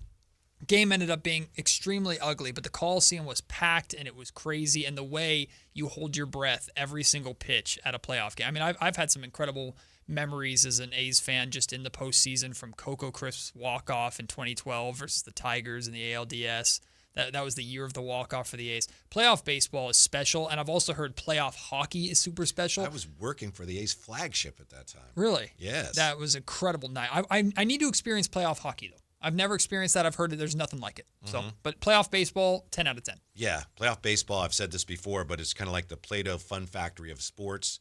You take, the Play-Doh Fun Factory, which is like a press. Yeah. Oh, yeah, put baby. The Play-Doh in there, and then the pressure. Real board game right there. And then you get these weird shapes coming out, and you get these weird things that happen in the games because everybody's under so much freaking pressure. Yep. The stress. That pressure. The stress. Just being a fan is stressful enough. 2 things to catch you up on. So sources have told me that Kyle Draper was a part of the winning squad yesterday. Sources meaning him. Yeah. And then secondly, I've got a couple texts from a few folks who are like, what in the hell is Matt George talking about with his top 5? Like top 5 games. So many games left out. Yeah. So I'm like, what? Okay, let me just go back just to re-jog my memory. Yeah. First of all, let me start here. And I'm not even going to put the top 5 together because there's no need. Monopoly has had about 100, 200, 300, 400 revisions. Every version you could think of. That's the number one board game. No. No matter, no hands down. As I walked by, talked to the boss man, our program director, Jose, and I said, you can never trust a man who doesn't have Monopoly as the number one board game in the world. Well. And you know what the boss man says? I even got it on my phone. I do have it on my phone. Absolutely. I do got it on my phone. Monopoly is the number one board game in the world. I don't know if it's the most played, but I think it's for sure the most popular. So I had to look up like 18 different lists. You know what was number one on all those lists? What's that? Monopoly. If you ask people, you know, the old Family Feud type thing. Yes. Name a board game. And you ask 100 people. Yeah. 70 of them are saying Monopoly. Easy work. Yeah. Easy work. Easy work. But that doesn't mean it's the best. He's well, also got Settlers of Catan on his phone, Jay. Well, that thing's going to blow up here soon. Second of all, you can't talk board games if you're not talking chess or checkers. A classic. I mean, you just have to give it due respect, right? Yeah. I understand the fact of, it's 2025 and we've gotten away from 3 channels on our television. I understand that. But man, you can't disrespect chess or checkers. Chess had a huge resurgence during, I think it was around COVID time because everybody was playing online. And then that Netflix show came out, which I don't remember what it's called. Queen's Gambit? Is that what it's called? I think I do remember that. So chess had a huge revitalization recently. Which way does the little horse go? Sorry. It's been a while since I've played. There's his D&D character again. Chess and checkers wouldn't be on mine, but I also understand the situation. Now, a few other ones, and this is where I got to get some clarification. Uno's not technically a board game, right? It's a card game. It don't count. Okay, all right. Yeah. What it's about a great game, but what it's about not a board Jenga? Game. There's no board. I think I'd put Jenga in it. I don't believe there's a board. No. Yeah, I'd put Jenga in it. Okay, all right. Just triple Jenga's. Jenga's definitely. Jenga's a great game. Yeah, absolutely. A board. I'm You have to have Jenga. It has to be a game played on a board to be a board game. But okay. All right. My favorite, man. I thought for sure this would be on there. This is a game before its time. Battleship. Great game. Electronic. I referenced it earlier. Before. Yeah. I mean, how is Battleship not a top 5? Battleship with extra stakes is a very, very exciting game. You put things on the line with Battleship. There's a bunch of them. Risk, Trouble, Sorry. All great games. Yeah, man. Is Twister a board game? It's a big board, right? I'd put it in there. Is it a pad as a board? I'd put Twister in board game category. I think you got to get up there. The other one, as you said, was Mousetrap. That was the other one. Hungry Hippo. Yep. Oh, yeah. Classic. Hurts your hand. A lot of people love Pictionary, right? I saw that on That's pretty a fun much. game. Scrabble. Yeah, Scrabble too damn hard though. I agree. Yeah, that's like Catan. Does It's too damn Yahtzee count? hard. Yahtzee's up there. It's probably up there. There is not a board. Yahtzee. Sorry. Yeah. It's a great cup. game. Oh, there's dice. Sorry. Yeah, there's the other one too is I thought would be up there. Probably not for you, but backgammon. Like backgammon's played been a little around bit of that, for and a long time. It never took. Long I know long some time. people love that, and I've played it. Yeah, It's like, it's too for me. It doesn't work, but I'm like with you. it's the Bruce Springsteen of games. Everyone loves it, but when I play it or hear it, I'm like, I'm glad you like it, but it doesn't resonate with me. Isn't there a movie about him coming out? Yes, there is. Springsteen. It's probably great. I don't know, just something about his music. I hear it and go, that's good, I guess. I'm glad you like it. This probably doesn't classify as a board game because it's cards you put on a table. But have you guys ever played Codenames? That's a tremendous game. Codenames is a phenomenal game. It's one of the greatest games ever. Codenames is a game where you really find out how truly well you know people. The premise of Codenames is basically there's a bunch of words on a table, and you have to say a clue that references words on a table that they have to guess right. And if it's yours, then great. If it's the other team's, then bad. And then there's one word that if you guess it, you lose immediately. There's a lot of tension, but it's a really good game. So you have to use one word to describe multiple words on there that relates to them in some way, shape, or form. So you have to get in the brain of your friend or your teammate. Yeah. Have you ever played Sequent? Yes. That's a good game, too. By the way, who had it now? This Week in Basketball in the Chateau. The Kings are Clue We don't know what's going on, and we can't seem to figure it out. Monty McNair murdered the Sacramento Kings with the candlestick in the parlor. Speaking of what's going on, and thank you, Jay, for kind of clarifying some of that there and getting us back on some even footing. The Atlanta Falcons last night beat Buffalo, and now Michael Penix says it showed that we're one of the ones. This team is really good. This team is really legit. And that's who the 49ers play this Sunday. Is he right? Are the Falcons one of the ones now? Are they legit? Are the 49ers all of a sudden facing a legitimate contender this week? Well, I don't know how the 49ers are going to stop Bijan Robinson for one, but you know who is legit that I don't know how the secondary is going to handle with Drake London. Mm-hmm. He looked phenomenal. He looked phenomenal in that game. So I'm concerned about how the Niners beat the Falcons. Well, that was a really good game for the Falcons because the first half was all offense, and the second half the defense came up huge. So I'd like to say, the Niners can just try and outscore them. Mm-hmm. But that Falcons defense was really good in the second half. Yeah, they had Josh Allen looking like he was trying to play Dungeons and Dragons without his 20-sided dice. Am I right? I mean, he was befuddled. Okay, I tried. I took a shot at it. Jay, I want to applaud you and myself and Kyle Draper. I remember when Michael Penix was drafted.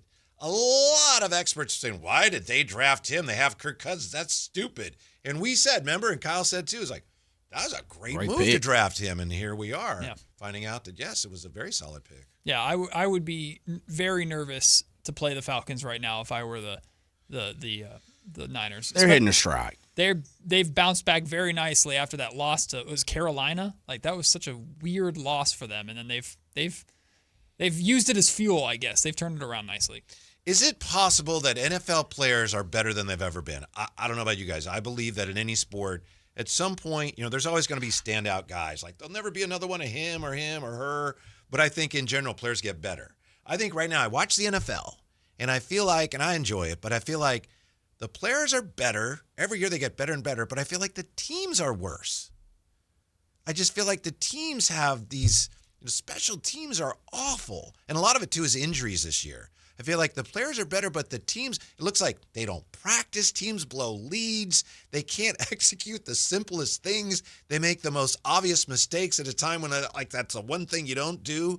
I feel like the players are better, but the teams are worse. Is it the teams are worse, though, in comparison to each other? Because like this season, it feels like the most, mid isn't the right word, but every single team feels like they can beat each other. So they do have that parity. So there's a lot of parity because the talent is so good on every single team that it brings the peak, the floor and the ceiling have brought down. I know the league, I think the league has been trying to do that for decades. They would love everybody to have the same record, which is impossible now with the uneven number of games.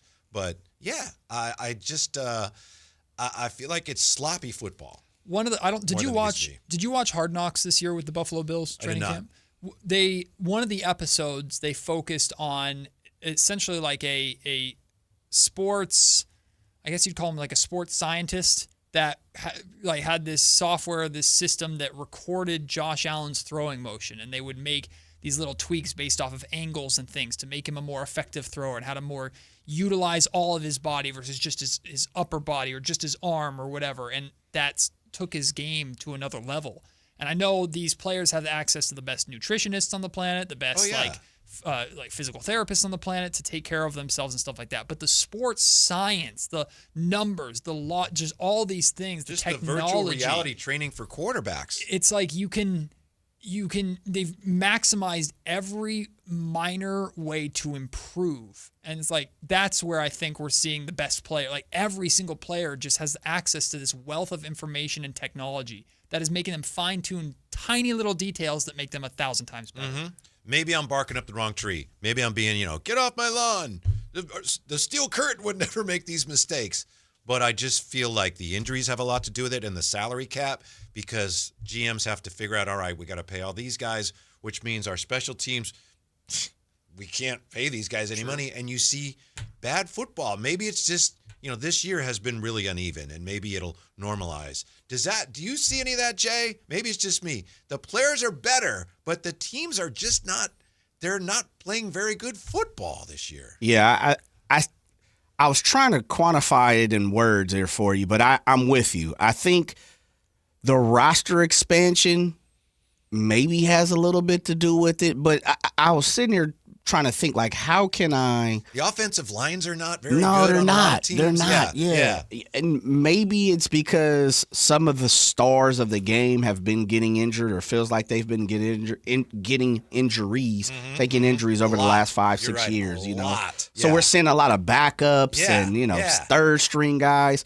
I'm with you. I do think the athletes are better now because of some of the things that you guys are talking about.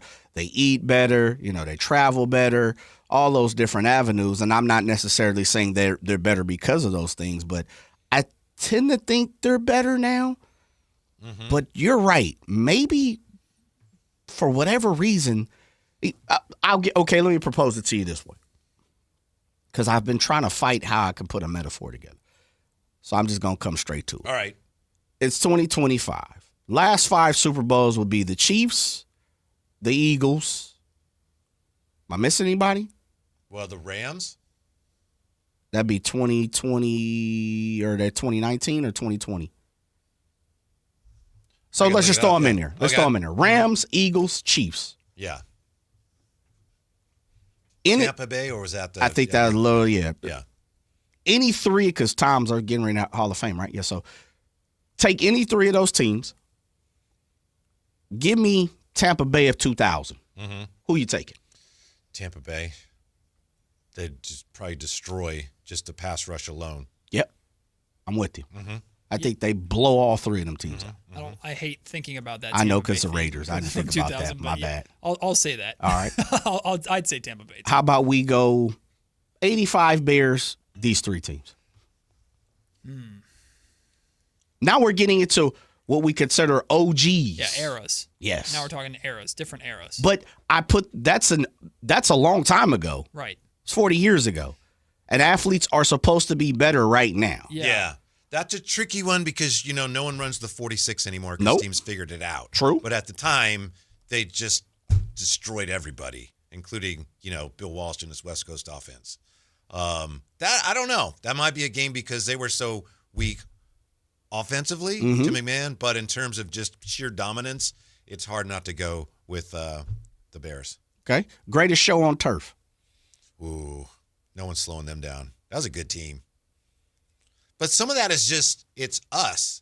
You always think more fondly of the things from the past. You immortalize it. Yeah. Like, that was the greatest team I ever saw. So I'm trying to be objective. But with the connotation of players are better now, right? Yeah, players are better, but to me, those teams, stem to stern, were more solid. Okay, I'll give you an teams. average one. Here we go. Well, how do you feel? I think all those teams beat all 3 of these teams. Even with the weak offense that the Bears have, I find it very hard that anybody slows down Sweetness. Truly do. Because I don't think in the fridge. Yeah, I don't think the Eagles' defense was that good. I definitely don't think the Rams were that good as far as defensive wide. They damn near shouldn't even been there. Jaquiski Tart, we could thank you. I think when you really sit down and look at it, the Chiefs' defense, as I've said numerous times, as good as they were beat twice. The Niners coughed it up, So I truly think when we're talking about these teams, and again, I'll kick it back. We don't even have to take none of the, give me any of the Cowboys teams. You taking any of these teams over the Cowboys of the 90s? No.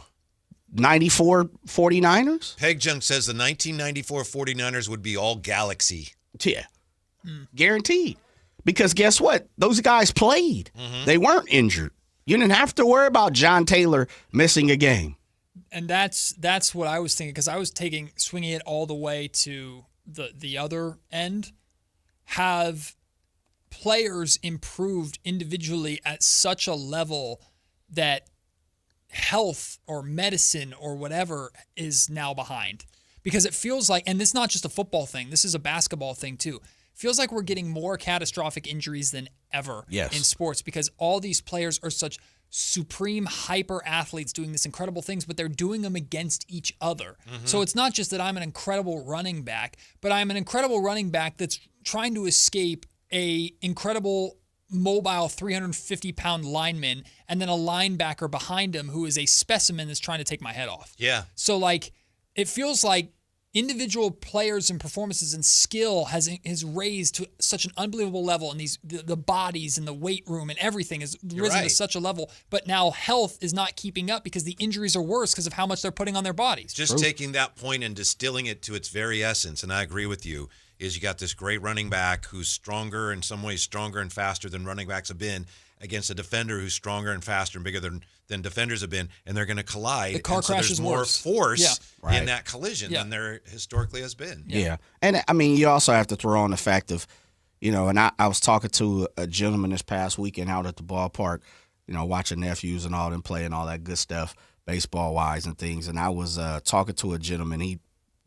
Hey, listen to you guys all the time. I'm like, hey, beautiful, thank you. Mm-hmm. And he was talking about, saw one young gun, and I was like, man, super talented. You could definitely tell that baseball probably was his second sport. So I immediately asked his father, hey, does he play anything else? He's like, yeah. Football, right? He's like, yep, but flag. I'm like, oh, yeah, absolutely. Mm-hmm. So we started to get into the conversation of all the years that some of these athletes are putting on their bodies, the AAUs, the fall balls. Year-round sports can be played in any major sport and probably minor sports at this point. It's just all year round. It's a money thing. It's a money grab. It's like there's so many different scenarios that you can really attest to a person getting hurt nowadays. I mean, you got 19-year-olds and 20-year-olds tearing ACLs and Achilles and stuff. How? That's a big conversation in youth baseball because of pitchers and kids getting Tommy John surgery. Mm-hmm. And now we see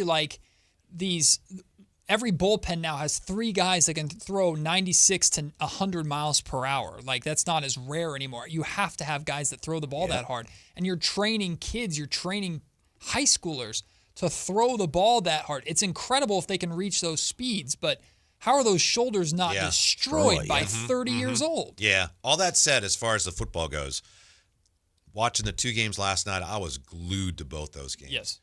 It's really compelling stuff. Even the 49er game, and the 49ers this season has been very dramatic, and I know they just, once they fell behind, they had some opportunities. They lost that game, and they, wasn't as close as their games have been, but that was a really interesting game. And then, like I said, the 2 games last night, I was just glued. So, yeah, the quality of overall play is down, but the product right now is very compelling. Yeah, we just don't have as many super teams. It feels like. I mean, I know the Chiefs are a very recent dynasty, but they've, like Jay said, they've looked vulnerable and just found ways to win games. Last season, their entire run last season was winning games that they shouldn't have won at the end. So they don't look unstoppable, but they're just the team. Yeah. And it doesn't feel like, because growing up, the Patriots were unstoppable, it felt like. There's nothing you could do. Peyton Manning, his Broncos, whatever. Like, there's nothing you could do. Now there's no super teams. There's just a bunch of extremely talented football players on these different rosters. Yeah, and then you get the Lions, and they'd been playing great, and they're playing the Chiefs, but they're down to their 5th corner because of the injuries. So in some ways, they had no chance. What happened to Aiden Hutchinson last year? Yeah. They lost him for the run. Mm-hmm. All right, when we come back, we'll shift back to Kings talk. Saw a piece here from NBA.com that says, this guy is the Kings' X factor this year. Are they right? What do you think? We're back with that and Matt George on Sactown Sports. Domantas Sabonis plays here. He finds Sabonis, put the frosting on the cake, put the cherry on the sundae. Sabonis with a 2-hand flush makes it 114-106. Sactown Sports is your proud home of the Sacramento Kings. Hey everyone, it's Kyle Draper here. If you're in the market for a new car, let me tell you about my experience with Mercedes-Benz of Stockton. From the moment I walked into their state-of-the-art showroom, I knew I was making the right choice. There was no pressure from the sales staff, and if I'm being honest, I felt like a kid in a candy store. I settled on the all-electric EQS SUV, and let me tell you why. First of all, the comfort. After a long day at work, I actually look forward to being in my car. It has several different massage settings, including my favorite, hot relaxing back. Plus, the seat heating and cooling features are perfect for the hot summer or those chilly mornings. Mercedes-Benz has the reputation of making the finest cars in the world. Now it's your turn to experience what I already know. Mercedes-Benz of Stockton is the best car buying experience you'll ever have. They're just a short drive down I-5, or you can shop online anytime at mbofstockton.com. That's mbofstockton.com, and tell them Drape sent you. You still got it, but your immune system weakens as you age. making it harder to fight flu, pneumococcal pneumonia, RSV, and COVID-19. Ask your doctor or pharmacist which vaccines you need. Sponsored by Pfizer. Go from daydreamer to industry leader with Amazon Business. From office supplies to IT essentials, Amazon Business provides tools that help you save costs and make insight-based decisions. Learn how to bring your visions to life at amazonbusiness.com. Confidence is knowing you're ready to handle whatever comes your way. That's what it feels like to take on your workday with Cintas. They make sure your AEDs are up to date, your fire extinguishers are tested and inspected, your floor mats are cleaned and delivered, and your workwear looks good, feels good, and is freshly laundered with the Cintas Apparel Plus program. So are you ready to take on today? Visit Cintas.com. Oh, I'm ready! And get ready for the workday. Mike Rowe here with another fun fact. If your concrete is cracked or uneven, you can actually lift it back up.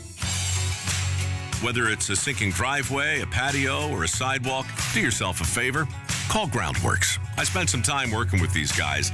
They're the real deal.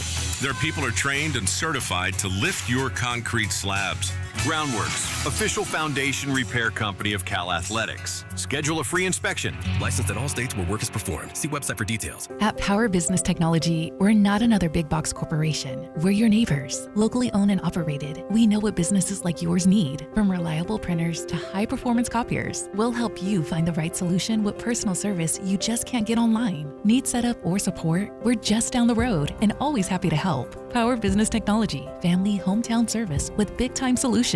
Contact us today for all your business printing needs at 844-POWER-BZ. That's 844-769-3729 or visit us at powercopiers.com. Everybody knows that Sacramento Chrysler Dodge Jeep Ram is the spot to get yourself a brand new car. That's why people are coming from all over. Folsom, Elk Grove, Woodland, Roseville. But they also have the best selection of pre-owned vehicles. All makes and models, every one of them top quality, hand-selected by General Manager Chuck Dean. Over 70 vehicles below $30,000, over 25 below $20,000. You can see that full lineup at SacSuperstore.com, and if you find a lower price somewhere else, they'll match it. And on top of that, the best car buying experience anywhere. Sacramento Chrysler Dodge Jeep Ram.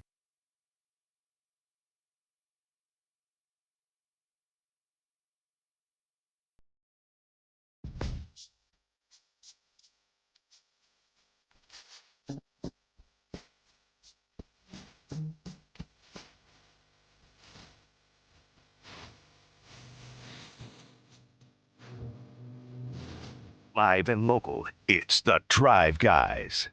Watch the show on youtube.com/Sactown Sports 1140. Or listen on the Sactown Sports app. Top of the second inning in Milwaukee, and the Brewers are leading the Dodgers 1-0. They got a home run by somebody. Sorry, I didn't see it.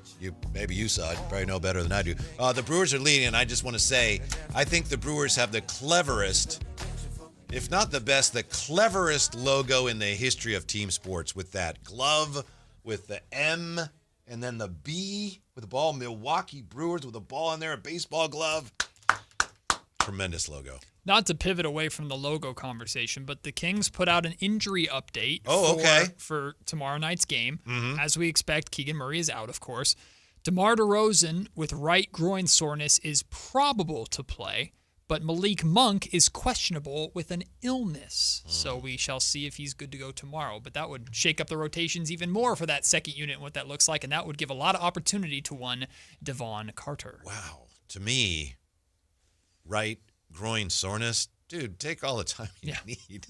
D-Rose, you don't have to show us that. You're good, brother. Yeah. But he's probable. He's probable, which is very, like, when you don't see probable very often, because probable is basically like he's going to play, we just have to make a note of it, essentially. So and you say you kind of miss the old Kings logo, huh? I do. Well, I love. It was Jackson Churio, by the way, who hit the home run. I loved the classic Kings logo from the late 90s, early 2000s. Like, that was the logo I grew up on. I was very happy to see them bring it back last year. It just was terrible that every time the Kings wore that jersey and had that logo, they played horrible last year. But I loved seeing that logo back in the Golden One Center, even if it was just for a handful of games. I love that logo. To me, the worst logo in the NBA right now is Brooklyn Nets. And I know they're going for kind of a different look, but just like the basketball with a B on it. It's just kind of boring. The Orlando Magic just did a rebrand. I like it a lot. Oh, yeah? Yeah, the Orlando Magic just did like a basketball with stars, and it looks really, really good. And then I'm a big fan of the Clippers rebrand that they did last year, too. When the Intuit Dome opened, they did with the ship. And the ship with the head on? Yeah. Yeah. I like the They Clippers. took that from a UFL team. Shocking. Yeah, I can show you the Thievery in LA. The Virginia Destroyers. Nobody cares, I know, but I saw that logo. It's like, I've seen that before. Classic 'Cause Hollywood. We had a team in the UFL, and that's where they got that. Hollywood taking someone's idea and making it theirs. Shocking. Did you hear what Windhorst said about the Clippers? No. Windhorst said, well, you can't assume health with that team, but if they're healthy, look out. They could give OKC a run for their money in the West. We said that the same way 4 different years and 4 different regimes of that group with Paul George, James Harden. It doesn't matter. We've been talking about the same thing with that group for the last 4 years. I'll believe it when I see it. Yeah. It's a talented team if it was 5 years ago. If I didn't know better, I'd say the NBA is trying to distract us from other things going on with the Clippers. But I don't know. You have any trees at your house? Yes. Yeah? Yes. Did yes, we Kawhi do. plant it? Somebody did. I'm not sure. Well, Kawhi got the credit and the money. Who's the Kings X Factor, according to NBA.com in their season previews? Keegan Murray? X Factor, Keegan Murray entering his 4th season, eligible for an extension. Don't forget the night he sank 12 three-pointers. He will miss the first 4 to 6 weeks of the season with a torn ulnar collateral ligament, so on and so on. But will have every opportunity to make another leap upon his return. Keegan Murray, X Factor for the Kings. Not sure that's where I would have gone. So, Matt, here's what I have a problem with it. It's the wording. I'm getting into the wording. I have a problem with this season.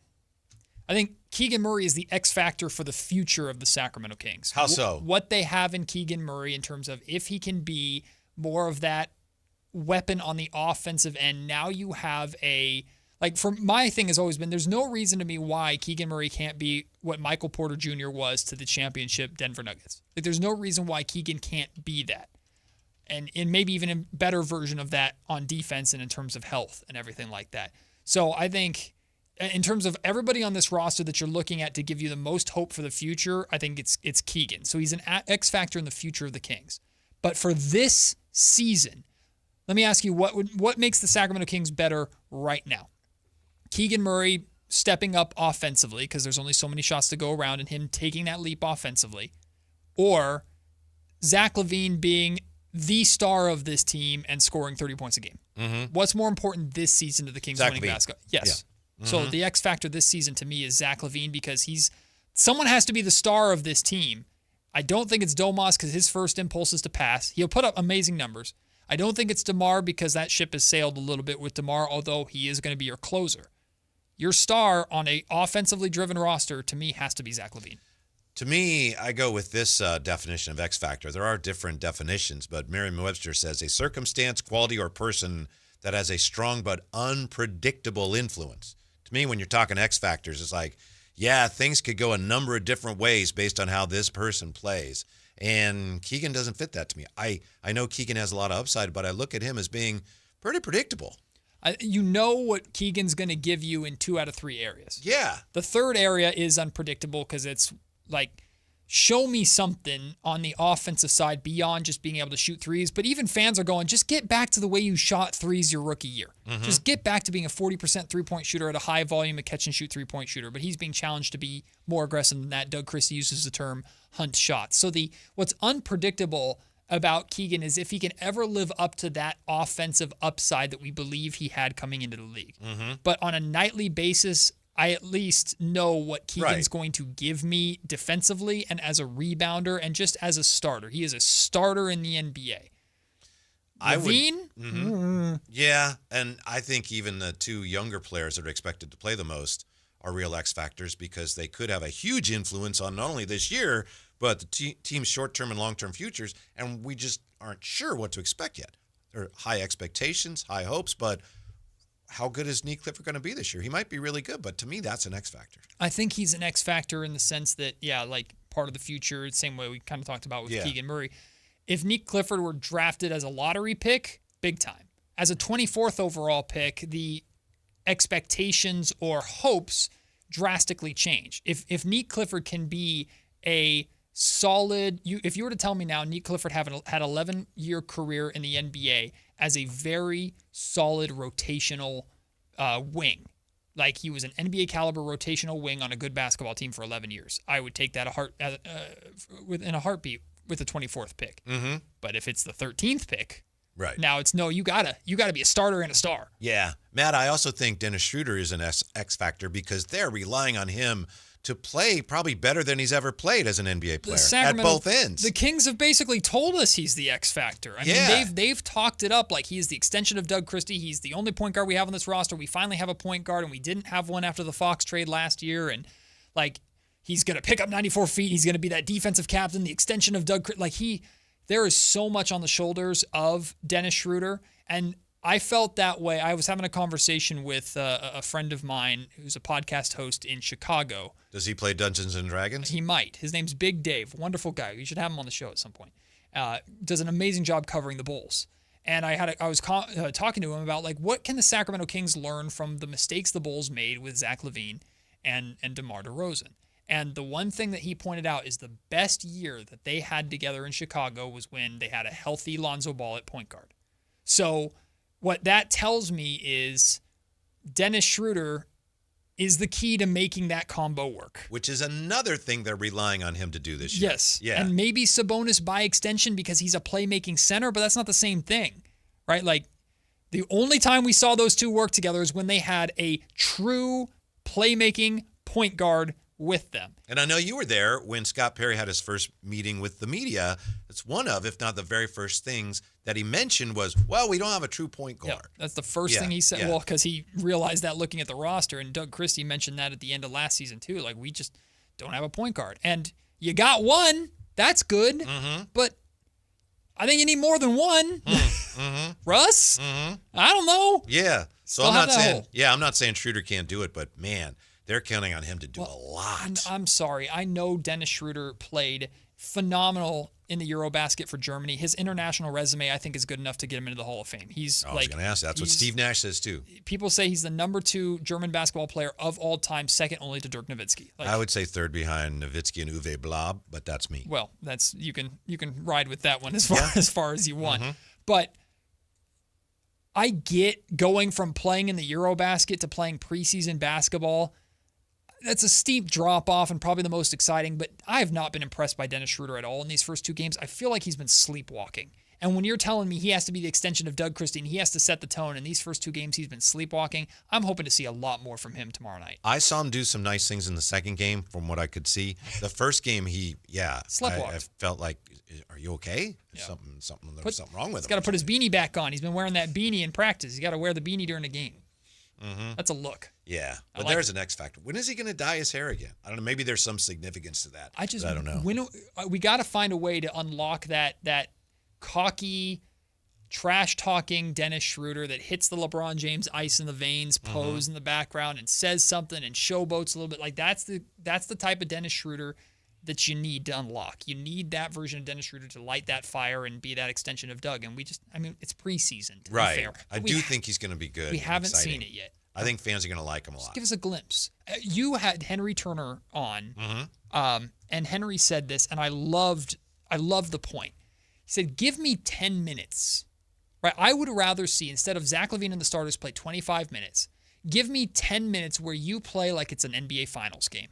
Just go as hard as you can, and then you can take the rest of the night off. Don't hurt yourself, but go as hard. Like, show me you're locked into what we're trying to do. I would learn more from those 10 minutes than 25 minutes of whatever. Maybe tomorrow night's your night. I hope so. It's hard to look, I get it's very hard to get up and put that kind of performance together when you know it's preseason. But give me 10 minutes. Maybe you're going to learn something coming up. Jay, would you be up to a Whitey's Wayback Machine quiz? Nope, can't do it. Can't do it? If it ain't Kyle Draper, I ain't doing it no more. You ain't doing it. I ain't doing it no more. How about Ramsey? Is that Ramsey? Ramsey will play. Ramsey said he'd do it. All right. I'm sad my boy Drapes ain't here. Right. Call him up. He can do it if he wants. He will do it. All right. So you know he misses. Yeah, I know he does. Can you play the quiz? Absolutely. Whitey's Wayback Machine I'm quiz? gonna lose, but I'm in. You might, because Ramsey's pretty good. Oh, you can't go into it thinking like that. What kind of negative? That's King's thoughts right there. King's fans. I was born in 1994, and Whitey's categories are going to be from the 1800s. That's not true. He's got stuff all the way to last year. That's right. I'm going to lose. All right, we'll find out. All that Dungeon and Dragon book you've been reading. That's fantasy. I can make myself a winner in that. Oh, by the way, the Dodgers are leading 2-1. Whitey's Wayback Machine quiz is next on Sactown Sports. For the latest from Kings training camp. Tune in to Sactown Sports 1140. Staples presents That Was Easy. So my sandwich shop was opening in a week, and I needed signage. A week is plenty of time to panic. I went to Staples. They printed banners, posters, and flyers to promote my grand opening. All in time for your grand closing. Nope, I had it same day. I even got $125 off my order. Hold the onions. For all your business printing, Staples. That was easy. Now save up to $125 on custom print orders. In-store and online, same day if ordered by 12 p.m. Into 11/1, exclusions apply. Visit staples.com/print for details. This is the story of the one. As a custodial supervisor at a high school, he knows that during cold and flu season, germs spread fast. It's why he partners with Grainger to stay fully stocked on the products and supplies he needs, from tissues to disinfectants to floor scrubbers. All so that he can help students, staff, and teachers stay healthy and focused.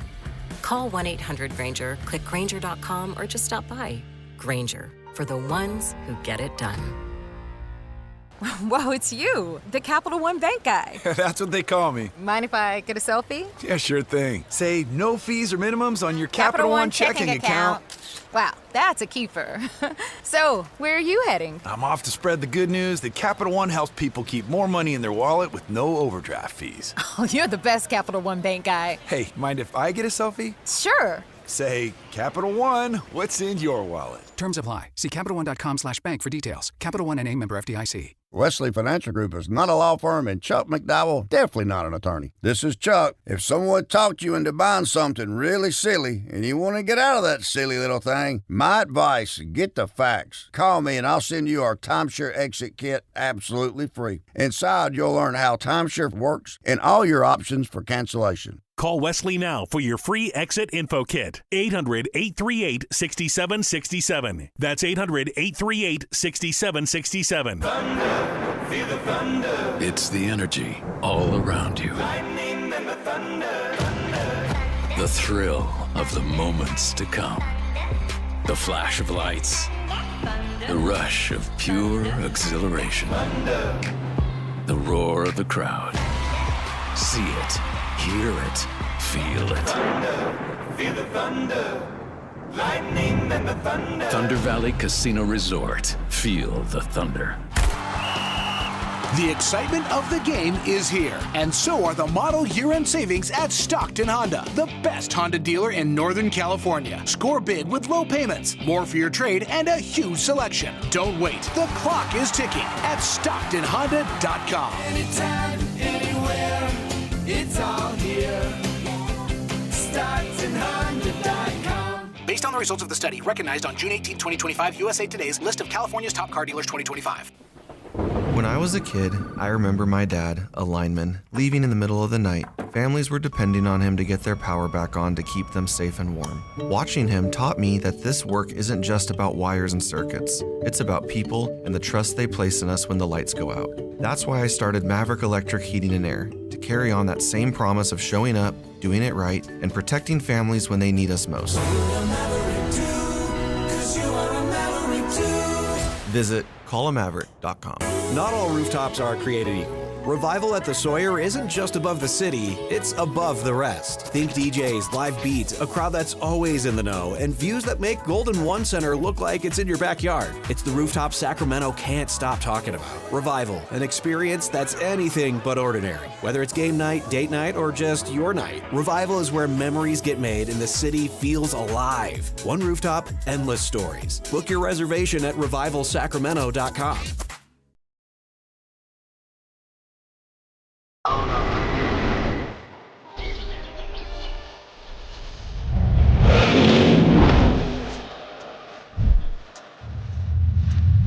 Your afternoon home for Kings talk and so much more. The Drive Guys on Sactown Sports. Matt George is with us. We appreciate it. Matt has some Kings news for us. Oh, yes. The Sacramento Kings picked up the third-year option on Devin Carter. All right. Pretty standard. Pretty standard stuff. And Carter's under team control. They pick up his option. Whether they trade it or trade him later or whatever. It doesn't really matter. It's just team control thing. So pretty standard. Yeah. Potentially a very useful asset. I know that he was chosen by the previous regime and all of that, but that's a guy that could help you do the things you're trying to do. Yeah, maybe a little salary you can add on top to bring some money in. Or look, during this whole Kuminga situation, a lot of the conversation was the Warriors want a good young lottery player in return. Devin Carter was that technically. He checks that box, although I don't know if people look at him that way. But that he is a lottery talent. Would the Kings have to move somebody, and I'm not saying Devin Carter, but somebody in order to bring in Russell Westbrook? I think that was the plan with trying to get Kuminga in here and get – let's put it this way. I don't think the Kings don't like Malik Monk, but it was very clear that Malik Monk, who's the fourth highest salary on the Kings year over year, it's pretty clear they were trying to use that and move off of that in order to free up the money that they needed to get Russ and some moves done. So, like, the way I broke it down is you've got four salaries, your top four salaries. Two of them you can't move in Sabonis and LaVine. The third one, DeRozan, easier to move at $24.5 million or something like that.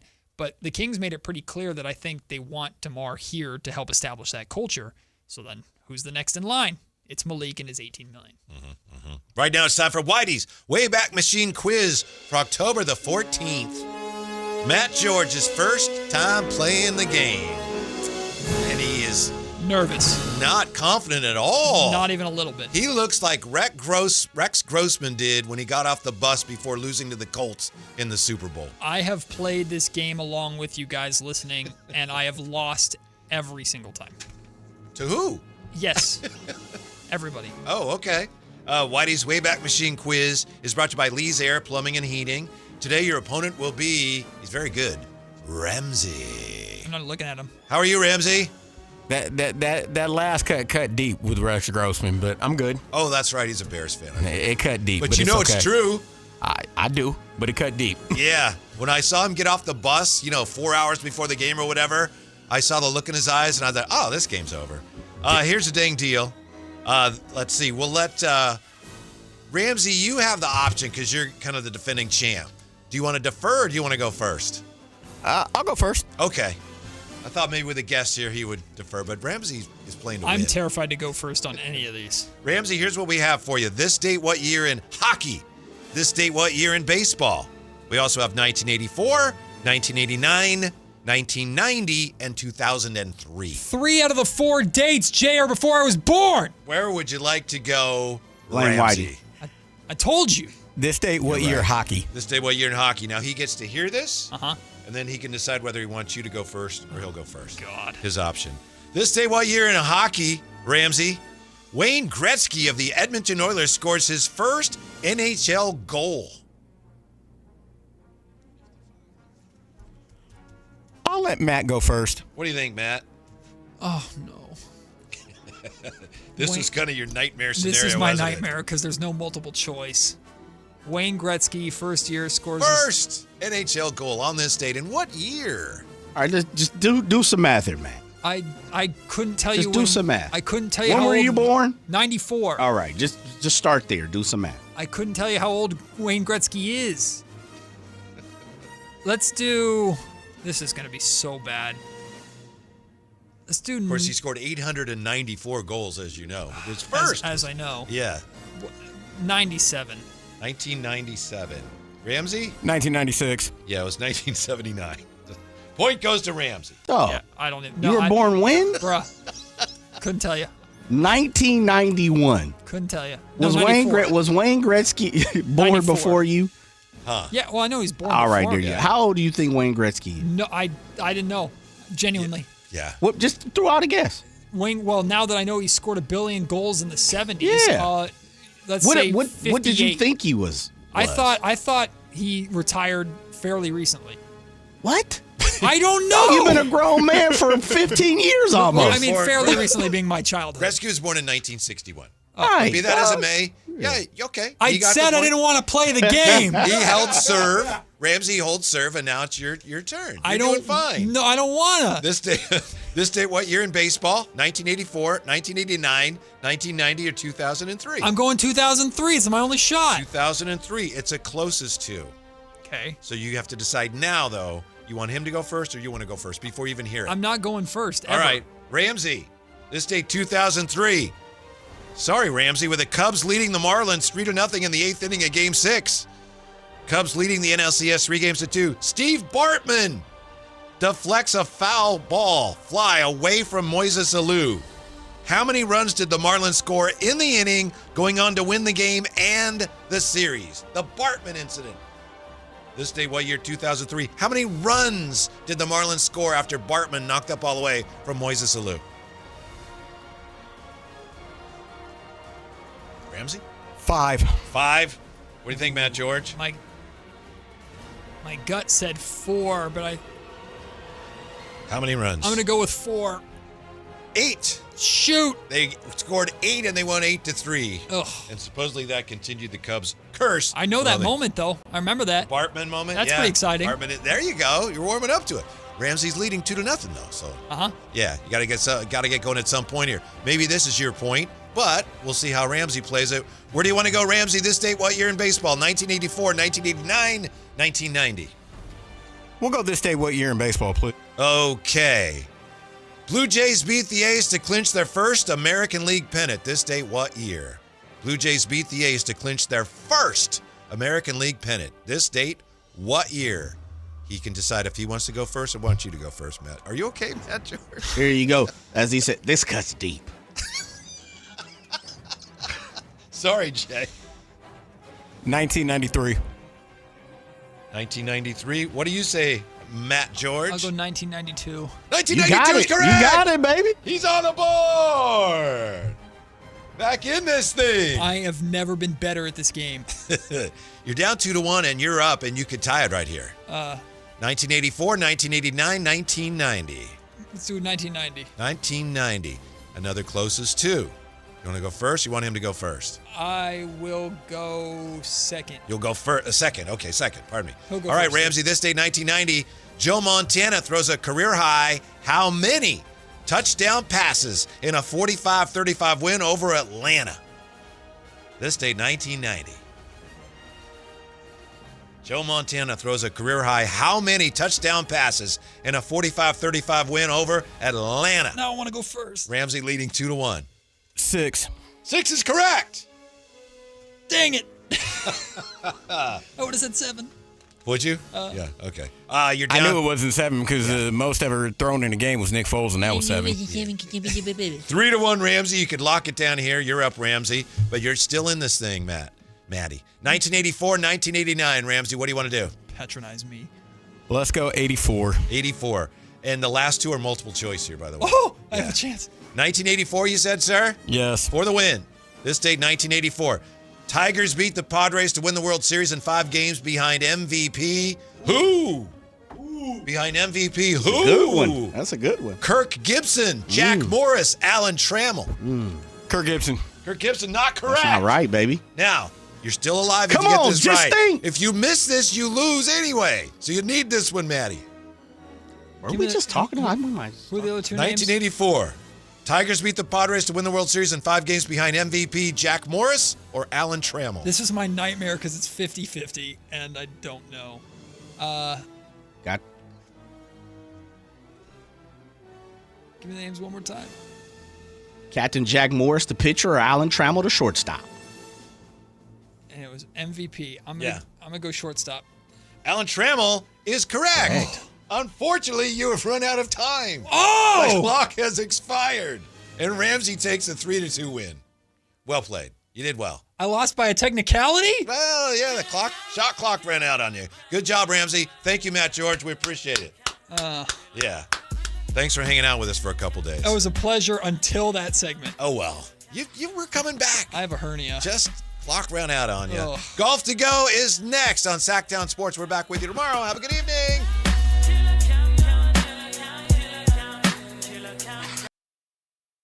This is the story of the one.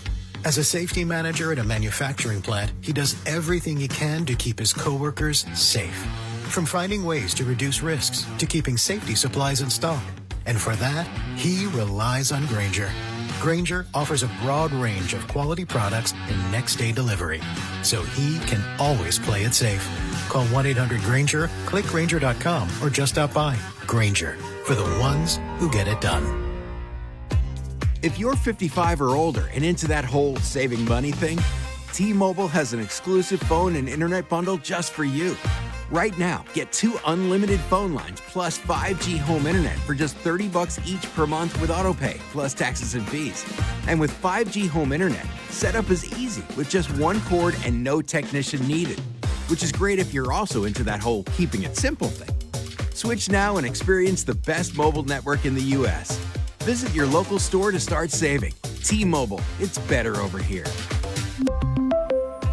Based on analysis by Ookla of speed test intelligence data Q4 2024 to Q1 2025, Ookla trademarks used under license.